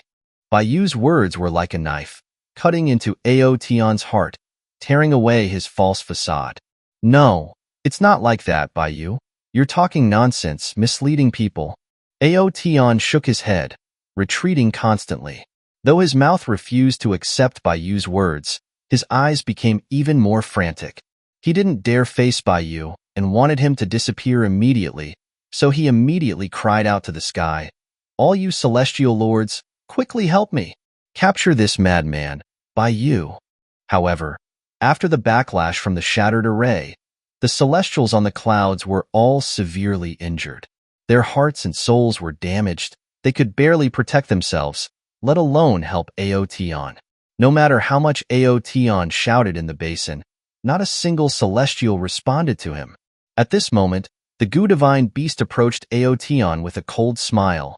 Old bastard, stop yelling. No one will help you now. I've always been disgusted with you. How about I beat you up? Aotion's eyes widened with fear as he saw the goo-divine beast approaching him. He backed away repeatedly, tripped over a rock, and fell to the ground. He looked at the goo-divine beast's fist, which was as big as a cauldron, and trembled. Don't come over here. I am Divine Lord Aotion. I control the heavenly palace laws. If you dare to hurt me, the heavenly palace will never forgive you. You talk too much. Take this. The goo-divine beast roared and punched Aotion squarely in the face, sending him flying and giving him a black eye. Baiyu just stood by, watching the whole thing with amusement, without any intention of stopping the Gu Divine Beast. All of this was Aotion's own doing. In the basin, the Gu Divine Beast was beating up Aotion mercilessly. Aotion's screams echoed in the sky. The Celestials on the clouds, witnessing Aotion being beaten into a pig by the Gu Divine Beast, felt a bit of fear, but also some secret satisfaction. After all, Aotion was usually arrogant and could decide a Celestial's fate with a few words, and his laws were too strict, leading the Celestials to feel discontent with Aotion long ago. However, due to Aotion's power and status, the Celestials only dared to complain to 2 or 3 close friends in private, and didn't dare to openly contradict Aotion. Now, witnessing Aotion being beaten mercilessly by the Gu Divine Beast, they satisfied a small wish in their hearts. Baiyu watched the Gu Divine Beast beat Aotion with amusement. Suddenly, he sensed an ominous aura and frowned slightly. Something's not right. Wuju isn't completely dead? Baiyu muttered under his breath, disregarding the Gu Divine Beast and Aotion. He scanned the surroundings, trying to capture the faint trace of Wuju's presence that had been revealed. The matters involving Aotion and the Celestials were just a small interlude for Baiyu, something that spiced up life. But the matter of Wuju had to be resolved properly. Once Wuju escaped and grew stronger, it would be a huge disaster for the 3 realms. Luwan and Xiaoya still needed to live in the mortal realm, and once Wuju became powerful, he would definitely affect Luwan and Xiaoya. Baiyu had already made a mistake once. This time, he could not make another. Chapter 108. The New Host of Abyssal Darkness. Gu Divine Beast, come back? Baiyu sensed Wuju's aura, his brows furrowed, and he immediately called out to the Gu Divine Beast. Baiyi, I'm having so much fun, can I? Come back. Baiyu's stern shout caused the Gu Divine Beast to tremble. Why yes, I'll come back right away. He dared not disobey Baiyu's order, reluctantly letting go of the bruised and battered Aotion and returning to Baiyu's side. The Gu Divine Beast wanted to ask Baiyu what was wrong, but when he saw Baiyu's serious expression, he suddenly realized something and immediately became solemn, asking Baiyu in a low voice, Baiyi, could it be that Wuju isn't dead?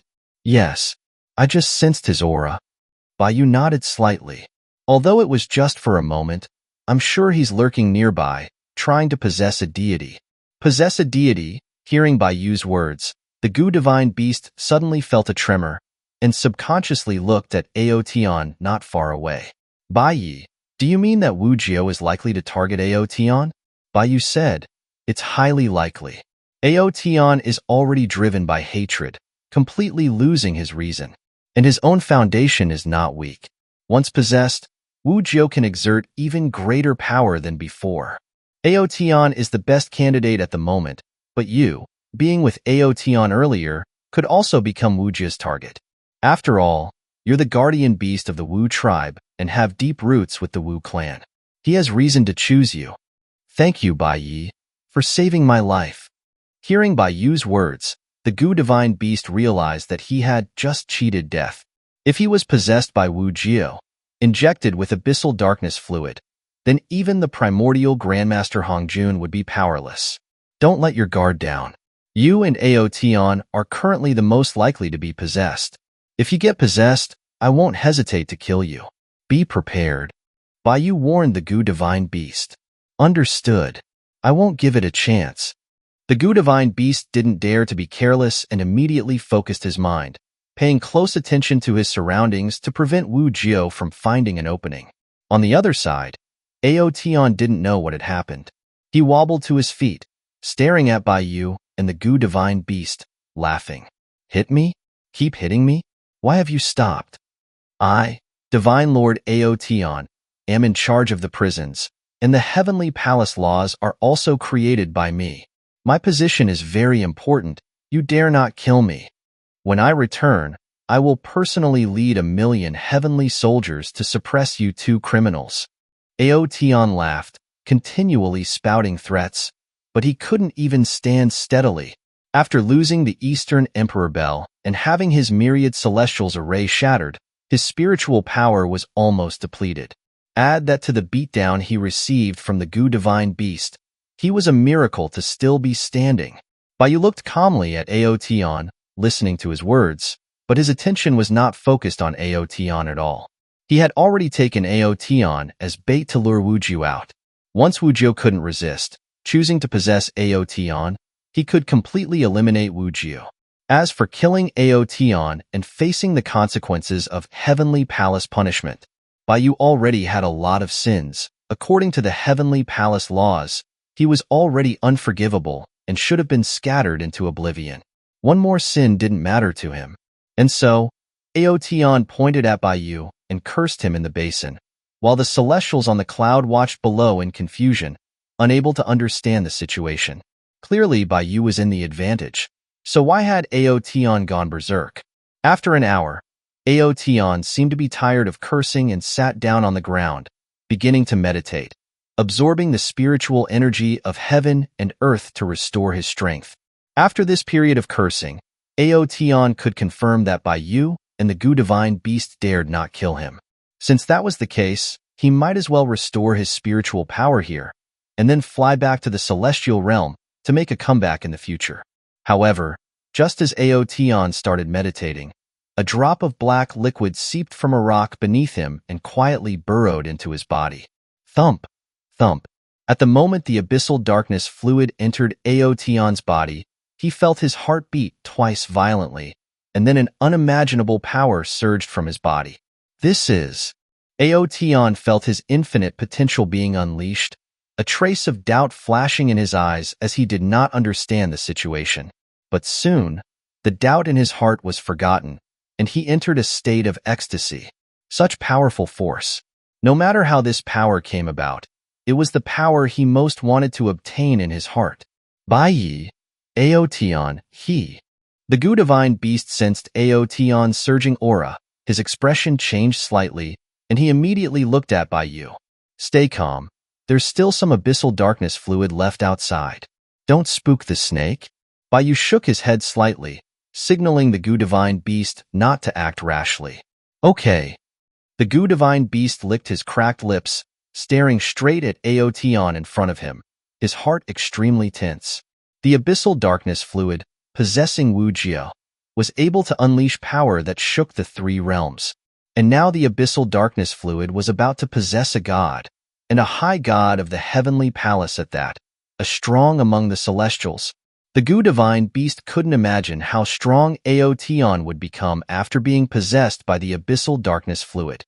Although the Gu Divine Beast knew that Baiyu was deliberately using Aotion as bait, he still had a bad feeling.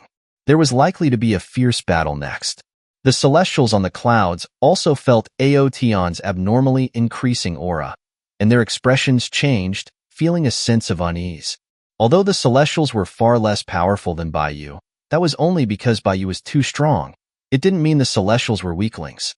Those who were born Celestials, or had cultivated to be Celestials, all had their own remarkable abilities and were among the best in the three realms. Now, Aotion's anomaly made the Celestials feel a deep sense of anxiety. Finally, a Celestial couldn't help but ask Baiyu from above the clouds, Immortal Lord Luo Yun, what's wrong with Divine Lord Aotion now? If you don't want to die, you'd better not get close to him. Baiyu replied calmly, without any further explanation.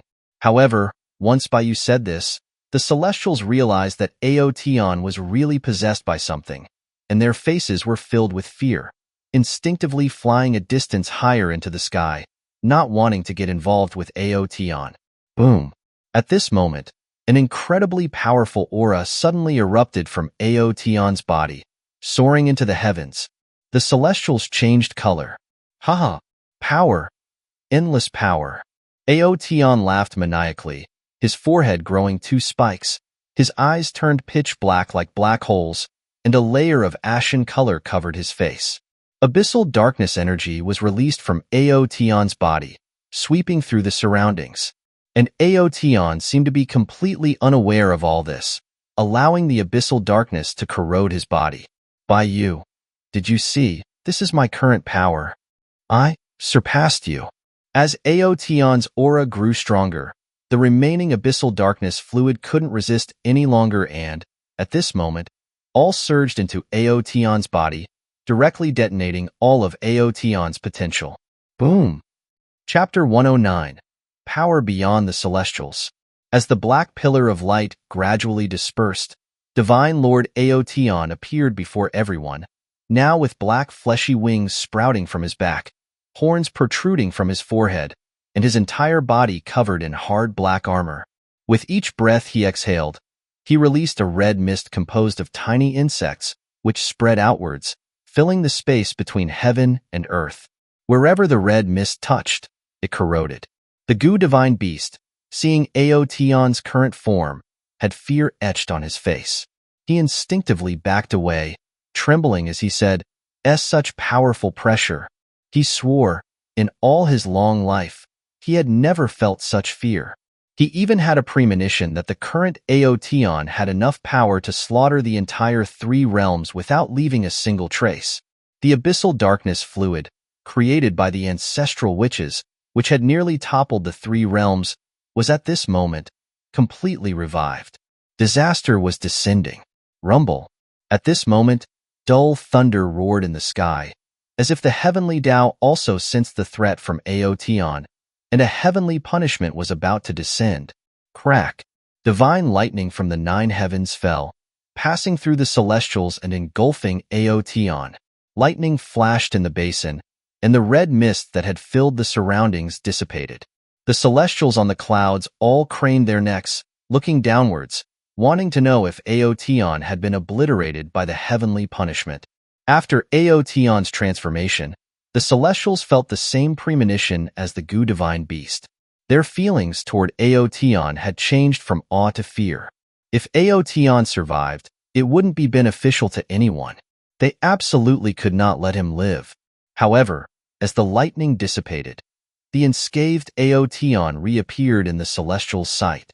Everyone present, except for Baiyu, looked utterly despairing. A monster that even the heavenly Tao couldn't subdue. Who in this world could possibly fight him? Baiyu. Aotion looked at Baiyu, his voice a mix of both Aotion and Wujia's tones. Why do you want me? Baiyu looked at Aotion, chuckling as he asked, are you Wujio? Or Divine Lord Aotion? Or something else entirely? I am neither. I am the only king of this world. Aotion calmly looked at Baiyu, his eyes as deep as the stars. He said, you will regret this, regret allowing me to live. All the humiliations you have inflicted on me, I will repay them 100-fold. As soon as Aotion finished speaking, he disappeared from his spot and appeared above Baiyu, kicking down. Bang! Aotion's foot passed through Baiyu's afterimage, and he crushed the basin with the force of his kick, causing magma to gush forth. The Gu Divine Beast was sent flying by Aotion's aura, slamming hard against the edge of the barrier, coughing up blood. Aotion wasn't surprised that his attack missed. He immediately looked towards an empty spot, saying calmly, Baiyu, don't resort to such childish tricks. Even with the Hichu Luo Shu, you can't fool my eyes. Oh dear, it seems you've grown quite a bit. This is troublesome. Baiyu, holding the Hichu Luo Shu, revealed himself, smiling at the now burly Aotion. He chuckled and said, I thought I could deal with you easily, but it seems I'll need to spend a little more time now. I'll return that statement to you verbatim. Aotion snorted coldly, flapping his wings and transforming into a streak of black light once again, tearing apart Baiyu's afterimage. However, this time, Aotion didn't stop. He immediately changed direction and charged towards another spot, tearing through the next afterimage of Baiyu. The celestials in the sky and the Gu Divine Beast at the edge of the barrier could only see Aotion's black light tearing through the battlefield and Baiyu's afterimages. Besides that, they could see nothing. No one there could perceive the movements of either Baiyu or Aotion. Baiyu, are you only capable of running away now? Aotion taunted Baiyu while chasing him. There's no rush, we have plenty of time. Let's play slowly, Baiyu replied with a light laugh, not bothered by Aotion's taunts. Wujio and Aotion had not yet fully merged. If he attacked now, even if Baiyu defeated Aotion, Wujio might still escape again. Therefore, Baiyu needed to spend some time, giving Aotion and Wujio enough confidence so that they would completely merge, And then, when they couldn't separate easily, he would use thunderous force to completely obliterate them. Only in this way could the abyssal darkness fluid be destroyed completely. However, Bayu's actions also came with a certain risk. After all, the abyssal darkness fluid had not yet fully integrated with Aotion's soul, and Aotion's power was not yet fully unleashed. Once Aotion and Wu Jiu completely merged, unleashing their full power, the impact would be earth-shattering. And Bayu had only recovered 30% of his cultivation.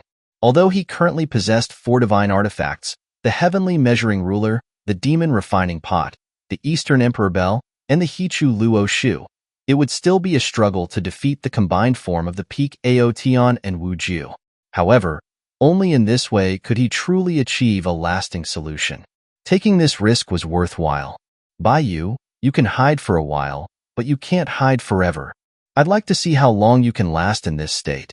Aotion noticed that Bayu was only dodging, and a hint of playfulness appeared in his eyes. He also needed time to grow stronger. For him, the longer this dragged on, the more advantageous it would be for him. He enjoyed playing cat and mouse with Bayu, and so, Bayu hesitated to engage with Aotion, only increasing the Celestials' and Gu Divine Beast's despair. Bayu was now their only hope. But from the current situation, even Bayu wasn't a match for Aotion. They could not even imagine who in the 3 realms could defeat Aotion. No, this matter must be reported to the Heavenly Emperor as soon as possible. This monster must be suppressed here, otherwise it will become a great calamity for the 3 realms. The more the Celestials thought about it, the more scared they became. They wanted to return to the Heavenly Palace to inform the Heavenly Emperor, but just as they were about to leave, they discovered that they were all trapped in this area by a transparent barrier, and they couldn't leave at all. What's going on? Where did this barrier come from? This is terrible. We can't go back. How can we inform the Heavenly Emperor of this? Immortal Lord Luo Yun, can you help us escape and request reinforcements from the Heavenly Emperor? In an instant, the Celestials were in a panic, even starting to beg Bayu for help, hoping he could assist them in escaping. Returning to request reinforcements was one thing, but more importantly to the Celestials, they could only save their own lives by going back. Now that Bayu was no match for Aotion, once Bayu was defeated, it would be their turn next. The Celestials did not believe that Aotion, after transforming into a monster, would let them go. However, the Celestials had just begged Bayu for help, and before Bayu could respond, Aotion looked up at the Celestials in the sky, grinning, "You're all my food. No one will escape." Aotion's piercing voice pierced through the sky, causing the Celestials to show fear, their souls trembling. After saying this, Aotion simply abandoned the elusive Bayu and charged directly towards the Celestials in the air. "Fellow cultivators, let's defend together." The Celestials, seeing that Aotion was charging straight at them, had a drastic change in expression. They all dragged their severely injured bodies, joining forces to create a barrier, trying to stop Aotion's attack. Haha, a bunch of ants. You're like a mantis trying to stop a chariot. Aotion laughed loudly, his sharp claws slamming against the barrier created by the Celestials, easily shattering it. The Celestials all spat out blood, their already severely injured bodies now even worse. "You bunch of trash. All of you will become my power." Aotion roared with laughter, spitting out a large amount of red mist from his mouth, engulfing the Celestials to absorb their power, and the Celestials could only watch helplessly as the red mist approached, unable to stop it. "It's over." The Celestials looked desperate, already foreseeing their fate to be devoured by Aotion. Clang! At this moment, a bell chime that shook the heavens and earth echoed through the space, and then the Eastern Emperor Bell descended from the sky, enveloping the Celestials and blocking Aotion's red mist. The Eastern Emperor Bell. Aotion saw the Eastern Emperor Bell blocking his good deed, and endless anger welled up in his eyes. "That was my treasure." Aotion's anger completely clouded his mind, his face twisted in fury. He headbutted the Eastern Emperor Bell. Clang! The deafening bell chime echoed through the heavens once again. The celestials protected by the Eastern Emperor Bell also bled from their 7 orifices, forced to cover their ears to block the terrifying sound waves. Although the Eastern Emperor Bell helped them block Aotion, the impact created by Aotion crashing against the Eastern Emperor Bell was also unbearable for them. However, Bayou below only used the Eastern Emperor Bell to protect the celestials, completely ignoring their survival. If not for the fact that Aotion's strength would skyrocket after absorbing the celestials, Bayou wouldn't have even bothered to save them. 10 years ago, when his wife and daughter were in trouble and none of the celestial gods were willing to help, he had completely severed ties with the heavenly palace. Just a little bit more to completely merge, almost there. Bayou watched Aotion repeatedly crash into the Eastern Emperor Bell, and quietly conjured the heavenly measuring ruler and the demon refining pot, gathering power, preparing to deliver the final blow to Aotion. Clang, clang, clang. Aotion crashed into the Eastern Emperor Bell again and again, and some of the celestials inside were already having their heart and souls shattered, on the brink of death. And the harder Aotion crashed, the more his aura grew, driving the celestials to the edge of despair. The Gu divine beast, seeing the scene in the sky, couldn't help but purse his lips. He asked Bayou, "Bai, are we just going to watch Aotion keep crashing into the Eastern Emperor Bell?" The Eastern Emperor Bell is distracting him, which gives us a chance to set up our plan. Bayou sent the Hichu Luoshu in front of the Gu divine beast and instructed him, "Use my Hichu Luoshu to reinforce the barrier around us, and be careful not to attract Aotion's attention. You won't be able to withstand a single blow from him in your current state." The Gu divine beast received the Hichu Luoshu. A flash of excitement appeared in his eyes. He asked Bayou, "Bai, are you planning to attack Aotion?" Bayou nodded slightly, looking at Aotion in the sky, and said softly, "Yes, it's time to put an end to this." Chapter 110. Killing Divine Lord Aotion. Bayou looked at Aotion, who was constantly crashing into the Eastern Emperor Bell, his gaze gradually becoming serious.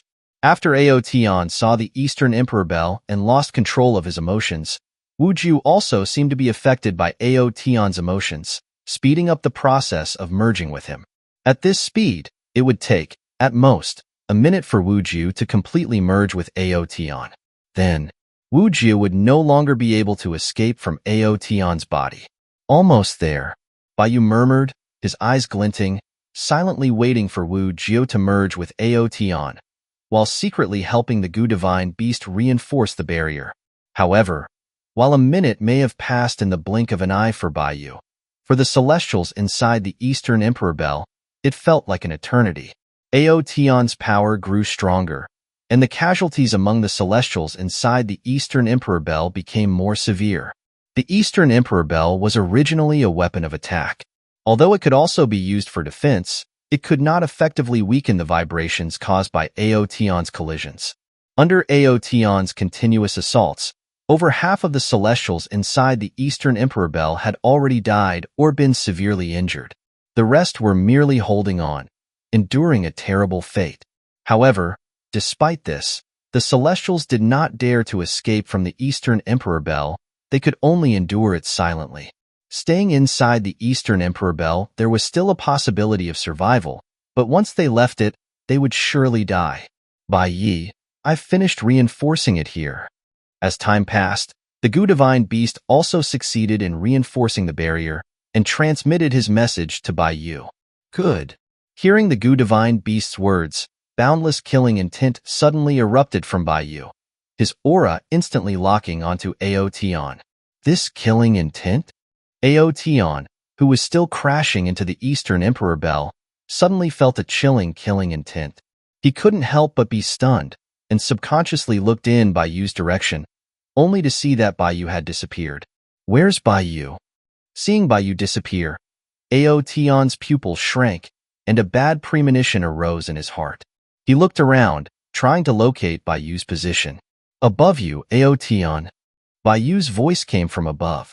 Aotion immediately looked up, and saw Bai Yu wielding the heavenly measuring ruler, slamming it down towards him.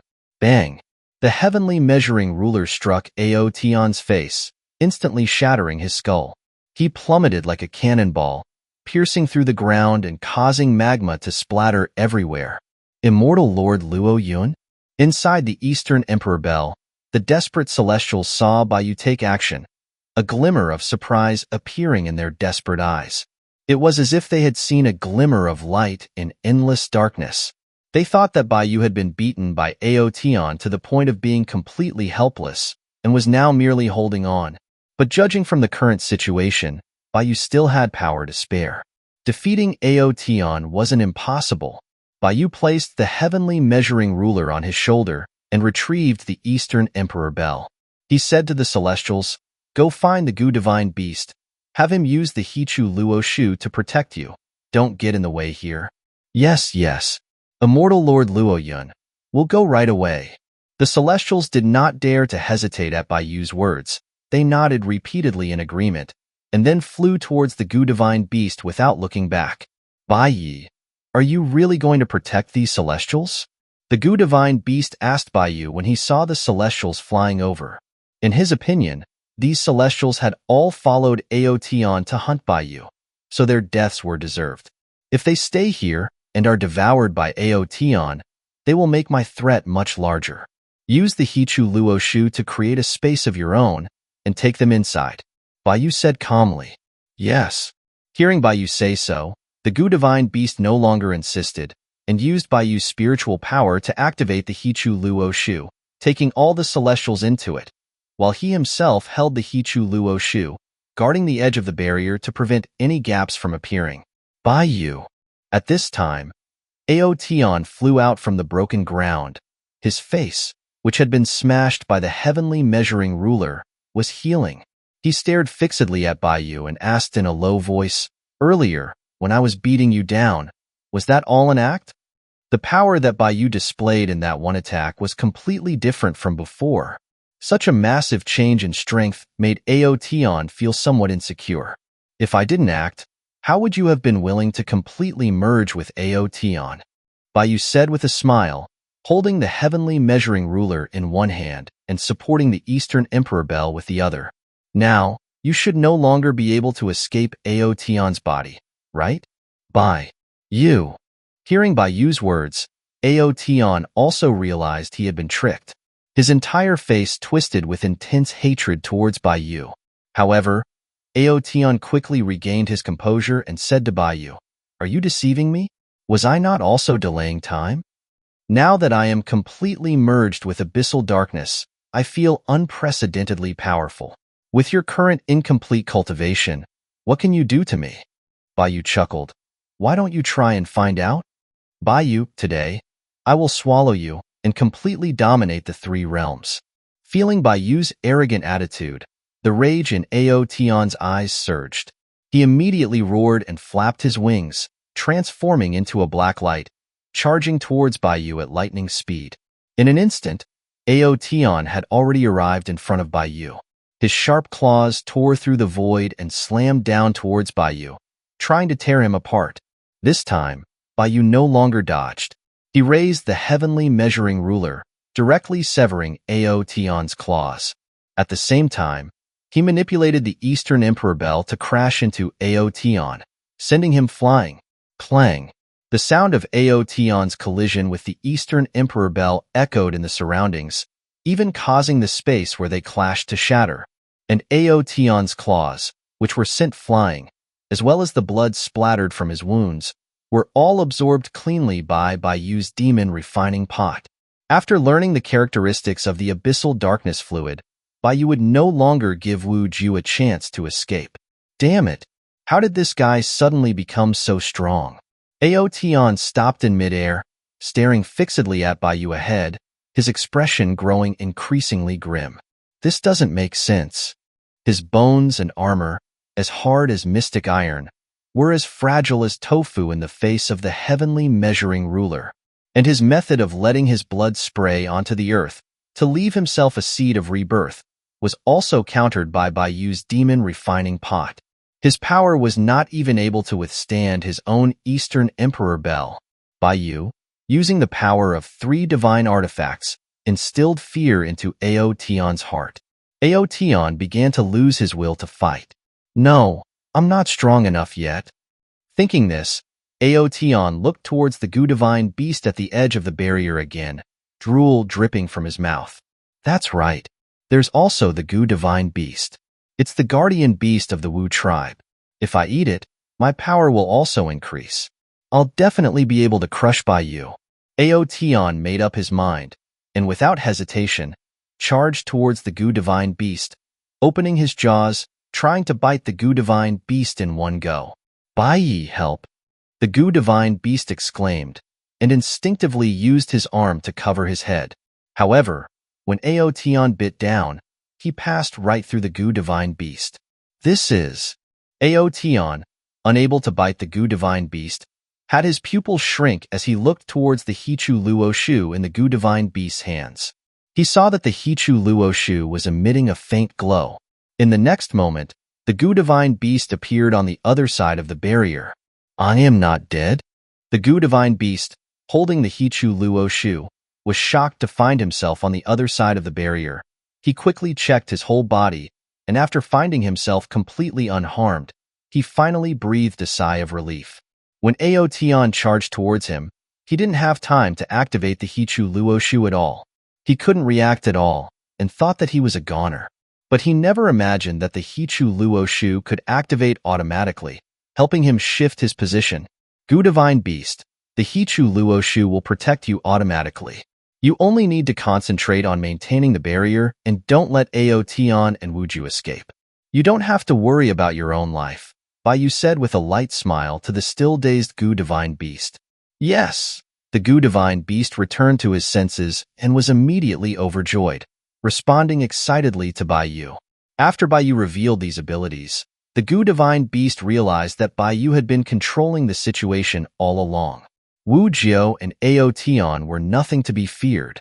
His confidence returned once again. Bai Yi was still the same Bai Yi, not some random person that anyone could mess with. Aotion also heard Bai Yu's words, and his expression became increasingly ugly. Although his power was expanding infinitely at the moment, the fear he felt towards Bai Yu was still impossible to erase.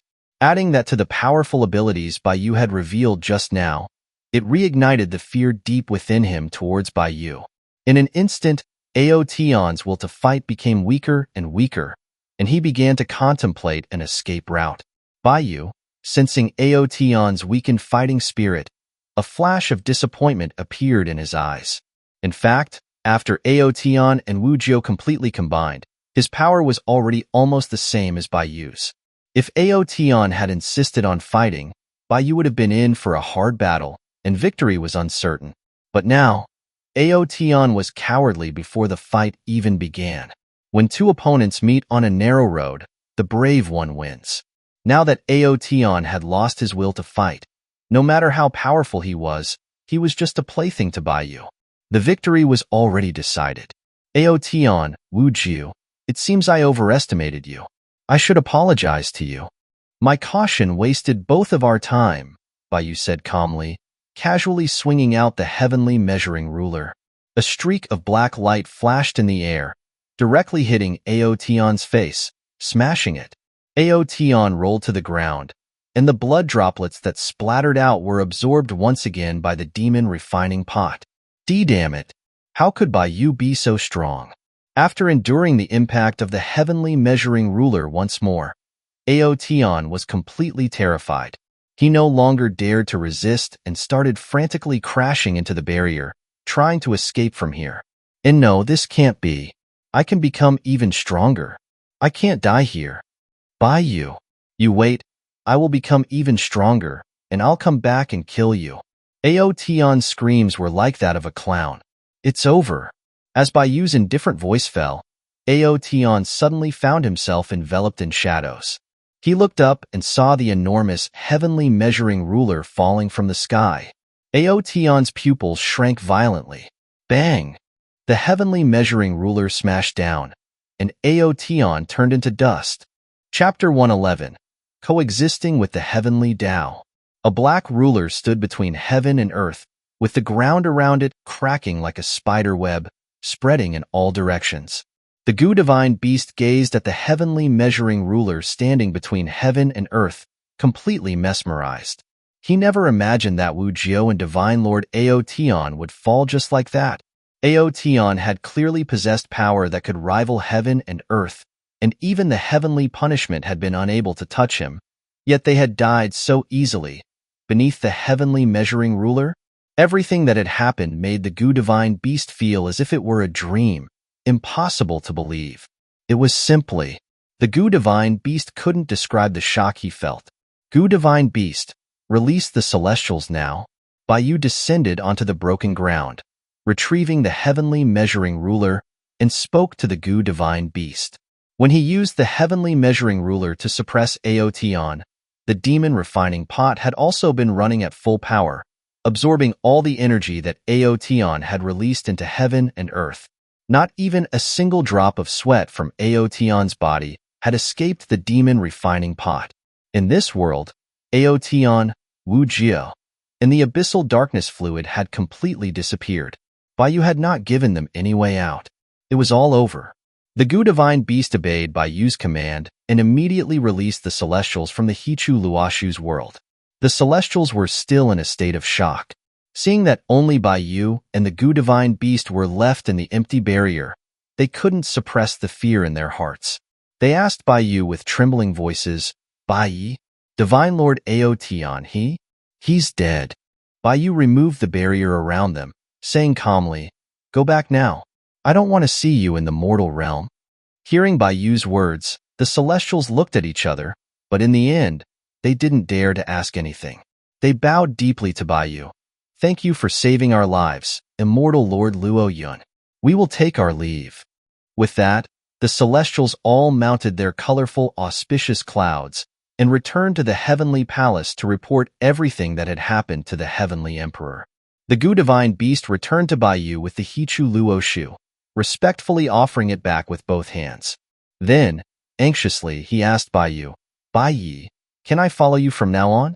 After this battle, the Wu clan's divine hall was completely destroyed, and the Gu Divine Beast was now homeless. The Wu clan had been rejected by heaven and earth for creating the abyssal darkness poison, and had nearly been wiped out. Now, Wu Jiu had created such a major incident, causing many celestials to fall, and even killing a high-ranking god. This was a crime that was enough to implicate 10 generations of their clan.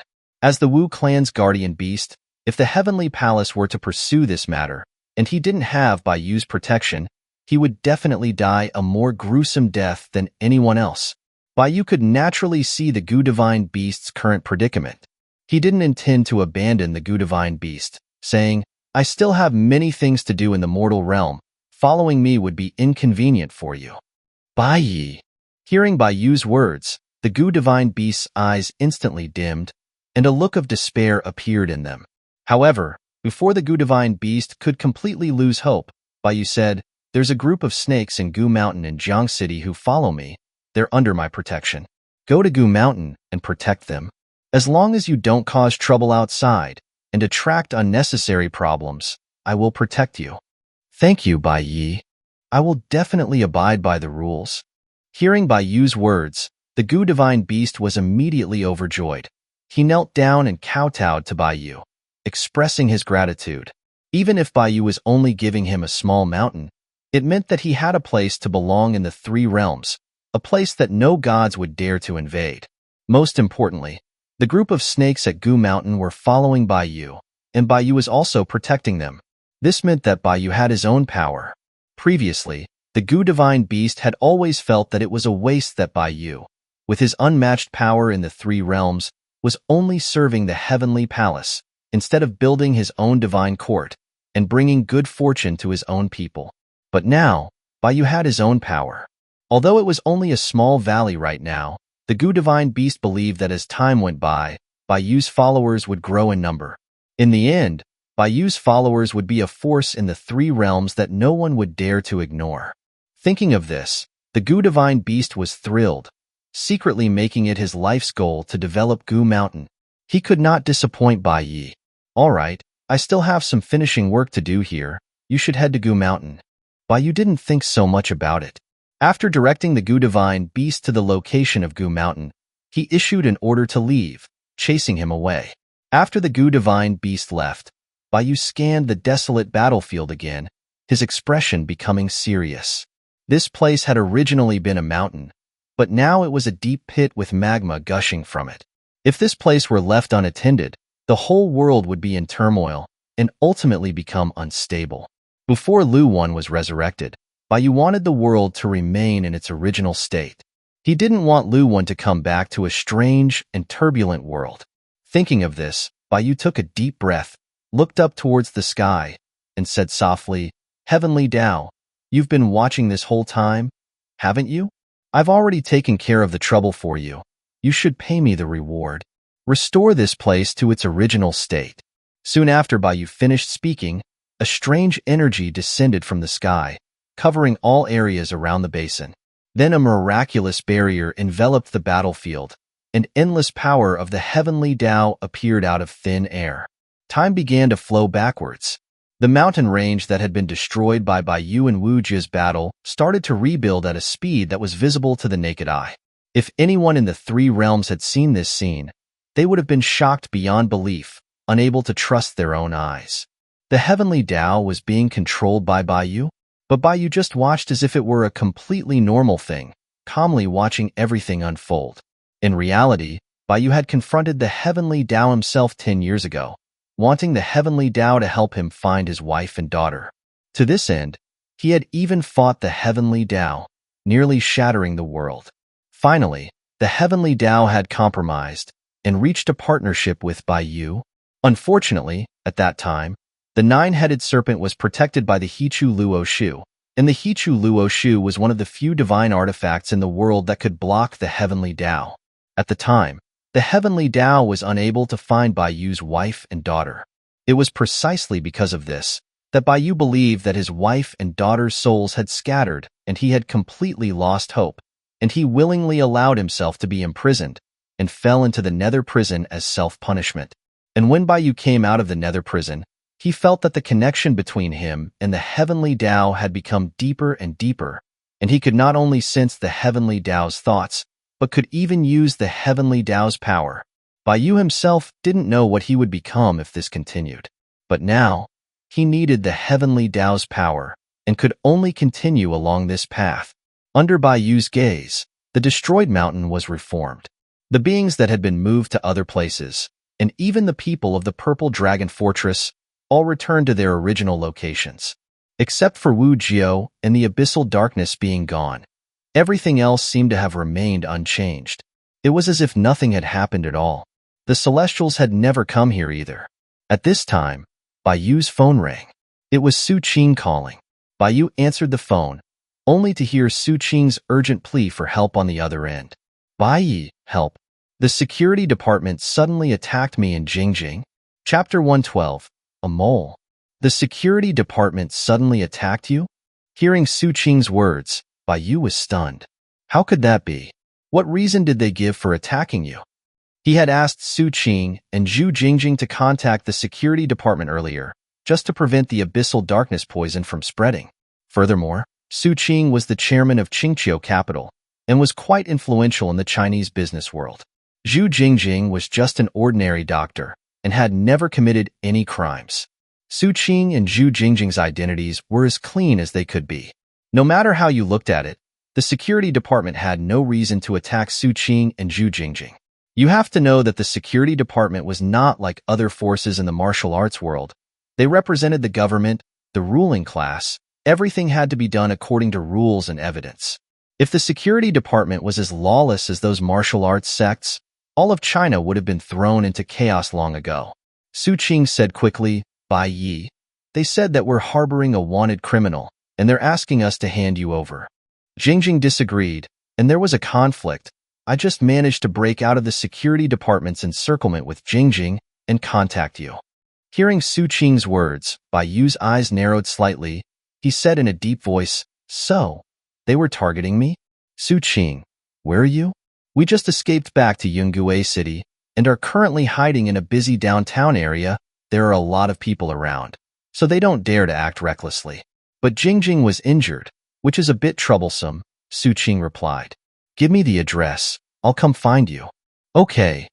Su Qing did not say much, quickly hung up the phone. Bai then received the location that Su Qing sent. In the commercial district in the city center, Bai looked at his phone, confirmed Su Qing's location, and then returned to Purple Dragon Fortress. He destroyed the remaining abyssal darkness poison as quickly as possible. At the same time, he used the remaining power of the heavenly Tao in the air to completely eliminate the abyssal darkness poison from Nan Yin and the others' bodies, eliminating the root cause of the problem. After doing all this, Bai flew towards Yungue City at maximum speed. At the same time, Yungue City Center, Tianjin Road. This was the most prosperous commercial district in Yungue City. From high-end luxury goods to food stalls, this place had everything. It could be said that it met all the shopping needs of the city's residents. Su Qing led the pale-faced Zhu Jingjing through the crowd, evading the pursuit of the security department. Jingjing, can you still hold on? Su Qing glanced at the abdomen that Zhu Jingjing was holding with her hand and asked with a worried expression. When they were escaping from the security department, Zhu Jingjing had accidentally been hit by a special bullet. Now that all of Zhu Jingjing's demonic power had disappeared, she was completely useless. Furthermore, the cultivators from the security department were chasing closely. Su Qing simply didn't have the time to treat Zhu Jingjing's wound. She could only watch as Zhu Jingjing's injuries grew worse. I'm fine. As long as we can contact Bai Yi, it will be okay, Zhu Jingjing said with a smile, but her lips had already lost all color. No, we can't keep running. We're going to treat your wound here. Su Qing saw that Zhu Jingjing's aura was becoming more and more unstable and immediately stopped, telling Zhu Jingjing, "Here." Zhu Jingjing was stunned, scanning the large crowds around them. Then she frowned. "No, not here. I can barely maintain my human form. If we treat my wound here, I'm afraid I won't be able to stop myself from turning back into my original form. Then things will get out of hand." Su Qing said anxiously, "Only here will those cultivators fear hurting civilians and won't dare to attack us. If we leave this place and go to a place with fewer people, you'll definitely die." Su Qing herself wasn't very afraid of those cultivators from the security department. After all, she was a clan leader of the Qingqiu clan, and with the enhanced blood fox calabash in her hand, she might not lose in a fight. But Zhu Jingjing was different. Although Zhu Jingjing had taken human form, she had always focused on researching medicine and didn't have any knowledge of fighting. If Zhu Jingjing was surrounded by cultivators from the security department, unless Bai Yu was there, no one would be able to protect Zhu Jingjing. What's more, Zhu Jingjing was now injured, which made the situation even more serious. Su Qing was certain that as soon as they left the city center, they would definitely be surrounded by a large number of security department cultivators. But Zhu Jingjing firmly shook her head. "No, there are too many people here. I don't want to reveal my original form here. Even if it means death, let's go somewhere with fewer people." "Jingjing, you?" Su Qing wanted to say something, but when she saw Zhu Jingjing's determined gaze, she knew that no matter what she said, it would be useless. She could only sigh heavily and say, "Okay, I'll wait for Bai Yi with you here." Su Qing pulled Zhu Jingjing to sit down on a bench by the side of the road, using her demonic power to stop Zhu Jingjing's wound from worsening. However, Su Qing herself wasn't good at medicine, and the special bullet from the security department was still lodged inside Zhu Jingjing's body, and she could not take it out. Even Su Qing's own demonic power was being corroded by the bullet.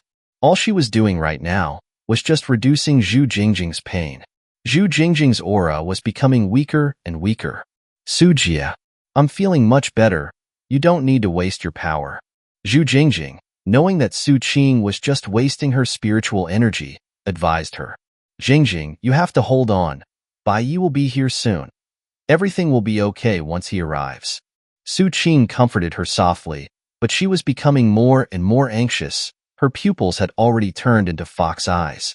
And around Su Qing, the security department's cultivators were quietly getting closer to Su Qing and Zhu Jingjing. They were actually so insane as to attack Su Qing and Zhu Jingjing in a busy downtown area. Bang! At this time, a piercing gunshot rang out, and the surrounding crowds began to scream loudly and scatter in all directions. In an instant, the area was in chaos. Su Qing quickly turned her head and saw a cultivator wearing a hat and sunglasses, holding a knife, falling straight down in front of her. This is... Seeing that someone had died in front of her, Su Qing looked towards the distance and saw Wang Ho and Chu Quan with their guns running towards them. It's you? Su Qing, seeing Wang Ho and Chu Quan, was shocked. Weren't they the two members of the security department who had been hunting for Deef earlier, and then entered the temple and witnessed Bai Yu slaying the demon god alongside her? Seeing Wang Ho and Chu Quan coming over, Su Qing immediately became hostile, her fingernails turning into sharp claws. She shouted, "Don't come any closer. Director Su, there's a mole within our organization. This assassination attempt against you is intended to intensify the conflict between Senior Bai and the security department." Wang Ho immediately stopped, raising his hands in the air, and said to Su Qing, "I don't trust you." Su Qing immediately pulled Zhu Jingjing up, protecting Zhu Jingjing behind her. "Whether you trust us or not isn't the main point. The most important thing right now is to operate on Zhu Jingjing." Chu Quan took off the bag behind his back and took out the medical kit inside and said to Su Qing, "I brought a medical kit. Let's take the bullet out of Zhu Jingjing first. That's our special silver bullet. It's extremely deadly to monsters. If we delay any longer, Zhu Jingjing will surely die." Su Qing looked at the medical kit that Chu Quan had placed on the ground and thought about how weak Zhu Jingjing was. She gritted her teeth and threatened Chu Quan, "Boy, if you dare to trick me, I'll kill your entire family." "No problem." Chu Quan agreed without hesitation. "Let Miss Shu lie down on the bench. I'll perform the surgery." As he spoke, Chu Quan glanced at the cultivators who were surrounding them. He immediately said to Su Qing and Wang Ho, "They're coming. Please help me block them. Don't let them attack me." "No problem," Su Qing said in a low voice, no longer trying to hide herself. She directly transformed into a demon in the busy downtown area. She was all in. Chapter 113, Confrontation. Wang Ho watched as Su Qing directly transformed into a nine-tailed fox demon, his eyes changing slightly, and he hesitated to speak. Su Qing's actions were a violation of the peace agreement between humans and demons. Under normal circumstances, the security department would spare no effort to eliminate Su Qing and minimize the impact she created. But the situation was different now. Wang Ho was more worried about the relationship between the security department and Bai Yu. The security department had already issued an arrest warrant for Bai Yu. If the relationship between the security department and Bai Yu continued to deteriorate, Wang Ho couldn't even imagine the serious consequences. Other security department cultivators didn't know how strong Bai Yu was, but he had seen it with his own eyes.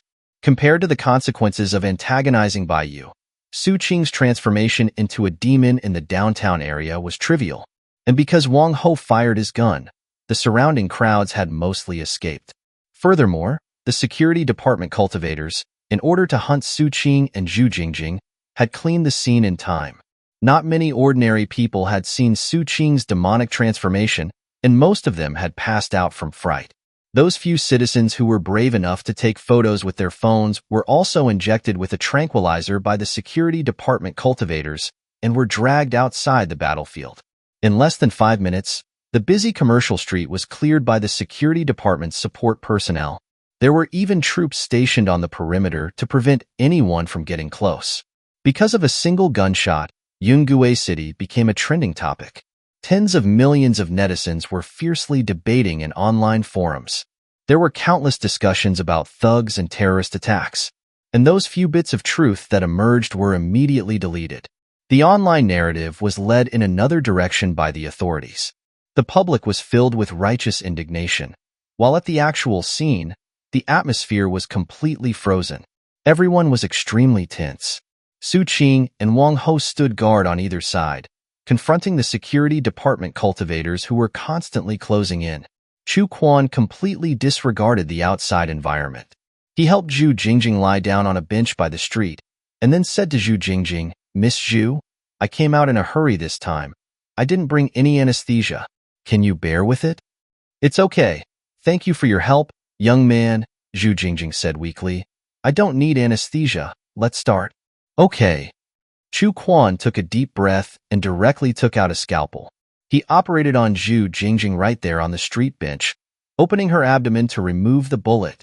"Brothers, I am Wang Ho, the captain of the 3rd Detachment of the Security Department in the Southwest region. Su Qing and Zhu Jingjing are not wanted targets. Don't be rash. Wang Ho still didn't want to fight his Security Department colleagues. He took out his credentials and shouted to the Security Department cultivators. Su Qing also said sternly, "You human bastards, listen up. If you dare to make a move, I will take your heads." Boom. As soon as Su Qing finished speaking, she released a monstrous demonic aura. A huge white fox phantom manifested behind Su Qing, scaring the Security Department cultivators into retreating. The cultivators looked at each other, and for a moment, not a single one stepped forward. This gave Chu Quan extremely precious surgery time, and Zhu Jingjing, whose flesh was being continuously cut, didn't make a sound, enduring it all. Su Qing watched as Zhu Jingjing was covered in sweat. She felt more and more pained. Her hatred towards the Security Department cultivators also gradually climbed to its peak. Those damn bastards! Su Qing couldn't suppress the anger in her heart, her eyes turning scarlet, and the killing intent in her heart had grown to the extreme. Wang Ho saw that Su Qing was about to make a move. His eyes changed slightly, and he quickly persuaded, "Miss Su, please don't be impulsive. We need to give Chu Quan a stable surgical environment. The current standoff is most beneficial for us.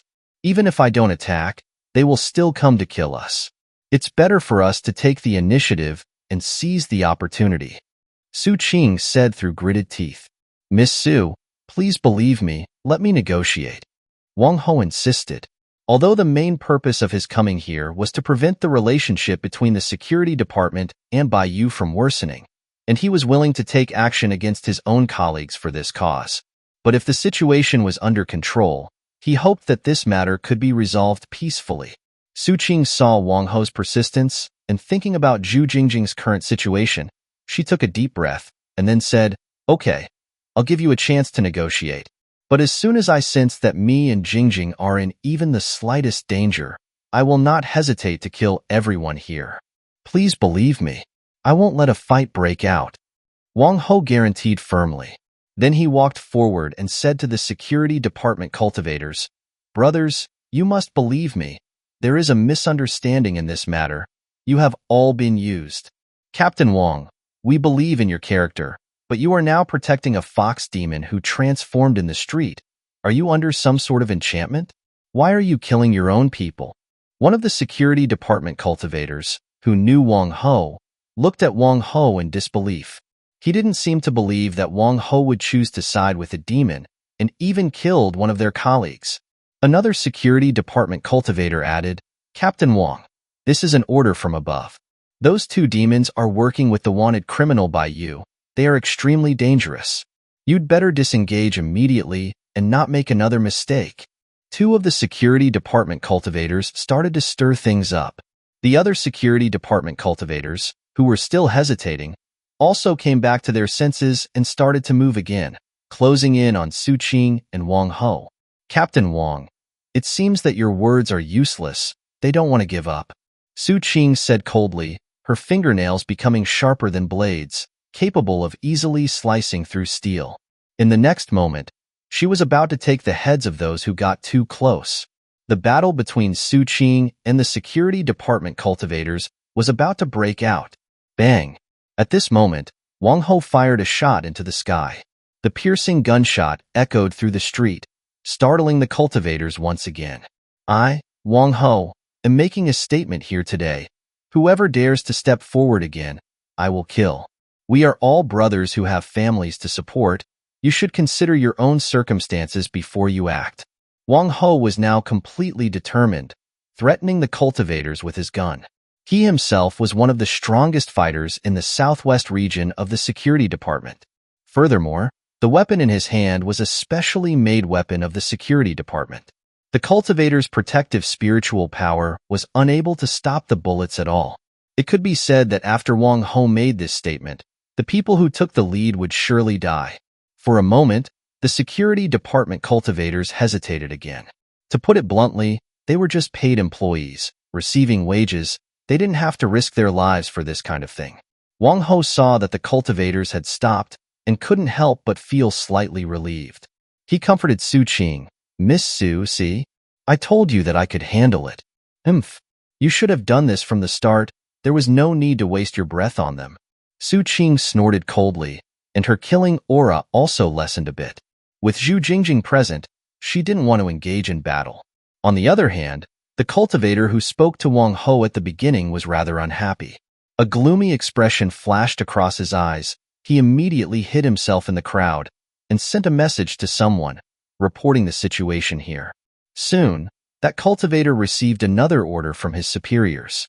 A killing intent appeared in his eyes. Taking advantage of everyone's lack of attention, he quietly raised his gun and aimed it at Zhu Jingjing's head and pulled the trigger. Bang! The bullet sliced through the air, whistling towards Zhu Jingjing's head. Chapter 114. I beg you, spare my teacher's life. Everyone present didn't react to the gunshot, including Su Qing and Wang Ho. That bullet was heading towards Zhu Jingjing. Wang Ho's eyes captured the bullet's trajectory, but his body was too slow to react. He could only watch helplessly as the bullet shot towards Zhu Jingjing's head. It's over. A look of despair appeared in Wang Ho's eyes. He didn't even dare to imagine the consequences of Bai Yu's rage if Zhu Jingjing were to die. However, just as the bullet was about to pierce Zhu Jingjing's head, the bullet suddenly stopped, frozen in midair. Seeing the bullet freeze in midair, Wang Ho's pupils shrank violently. By the time he blinked again, Bai Yu had already appeared next to Zhu Jingjing, his 2 fingers pinching the bullet. Bai Yi. Seeing Bai Yu arrive, Su Qing immediately showed a joyful expression and exclaimed, "It seems I arrived just in time." Bai Yu chuckled, throwing the enchanted bullet to the ground. Then he used his spiritual power to suck all the fragments of the bullet out of Zhu Jingjing's body and healed the wound in her abdomen. Bai Yu's smooth and flowing movements stunned everyone around him. Was this a divine skill? Bai Yu then looked at the cultivator who had fired the cold shot from behind the crowd. His eyes narrowed as he smiled. "You, brother, who shot the cold shot from behind, come on out." Where Bai Yu's gaze fell, the security department cultivators scattered, and the cultivator who had fired the shot was exposed in everyone's line of sight. Meng Yun. Wang Ho saw clearly who the shooter was, his expression changing again. He exclaimed, his face full of disbelief. This Meng Yun was the captain of the first detachment and was also his closest friend. Wang Ho couldn't believe that his friend would do such a thing at this time. Meng Yun looked at Bai Yu's eyes, fear appearing on his face as he kept retreating. "Are you scared?" Bai Yu saw Meng Yun's frightened eyes and smiled slightly. "You should be scared. Next, until you die, I hope you keep that pleasant expression on your face." Bai Yu chuckled, beckoning Meng Yun with his fingers. Meng Yun immediately felt an extremely powerful suction force pulling him. Meng Yun was completely unable to resist that enormous force. He flew directly towards Bai Yu in front of everyone. "Kneel." Bai Yu's indifferent voice sounded, and Meng Yun felt an irresistible pressure pushing down on his shoulders, his legs buckling. Bang! Meng Yun directly knelt down in front of Bai Yu. Both of his knees shattered in an instant. "Captain Meng."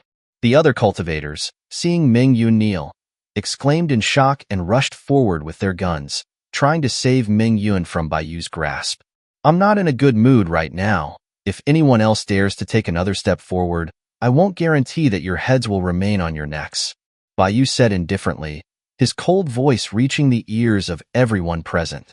Everyone who wanted to rush forward to save Meng Yun felt like their legs were weighted down with lead, no longer able to move. Fear was growing in their hearts. With a single sentence, Bai Yu had intimidated everyone present. "Be Bai Yi, spare me." Meng Yun, kneeling in front of Bai Yu, trembled and begged for mercy. The fear in his heart was at its peak. Bai Yu calmly looked at Meng Yun and asked indifferently, "Who instructed you to do this?" "I don't know," Meng Yun cried. "I was just carrying out the mission. I don't know anything else." "Sure." One of Meng Yun's arms flew off, splattering scarlet blood everywhere. The surrounding cultivators' faces turned pale. Wang Ho, who was standing to the side, couldn't bear to watch anymore. He stepped forward and said to Bai Yu, "Senior Bai, please let me ask Meng Yun. He will definitely—" "No need." Bai Yu interrupted Wang Ho's words, flicking a wisp of white spiritual power from his fingertip. allowing it to enter Meng Yun's head. Ah! The moment that white spiritual power entered Meng Yun's head, he immediately let out a blood-curdling scream, which echoed down the street. The cultivators, who saw Meng Yun's painful appearance, became more afraid, instinctively retreating. They could feel the pain that Meng Yun was enduring just from hearing his screams. It was a fate worse than death. It's Wei Jun. It was Wei Jun who assigned me the mission. He wanted me to kill Zhu Jingjing. Almost instantly, Meng Yun was unable to endure the soul-piercing pain and confessed everything he knew. Under the torment of that soul-piercing pain, Meng Yun was no longer able to consider the consequences of his betrayal. He just wanted to die as soon as possible. He didn't care about anything else. Bai sealed Meng Yun's mouth, letting Meng Yun roll around on the ground. Then he asked Wang Ho, who looked a little strange, "Who is Wei Jun?" Wang Ho pursed his lips and then said with a trembling voice, "Wei Jun is the person in charge of the security department in the southwest region." Senior Bai, there must be some misunderstanding. Wei Jun would never do something like this. Wang Ho was now completely anxious and hurriedly explained to Bai Yu. He had never imagined that the mole within the security department would actually be his mentor, Wei Jun. The reason Wang Ho was able to join the security department was because Wei Jun was his guide. It could be said that Wei Jun was responsible for half of Wang Ho's success today. More importantly, after witnessing Bai Yu's terrifying power, he had submitted a written report of everything that had happened in the temple to Wei Jun, wanting to convey to the higher-ups through Wei Jun to stop the security department from pursuing Bai Yu. Wang Ho never expected that not only would Wei Jun not stop pursuing Bai Yu, but he was accelerating the deterioration of the relationship between the security department and Bai Yu. He couldn't understand. Whether he's the one or not, just have him come over for a confrontation. Bai Yu, after giving Meng Yun a release, then said to Wang Ho, "You should be able to contact Wei Jun, right? Have him come over to explain the situation, or I will personally visit him. However, if I go there myself, this matter won't be so easily resolved. I don't mind becoming the security department's #1 wanted criminal." Hearing the threat in Bai Yu's words, Wang Ho trembled violently, his body shaking. The development of the current situation had completely exceeded his expectations. "I understand." After weighing the pros and cons in his heart, Wang Ho ultimately took out his phone and called Wei Jun. A magnetic voice came from the other end of the phone. "Little Ho." "Teacher, you?" Wang Ho hesitated. "I know everything. Meng Yun is already dead, right?" Wei Jun asked calmly. Hearing Wei Jun's question, Wang Ho instantly understood that all of this was really planned by Wei Jun. His pupils shrank violently as he asked in shock, "Meng Yun is already dead. Teacher, why did you do this?" "I clearly." "Little Ho, this matter is not related to you." Wei Jun interrupted Wang Ho's words. "I'm already on my way. Tell Bai Yu to wait for a while, and not to harm any more of our comrades." "Teacher." Beep beep beep. Wang Ho still wanted to ask more questions, but Wei Jun had already hung up the phone. Bai Yu, seeing Wang Ho's lost and dazed look, asked indifferently, "When will he be here?" Thud. Suddenly, Wang Ho knelt down before Bai Yu, kowtowing and begging, "Senior, I beg you, spare my teacher's life."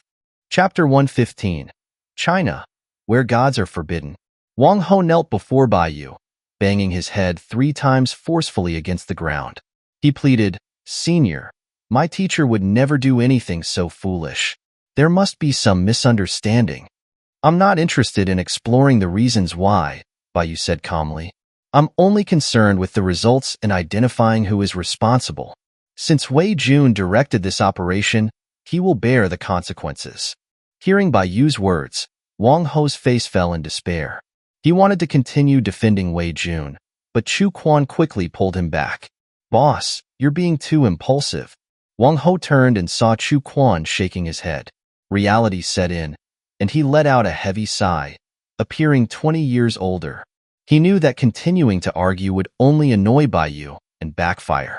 With Wang Ho abandoning his defense, a deathly silence returned to the commercial street. The cultivators around them stood uneasily, at a loss for what to do. The atmosphere was incredibly tense. However, The tension didn't last long before it was broken by the thunder of a helicopter. An armed helicopter hovered above the street, and then a white-haired old man wearing a sharp outfit, sunglasses, and a cigar dangling from his mouth jumped out, landing steadily in the middle of the street. All eyes were drawn to the old man. Baiyu looked at the imposing figure and asked with a smile, "You're Wei Jun?" "That's me." Wei Jun took off his sunglasses and tucked them into his chest pocket, extending a hand to Baiyu with a smile. "I'm Wei Jun, head of the Southwest region of the Security Department. You can call me Old Wei. You're the first person who can remain so calm in front of me, knowing they've offended me," Baiyu said, chuckling at Wei Jun's composure. "My attitude won't change the outcome.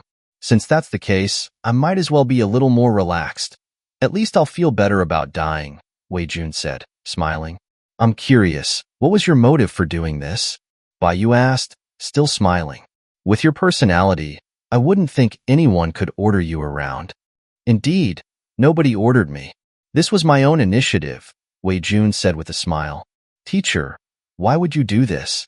Wang Ho asked in disbelief, unable to accept that Wei Jun had admitted to it. He had told Wei Jun everything about Baiyu's power and danger, but he couldn't understand why Wei Jun still chose to oppose Baiyu, knowing it would bring great harm to the security department. Wei Jun took a deep drag of his cigar and then said, "It's simple. It's just that we're human, and Baiyu is an immortal. That's all." "Is that a reason?"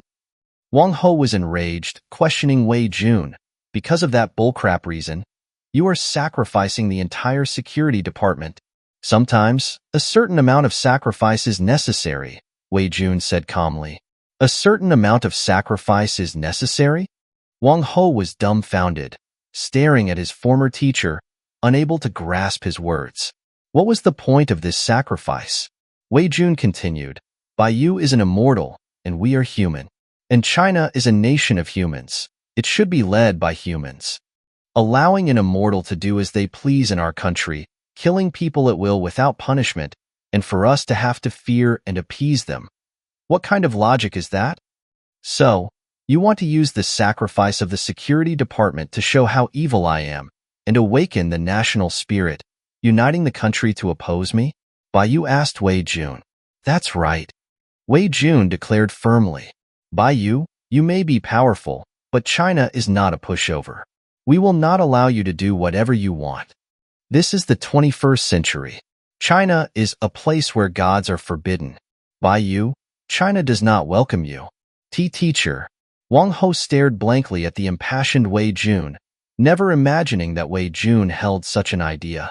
Creating a country not ruled by gods was undoubtedly a noble goal, but Wang Ho had witnessed Baiyu's power firsthand. He couldn't even imagine the price that China would have to pay to drive Baiyu away. And most importantly, Baiyu wasn't the only immortal. Even if they paid that high price to drive him out, what would it achieve? Nonsense. At that moment, Su Qing shouted angrily, interrupting Wei Jun's words and attracting everyone's attention. Su Qing glared at Wei Jun, saying, "In the three realms, all things coexist. Why should the world only be for humans? And even if Lord Bai is an immortal, has he ever interfered in your affairs? Lord Bai has never killed an innocent person, nor has he ever affected the lives of ordinary people. Yet you were willing to fight in the downtown area just to surround us. So who is really acting willfully here? With Lord Bai's power, wiping out your security department is just a thought. You are even lucky enough to be here still speaking, and whose favor is that Bai?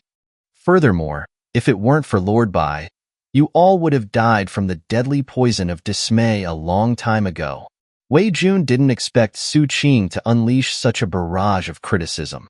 He was stunned for a moment before reacting and retorting, "What would you, a mere demonic spirit, understand? China should be led by humans. It shouldn't have powerful figures like Baiyu that we humans can't control. And demonic spirits like you, who are not bound by rules, should not exist either. Furthermore, the tragedy at Tangyu Yiping in Jiang City is still fresh in our minds. Whether or not Baiyu did it, it must be connected to him. As long as Baiyu remains in China, this kind of thing can never be prevented." Wei Jun grew more and more agitated and then looked at Baiyu. "Baiyu, I came here prepared to die. If my death can awaken my compatriots, then, bang.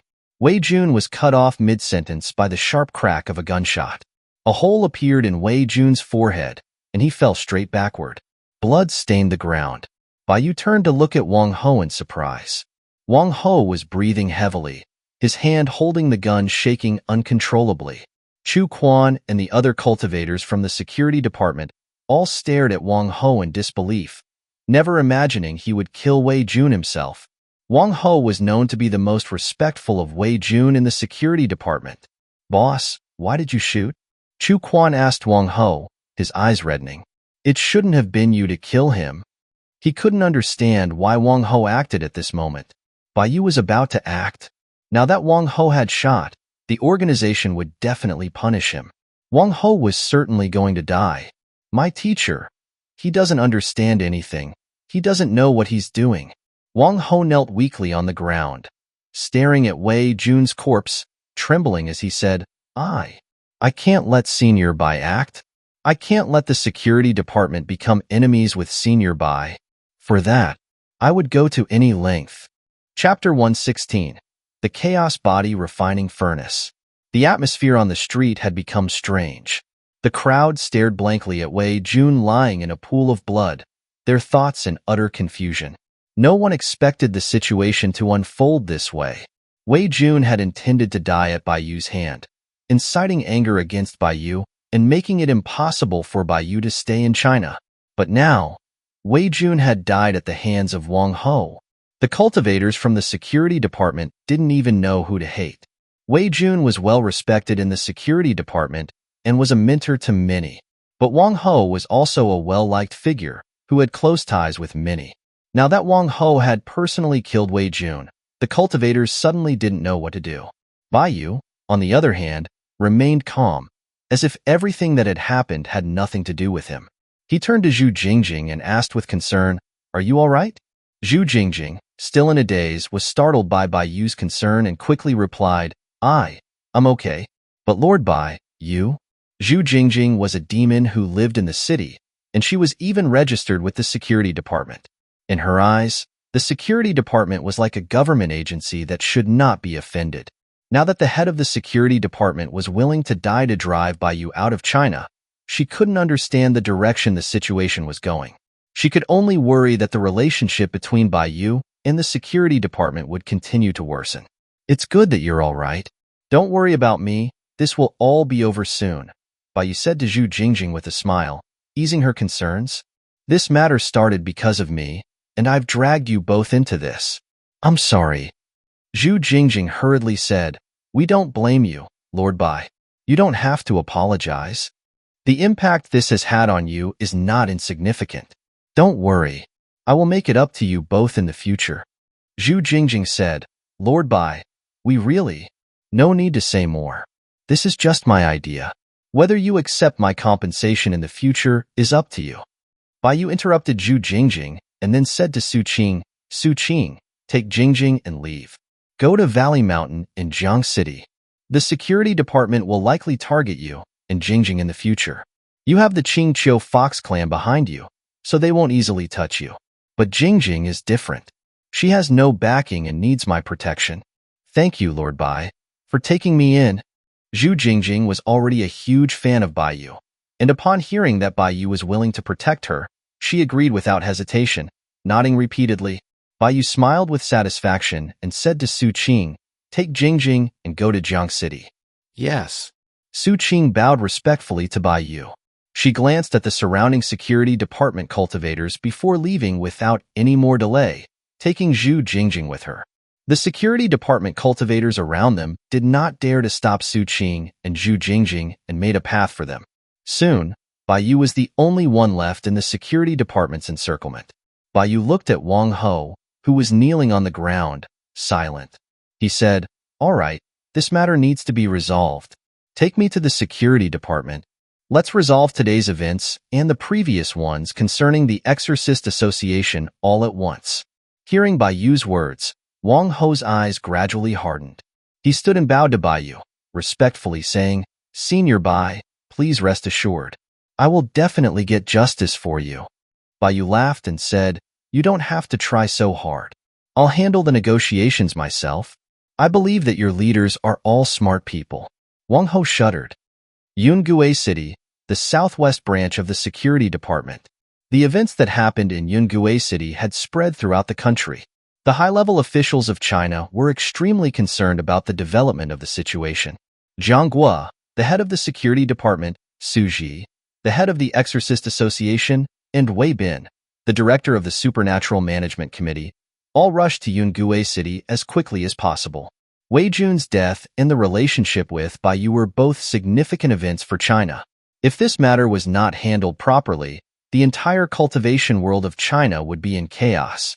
In a meeting room inside the southwest branch of the security department, several white-haired elders were sitting in the meeting room with serious expressions, facing the relaxed Bai Yu. Ahem. Jiang Guo cleared his throat, breaking the silence in the meeting room. He said to Bai Yu, "Mr. Bai, we have already investigated the matter thoroughly. We are truly sorry for what Wei Jun did to you." In fact, they had already discussed this in advance on the plane to Yungue City. Everyone agreed that it was not necessary for China to antagonize Bai Yu. On the contrary, they should befriend him. Su Ji spoke next. Also, regarding the case of the Tang Yu Yiping community in Jiang City, our people also investigated. The vice chairman of the East China branch, Wu Fan, accepted bribes from the Dark Moon Church and fabricated the evidence. We wronged Mr. Bai. However, we don't currently have a way to eliminate the Dark Moon Church, so don't worry about it. I've already eliminated the Dark Moon Church that framed me, Bai Yu said calmly, interrupting Su Ji. Su Ji's expression changed slightly, not knowing what to say. The Dark Moon Church was a force that caused the Exorcist Association a lot of headaches. For many years, Su Ji had not found a way to completely destroy the Dark Moon Church. Yet now, the Dark Moon Church had been destroyed by Bai Yu without anyone even realizing it. The sudden surprise from Bai Yu shocked him. The meeting room became quiet again, and the atmosphere was a little awkward. Zhang Guo and the other two were all in high positions and possessed a kind of presence that was not easily withstood, yet they felt an unprecedented pressure in front of Bai Yu. In front of Bai Yu, they were like children who had made a mistake facing their teacher. They couldn't even speak properly. Wei Bin was the first to break the deadlock. He stood up and said to Bai Yu, "Mr. Bai, we had some internal problems that caused you unnecessary loss. On behalf of all the members of the Security Department and the Exorcist Association, I would like to offer you our sincere apologies." With that, Wei Bin gave Bai Yu a deep bow and continued, "Mr. Bai, if you want any compensation, we can provide it." Bai Yu looked at Wei Bin with a smile and said, "I heard that Wang Ho has already been detained by you. But frankly, if it wasn't for Wang Ho trying to ease the relationship between you and me, the security department would no longer exist." The expressions of the people present changed slightly. "Therefore, I hope that after this matter is resolved, you will not punish Wang Ho." "That's a given," Jiang Guo said quickly.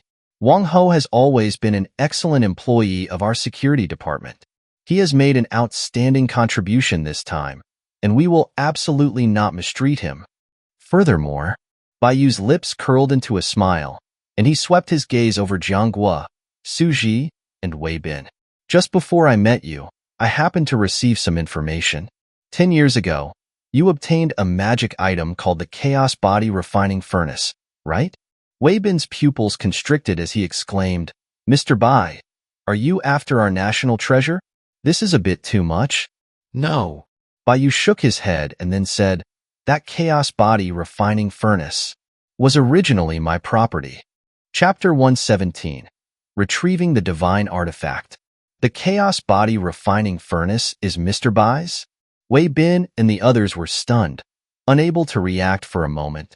However, a bad feeling quickly arose in each of their hearts. Bai Yu smiled and said, "I won't make things difficult for you. After all, the Chaos Body Refining Furnace was something I lost myself. You helping me find it is a great favor. As long as you return the Chaos Body Refining Furnace to me, our previous grudges can be written off." Seeing that Bai Yu really wanted the Chaos Body Refining Furnace, Wei Bin's face grew troubled. If it were any other condition, They would be willing to pay any price to befriend Baiyu, this immortal. But the chaos body refining furnace was different. This divine artifact could greatly enhance the power of cultivators, even transforming ordinary people directly into powerful warriors. In the few years since they obtained the chaos body refining furnace, the strength of top cultivators in each department had doubled. They also had more and more say on the international stage, with the trend of becoming a global leader. It could be said that the chaos body refining furnace was currently the most important divine artifact for China, related to the prosperity of the nation. How could they so easily give it to someone else? Seeing Wei Bin's hesitation, Baiyu narrowed his eyes slightly and said, "Director Wei, I simply want to retrieve what is mine. Is that something you need to hesitate over? I'm only being polite with you now. In reality, regardless of whether you agree or not, now that I know you have the chaos body refining furnace, it will return to my hands today, definitely. The three of you should be smarter." As soon as Baiyu said this, the expressions of Wei Bin and the others all changed. "Mr. Bai, isn't your tone a little too much?" Wei Bin took a deep breath and said in a low voice, "We admit, there isn't a single expert in China right now who can match you. But we aren't pushovers, ready to be bullied at will. If one can't beat you, we have 10. If 10 can't beat you, then we have 100. If the Exorcist Association and the Security Department join forces, we might not be able to defeat Mr. Bai. So, to keep the chaos body refining furnace, you're willing to start a war?" Baiyu raised an eyebrow slightly. "I don't really care. But are you sure that the common people are willing? Are you three really able to bear the cost of starting a war? Furthermore, war is meaningless and without any chance of victory." Wei Bin, and the others fell silent. Indeed, Baiyu spoke the truth. Regardless of the outcome of a war, they couldn't bear the cost of starting one. Moreover, just for the sake of a divine artifact, they were going to wage a war against a god. This matter, neither their superiors nor the people would agree. Baiyu continued with a smile, "So, you don't need to keep up the charade. I didn't want to sour our relationship too much. After all, you are the officials, and I will still need to live on this land in the future. The chaos body refining furnace was never yours in the first place. If you insist on forcefully keeping it, you will only suffer a backlash. I'll give you time to consider it." After Baiyu finished speaking in a low voice, he said no more. He tapped his finger lightly on the table, making the atmosphere in the meeting room inexplicably tense. Wei Bin didn't dare to look Baiyu in the eye, and couldn't help but cast pleading looks at Jianghua and Suji. Jianghua and Suji didn't know how to answer at this moment either, and also fell silent.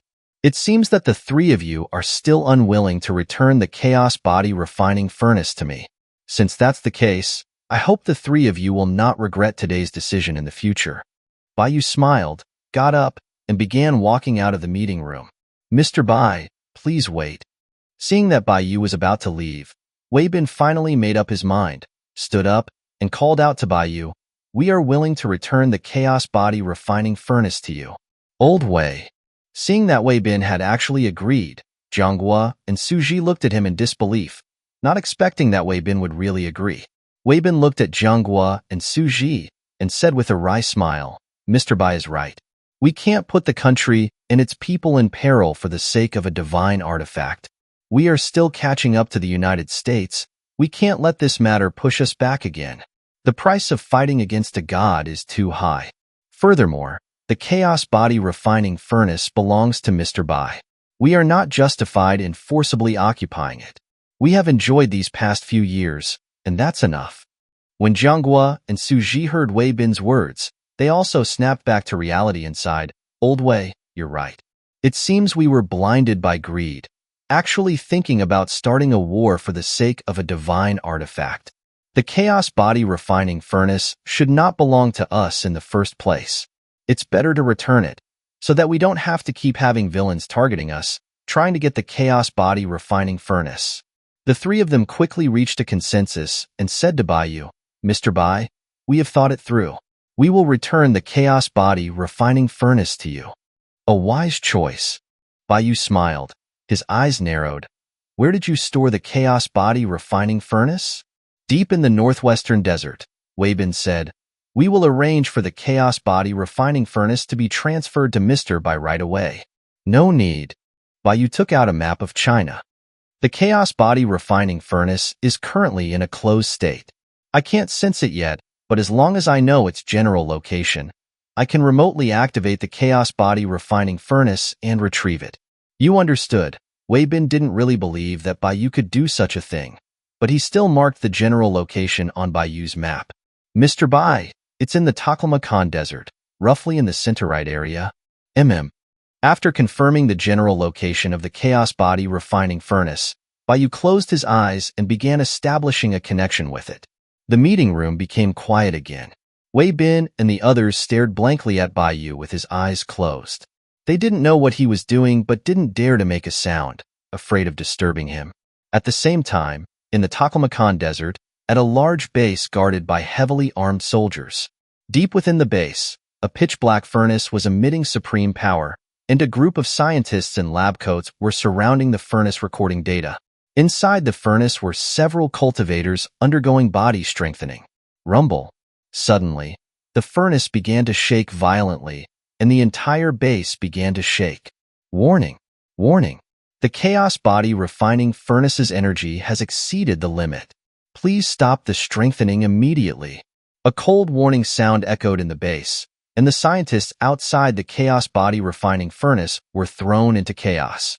Quickly open the chaos body refining furnace and let the people inside come out. The person in charge shouted. Many operators ran to the control panel, trying to open the chaos body refining furnace. However, before they could do anything, the chaos body refining furnace emitted a dazzling white light, and then the surrounding space was distorted. The next moment, the chaos body refining furnace disappeared from the base. Everyone in the base looked at each other, not understanding what had happened. At the same time, in Yungue City, in the meeting room of the security department's base, a smaller version of the chaos body refining furnace appeared in Bai's palm. The cultivators who were inside the chaos body refining furnace were directly ejected and landed in the meeting room. Wei Bin and the others saw the chaos body refining furnace in Bai's hand, as well as the cultivators who had been undergoing strengthening, landing in the meeting room. They were all dumbfounded. Chapter 118, Descendants of Xianyuan. This is... Wei Bin looked in disbelief at the miniature chaos body refining furnace floating in Bai's palm. He never imagined that Bai was actually telling the truth. At that moment, he was incredibly grateful that he hadn't acted impulsively and rejected Bai's request. Otherwise, not only would they have failed to keep the chaos body refining furnace, but they would have also offended an immortal with unfathomable power. If things had really developed to that point, then they would have become criminals throughout history. The chaos body refining furnace. It's finally back. Bai looked at the pitch-black furnace floating in his palm, emitting supreme divine power, and the corners of his mouth lifted in a slight smile. The chaos body refining furnace was not only a treasure he used for refining elixirs, but also a place for him to cultivate. Inside the chaos body refining furnace, he could constantly temper his body and strengthen his blood and chi. It could be said that after abandoning his demonic body, Bai was still able to possess a physique and power that were not inferior to a demon. Half of the credit went to the chaos body refining furnace. Rumble.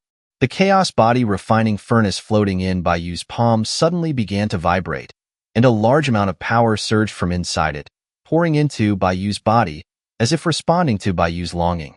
The source power that Bai had stored in the chaos body refining furnace flooded back into his body, restoring another layer of his power. Wei Bin and the other two in the meeting room could not sense Bai's power ceiling, but they could all feel that Bai had become stronger, like a bottomless abyss, unfathomable. After absorbing the energy from the chaos body refining furnace, Bai contentedly stored the chaos body refining furnace inside himself. At the same time, he used his spiritual power to create a replica of the chaos body refining furnace and sent it to Wei Bin and the others. Mr. Bai, this is... Wei Bin looked at the replica of the chaos body refining furnace that Bai presented in front of him and asked in confusion. Bai said, "This is a replica of the chaos body refining furnace. Although its effects aren't as good as the original, it's good enough for you." and in some sense, this replica is more suitable for you. After all, you can't control the power of the chaos body refining furnace, and there are definitely hidden dangers to using it. Hearing Bai Yu's words, Wei Bin was overjoyed and quickly said, "Thank you, Mr. Bai." He had thought that they had completely lost the chaos body refining furnace. He never imagined that they would actually be able to turn a misfortune into a blessing and obtain a replica of the chaos body refining furnace. Bai Yu was right. They really couldn't control the chaos body refining furnace.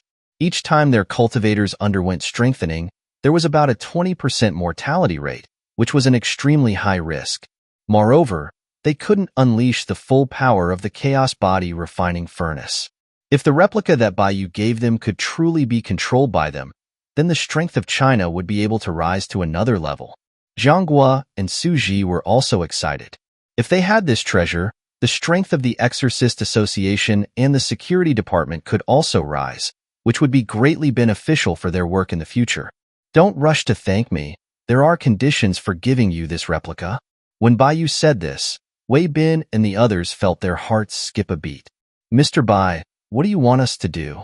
Wei Bin swallowed hard and asked Bai Yu nervously. In his opinion, the price that had to be paid for obtaining such a treasure would definitely be huge.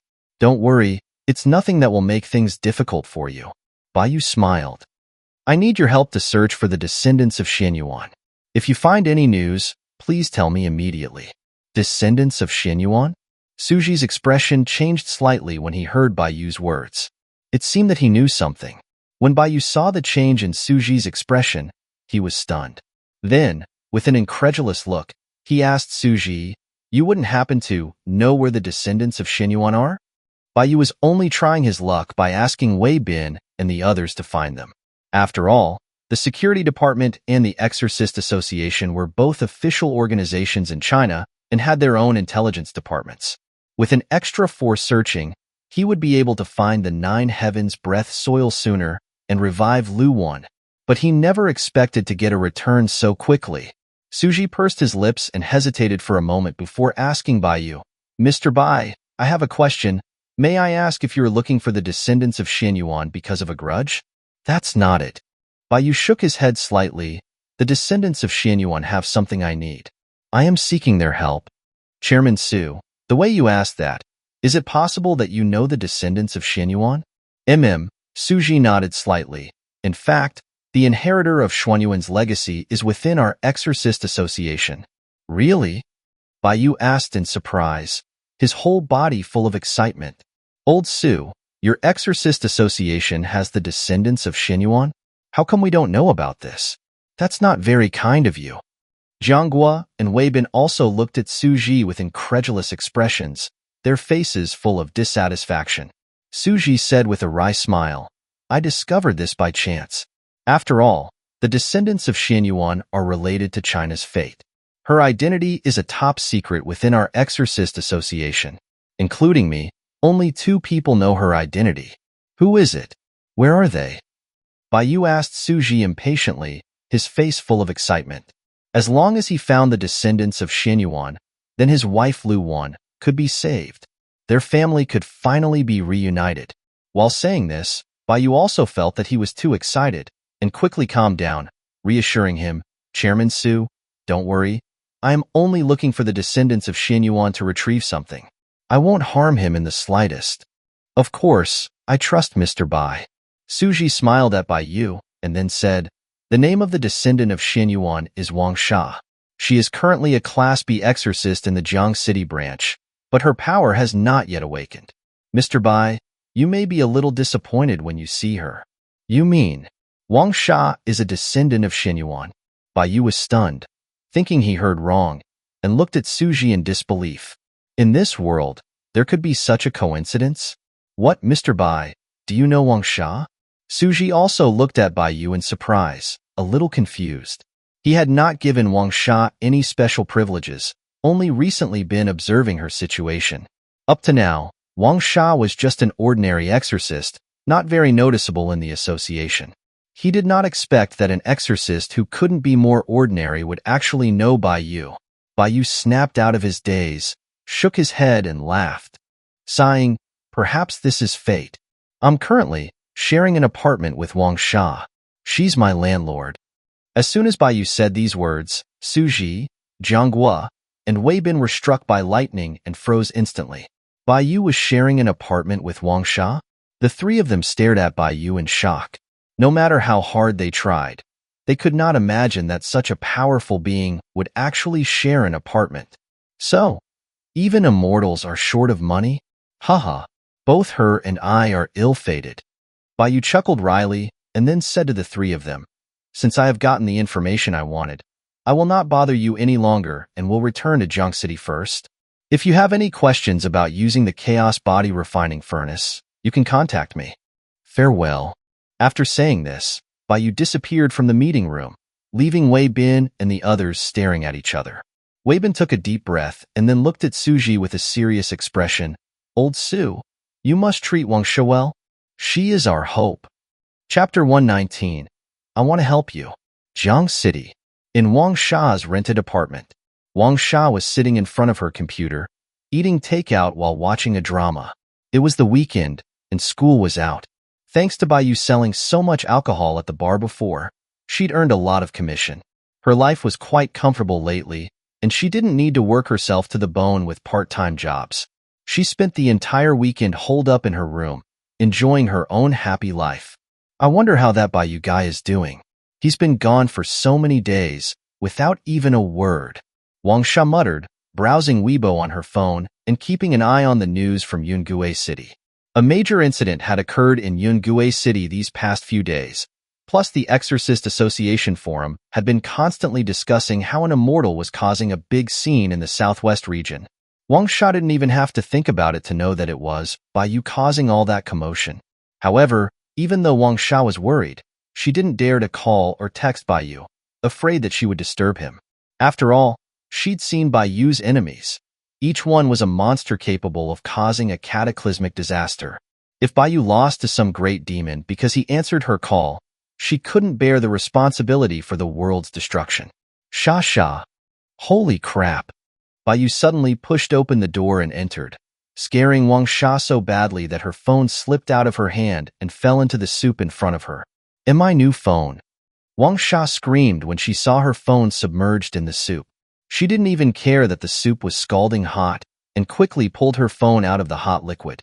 She then frantically wiped the oily water off her phone with tissues, her eyes filled with heartache. Her soul had left her body when her phone fell into the soup. I'm saying, what's wrong with you? So jumpy?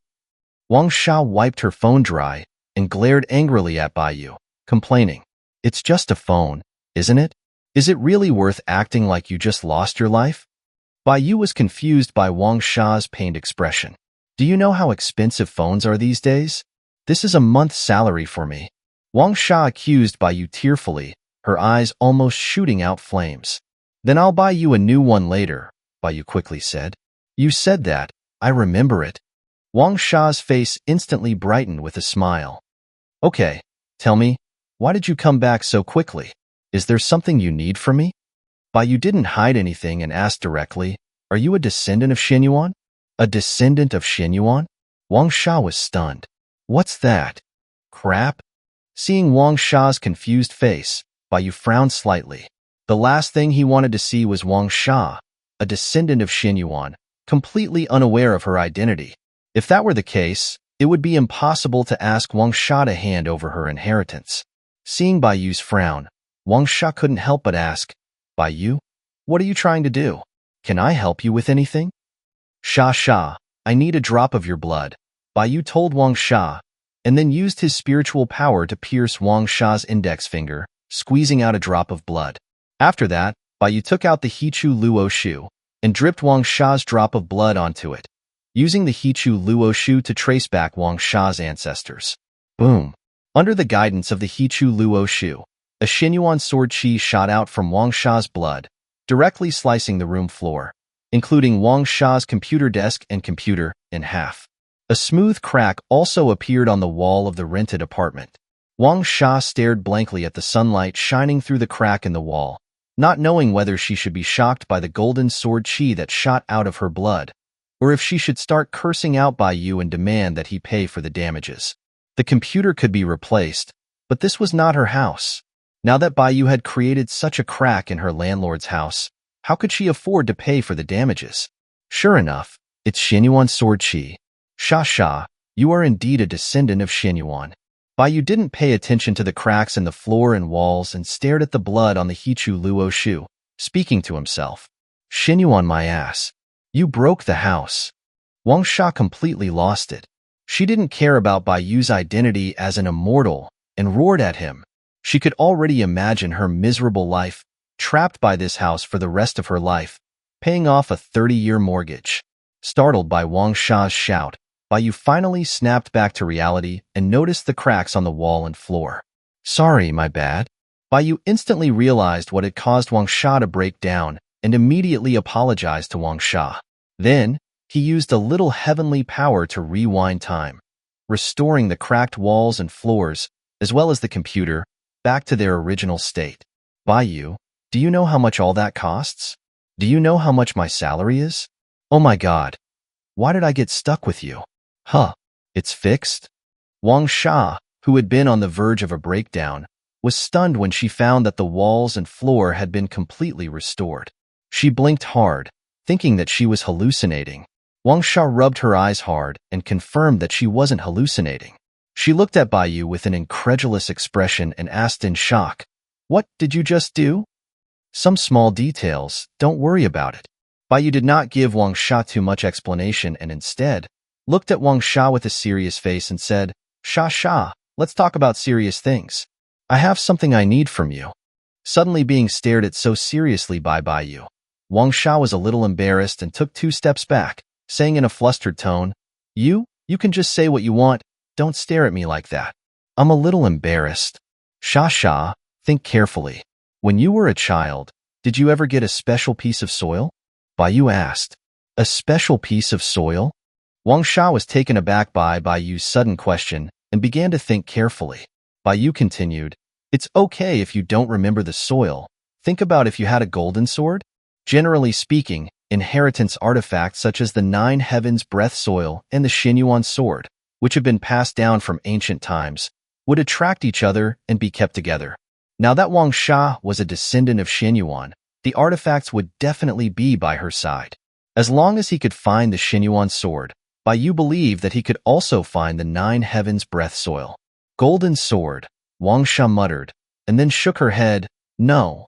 My family was very poor when I was a kid.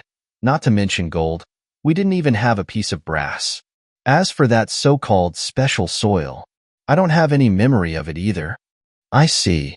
Hearing Wang Sha's answer, a trace of disappointment flashed in Baiyu's eyes, but he was unwilling to give up. He asked Wang Sha again, Who taught you how to cultivate? My grandfather. Wang Sha replied, I lived with my grandfather since I was little, and he was the one who taught me cultivation methods. Can I meet your grandfather? Baiyu inquired. He's already gone, Wang Sha replied. This? Hearing Wang Sha's answer, Baiyu was stunned, then apologized. I'm sorry, I didn't mean to. It's okay. It's been a long time. Wang Sha smiled slightly at Baiyu and asked, So, is my identity as a descendant of Xianyuan very important to you? Baiyu nodded seriously. Very important. The descendants of Xianyuan should have the Xianyuan sword and 9 Heavens Breath Soil. I need the 9 Heavens Breath Soil to revive my wife. Resurrection from death? Hearing Baiyu's words, Wang Sha's pupils constricted slightly, a stormy wave rising in her heart. Although her understanding was that people can't be brought back to life after death, she believed that anything Baiyu said, he would be able to achieve it. She was very clear about Baiyu's feelings for Lu Wan, so she also knew how important this matter was to Baiyu. Wang Sha calmed herself down a little, then tucked her hair behind her ear and smiled at Baiyu. Baiyu, even though I don't know why I am a descendant of Xianyuan, I want to help you. Let's go back to my old home. Chapter 120. The Value of the Xianyuan Sword. 200 kilometers from Jiang City. Jiang County, Fuling Village. Wang Sha got off the old bus with Baiyu and stood at the simple village entrance. We're here. This is my old home, Fuling Village. Wang Sha took a deep breath of the fresh country air and introduced the village to Baiyu with a smile. Oh, Sha is back. At that moment, a passing farm woman saw Wang Sha by the side of the road and quickly called out to her in a loud voice. Yes, Aunt Wang. I'm back home to visit my grandpa, Wang Sha replied enthusiastically to the farm woman. Sha, you've gone to the big city to work for over 10 years. You should come back and visit more often. Aunt Wang, I'm back now. You're still as young as ever, Wang Sha said, smiling. Haha, Sha, you still have such a sweet mouth. The farm woman laughed heartily, then glanced at Bai Yu at her side and said with a smile, Oh, your little boyfriend is quite handsome. Aunt Wang, he's just my friend. Wang Sha smiled awkwardly and quickly explained. Why are you so shy? The farm woman completely didn't believe Wang Sha's words and continued. You're so old already, you should be getting married. There's no need to hide about things like dating. Wang Sha's face turned black. She quickly pushed the farm woman away from the side of the road and quickly said, Aunt Wang, you still have a lot of farm work to do, right?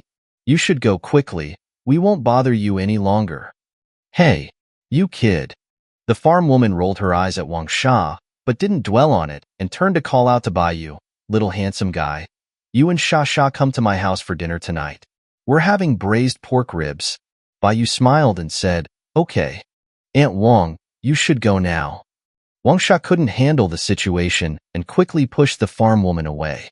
Then, with an embarrassed expression, she walked back to Bai Yu and said with an awkward smile, I am sorry. The people in the village are like this, both enthusiastic and gossipy. Don't take it to heart. I don't mind. Bai Yu nodded with a smile. Wang Sha saw that Bai Yu hadn't taken what happened just now to heart and was relieved. Then she said, Let's go. My home is on the other side of the village, close to the mountain. I'll take you there. Okay. Bai Yu nodded in response and then glanced at the mountain behind the village. The two walked into the village. On the way, many people greeted Wang Sha. Without exception, everyone treated Bai Yu as Wang Sha's husband or boyfriend. After all, it was rare for someone to suddenly bring an ordinary friend of the opposite sex back to their hometown. And Wang Sha, from explaining at the beginning, gradually grew numb, and finally, for the villagers' inquiries, she would just smile and nod. She was too lazy to explain and let the rumors spread. Soon, the entire village knew that Wang Sha had brought back a boyfriend. Bai Yu, my home is just ahead. The house is a bit dilapidated, don't mind it. Wang Sha brought Bai Yu to a stop in front of a dilapidated house made of stone bricks and introduced it to Bai Yu. After my grandfather passed away, I joined the Exorcist Association in Xianxia and have been living in Xianxia. I haven't come back yet. This house has been neglected for a long time and is probably already a dangerous building. Be careful when you go inside. Bai Yu nodded slightly and pushed open the door. A musty smell rushed out. The wooden furniture inside had already begun to rot. There were a lot of spider webs on the ceiling, and the ground and table were covered in a thick layer of dust. After entering the house, Wang Sha immediately went into her room and began searching through things. What are you looking for? Bai Yu asked when he saw Wang Sha's busy figure. Wait a moment. Wang Sha called back and then carried a box full of toys out of the room. Heave-ho! Wang Sha placed the heavy toy box in front of Bai Yu, stirring up a lot of dust. This is... Bai Yu was stunned when he saw the box of toys that Wang Sha had brought out and looked at Wang Sha in surprise. Didn't you say that I am a descendant of Xianyuan and that the Xianyuan sword and the 9 heavens breath soil would always be by my side? This box is full of toys that my grandfather made for me when I was a kid. Many of them have been infused with spiritual power. Let's take a look, Wang Sha said to Bai Yu with a smile as she used her hand to fan away the dust floating in front of her. Seeing Wang Sha's serious expression, Bai Yu shook his head and laughed again. What are you laughing at? Wang Sha asked in confusion. I just think you're quite cute, Bai Yu chuckled. The Xianyuan sword is an ancient divine artifact. It was a divine weapon made by the Immortals using the copper of the first mountain for the human Emperor Xianyuan. It contains world-shaking power. And the 9 heavens breath soil isn't just ordinary dirt. It's the divine soil used by Nuwa when she created humans, and also contains supreme life essence. Both of those divine artifacts contain extremely vast spiritual power. If they were here, I would be able to see them at a glance. Then why didn't you say so earlier? Wang Sha glared at Bai Yu with a complaining expression. I spent a long time searching around my room and nearly killed myself. I even breathed in a lot of dust. I saw how enthusiastic you were, so I was a little reluctant to interrupt you, Bai Yu said, smiling. You. Wang Sha really didn't know what to say. She rolled her eyes at Bai Yu, and then moved a small stool in front of the toy box and sat down. While searching through the toys, she asked Bai Yu, "So what do we do now? My only possessions are these toys. If they're not here, I don't know where else to look." Bai Yu, did we just come here for nothing? We did not come for nothing. Bai Yu smiled slightly and swept his gaze around the house. I can sense that the aura left behind by the Xinyuan sword remains in this house. This shows that the Xinyuan sword was once here. However, it has been a while since then, and the Xinyuan sword's aura is very weak. I am unable to trace the current location of the Xinyuan sword. Hearing Bai Yu's words, Wang Sha's eyes immediately lit up. She excitedly asked Bai Yu, "So does this mean that I'm really some descendant of Xinyuan? How much is that divine artifact, the Xinyuan sword, worth?" Hearing that Wang Sha had actually brought up money when talking about the Xinyuan sword, Bai Yu was speechless. Then, he said, "If I were to give you a value for the Xinyuan sword, even if the United States on the other side of the sea were to use its entire national GDP to trade for it, it wouldn't be worth even the hilt of the Xinyuan sword." This, Wang Sha was dumbfounded. She mumbled while counting on her fingers, "I remember the US's GDP last year was 20 trillion.